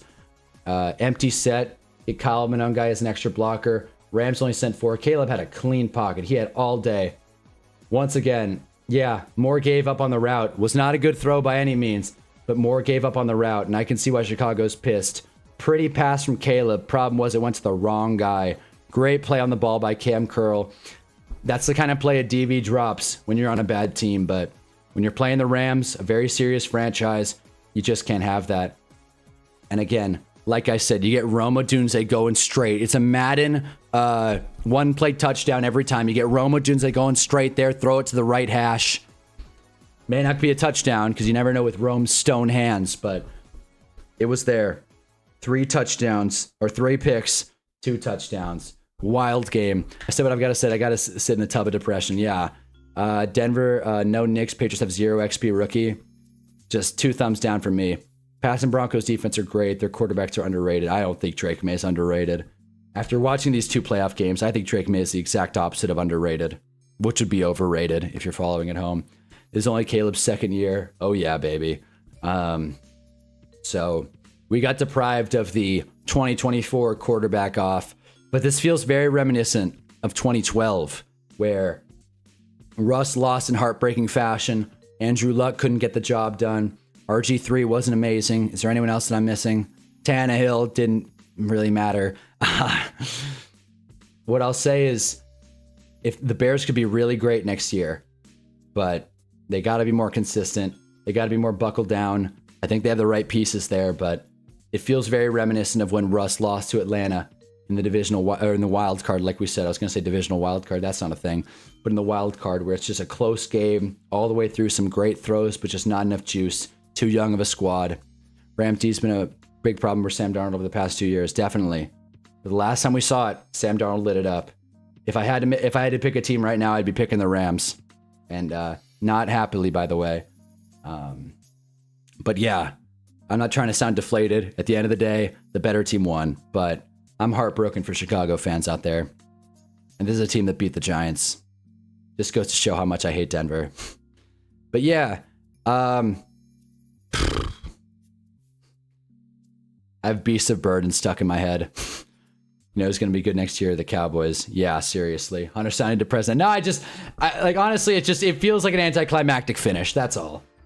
Like a field goal. Are you kidding me? Like after a touchdown like Cole Kmet's, like we've been waiting all day for a game like that, and they went on a field goal off DJ Moore messing up. It felt like the Bears had everything. That was such a good pass. Like I've said it, but that was such a good pass. That ain't the Legion of Boom Seahawks. It isn't, but they have pieces. I guess you're right. But if they get better, if they improve, this Bears team can beat anybody. But you're right. I also know what the Bears do great. They're okay at every position besides head coach and quarterback. I think that's fine. Consistent and steady. You got to improve. If they can go from okay to pretty good a lot of spots, then again, that's wishful thinking. But it's a young squad that's not paid too much. So Ryan Poles, you kind of stumbled your way into a good squad here. Let's see what he could do in the draft, in free agency. I think Chicago is going to be a desirable target for, you know, players, football players. Of course, this draft class isn't great. I'll say the Bears O-line, that's fixed. I'll give them a good O-line. I think they run the ball fine. I think they got to Matt Stafford more or less. Stafford took 4 sacks. Caleb took 0. And like I said, I think Caleb is the future of the NFL. Not to sound all, I don't know, Colin Cowherd of it. But yeah, I think, you know, being able to get out of the pocket and make plays, if Caleb Williams can get more technical, more refined, more accurate out of structure, it's his second year. What's he, 24, 25? 24. He'll turn 25 sometime in next season. He'll probably get the 4,000 yard threshold one way or another. Got to clean up the picks in this one. But at the end of the day, Tyson Bagent would have won this game.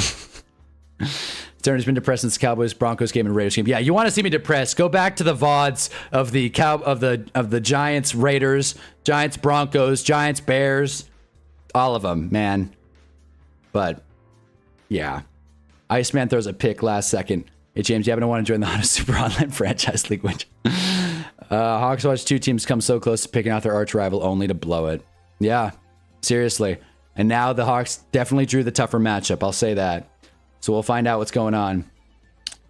That's a good song. Yeah, Beast of Burden. Hot take. Giants got a better roster top to bottom than Chicago right now. I'm definitely not gonna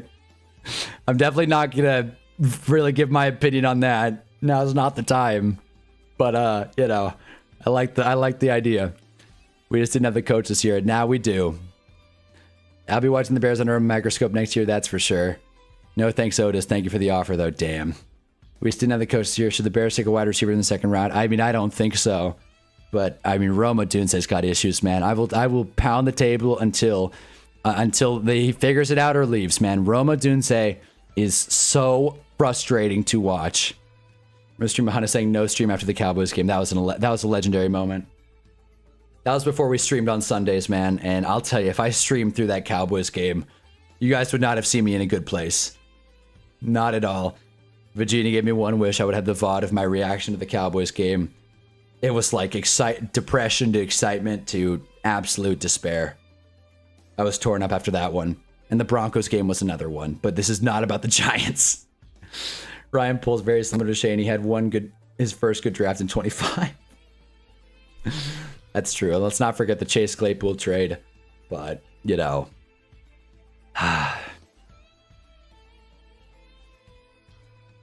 Great game. Great game. Excellent finish. I'm thinking, did we like that game more or less than Broncos-Bills? Because Broncos-Bills felt good all the way through and then kind of limped its way at the end there because the officials. I think they're razor close. If I had to pick one, to be honest with you, I think the Cole Kmet touchdown alone puts this one in the 9s. I'm going to go 9-5, which in my book puts it right below Broncos-Bills, which I gave a 9-6. Literally off of one play, more or less. Like how Ben Johnson talks shit. No, I agree. This is me more so just because of Benny runs his mouth. So I love it. The rest of the Bears team I respect, but that man gets nothing. You know, I'm with Jarv on this one, honestly. I think I'm going to get out of Peacock now. But yeah, I'm completely with Jarv on this one. I have no problem with Ben Johnson reigniting a rivalry that needs some fire. I get it. If you're a Packers fan, hate Ben Johnson, go ahead for sure, Stoner Cat. But I have no issue with him being like, I don't like the. Yeah, I'm paraphrasing. I don't like the Packers. I hate those guys. That's just me though. I don't need to hear Jason Garrett preview Rams Seahawks. I'm guessing the spread is going to be Seahawks by 3.5. It might be Seahawks by 2.5. I want to check that right now, just out of curiosity. We'll be streaming tomorrow through the college football playoff, so pop in and hear me talk about all the players that I totally know are happening. But let's get a reaction to this line here. Whoops, wrong tab. Here we go. So if we go Bears Seahawks line, curious. It opens up a dominant Seahawks favored early. Let's see. That's not with the Chicago Bears. Thank you so much, Gemini. You fucking idiot. I'm just gonna go to DraftKings actually. Let's go to DraftKings. It's easier. If it's even come out yet. The early odds, and I guess Schefter might have it, but tennis. Yeah, let's bet on tennis.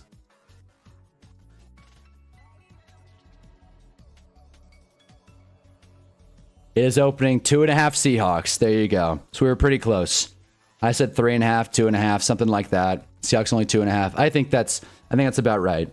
I think in a neutral field, I think the Rams are the better team, but we'll find out on Sunday. And like I said, it's for sure the second game. Does me or does anyone else hate when a game ends on a field goal? I do, but that's the sport. That's the sport. It's not like the Bears didn't have a chance. Means he gets no respect until he gets the Super Bowl. I mean, I love that he talks, but of course, love to see him fall on his ass. Part of the rivalry. Yeah, exactly. Part of the rivalry. Game is game. Just see the glorious day. My God blessing his presence, Fernando Mendoza. Yeah, I will finally watch Fernando Mendoza play football. So that's must-see TV for you. But yeah, I gotta say, I'm definitely making a short of my reaction to that game. Not much else to clip today, to be honest with you, other than my mini rant about why the game sucked. But that kind of fell apart after that last drive for the Bears. And to be honest, the overtime was interesting too. If the Bears got that interception and then went and hit a game-winning kick, I'd be fired up, super happy. But of course, the team I wanted to win didn't win, which is very common in these streams. I mean, you can argue this is orange. There's for sure blue here. So once again, the team that I wore the colors of did not win. Why I didn't wear this shirt yesterday for the Denver game? It's because I didn't know that this fleece was orange. But yeah, this fleece is still dirty, by the way. I did not clean this thing well. But yeah, that whole fourth quarter was great. No doubt about it. I think it depends on the field goal length. The longer the field goal, the better. If that doinked and then went in, that would have been electric. But still, game-ending field goals are anticlimactic when they fail. Oh boy, that just hits different. I agree with you there. I agree with you there. In case you guys forgot, 1990 Super Bowl. Giants, Bills, wide right. But yeah. So again, drop a like if you haven't already. We're 7.5 ones. What did I say? Literally every team we rooted for lost. Yeah, no, I know that. Like I said, every team I rooted for. If I picked money line, not spread, we would have. Here's the.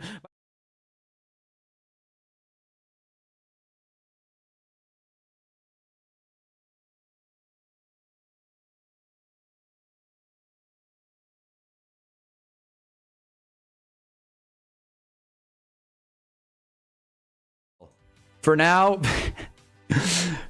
we are going here. If I went money line, I would have gone 0 for 4.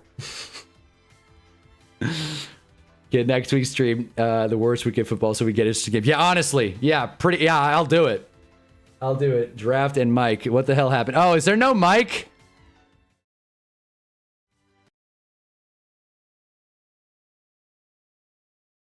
No mic for the draft stream, but what I was saying was you can see that my mock drafts aren't exactly great. I had Walter Nolan going to the Bengals.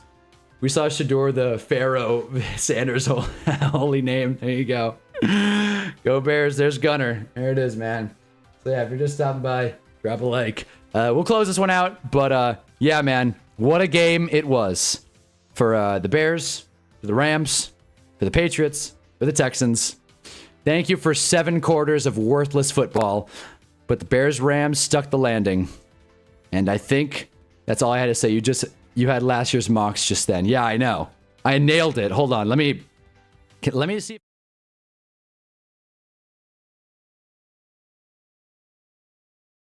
Hey, here I am. All right. I'm really figuring out this OBS thing. In case you're wondering, this is my last year's mock. Thought Trey Amos was going to go in the first round of the Packers. Had Cam Ward, Travis Hunter. Got that. Yeah, besides wrong team. Abdul, Will, Janty went 5 to the Bears, which would have been nutty. Membu, you know, had the 2 tackles going early. Saw them as good prospect. Mason Graham going 9. T-Mac going 10 to the Jags after they traded down with Chicago. I had the Jags trading just the wrong direction. Mikael Williams, Tyler Booker. I knew that was going to happen. That was a slam dunk. Jahdae Barron, T. Warren to the Colts. Nailed that. Gray Zabel to the Seahawks. I was a little early, but got it. Buka going 16. And there you go. Audio on the draft stream. Yes, I did it. I figured out what was happening. I bought a new mic. Stefanski gang. We got American Dragon Son. What is up, man? Stefanski gang or don't bang. I like it. I'm all for it. In this year of chaos, the wild card's the best round in the divisional sucks. Yeah, that's about right. Everything's perfect. Wild card round was nuts. The fact the Panthers competed with this Rams team is why football's the best sport. But yeah. So points been made. I'm gonna keep jumping through scene to scene. But yeah, guys, what a day.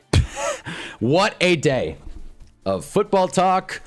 Had some fun stuff. We covered our base there. We talked about cookies, meth, Hall of Fame, hip hop, Kanye, of course, and we also watched some football. So I think that's all I got. You cooked in that mock. Thank you. All right. Thank you. That last year's draft felt pretty chalky, but I'll take it. I will take it. So yeah, we got a lot to look forward to, but we still got 2 more weeks of football. I'll be back tomorrow to watch Fernando Mendoza, Indiana quarterback. Seems like a nice guy. Character. In the age of NIL, somehow, some way, an athlete seems to give a damn about the sport. Anyways, that's all I got. Thank you guys for tuning in. This has been a blast. You guys make watching these games worthwhile. I'm going to get a good outro song going. And then we will get the HELL out of here. Stream for 7.5 hours. What a day. Come on. Come on, YouTube. Don't mess with me now. Jeez. All right. Here we go. Boy, this is a mess. My YouTube feed, you guys should see this. It is such a joke. Oh, boy. I don't even know what song to end this on. I actually know, Mike525 Rocket, friend of the channel, also reacted, but I'm not even in the mood. I know exactly what I'm going to play on the outro.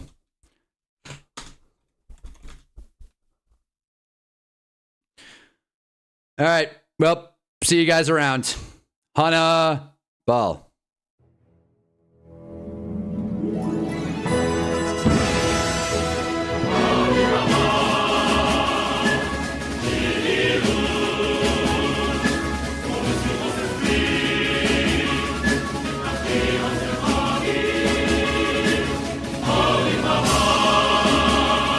Drop a like.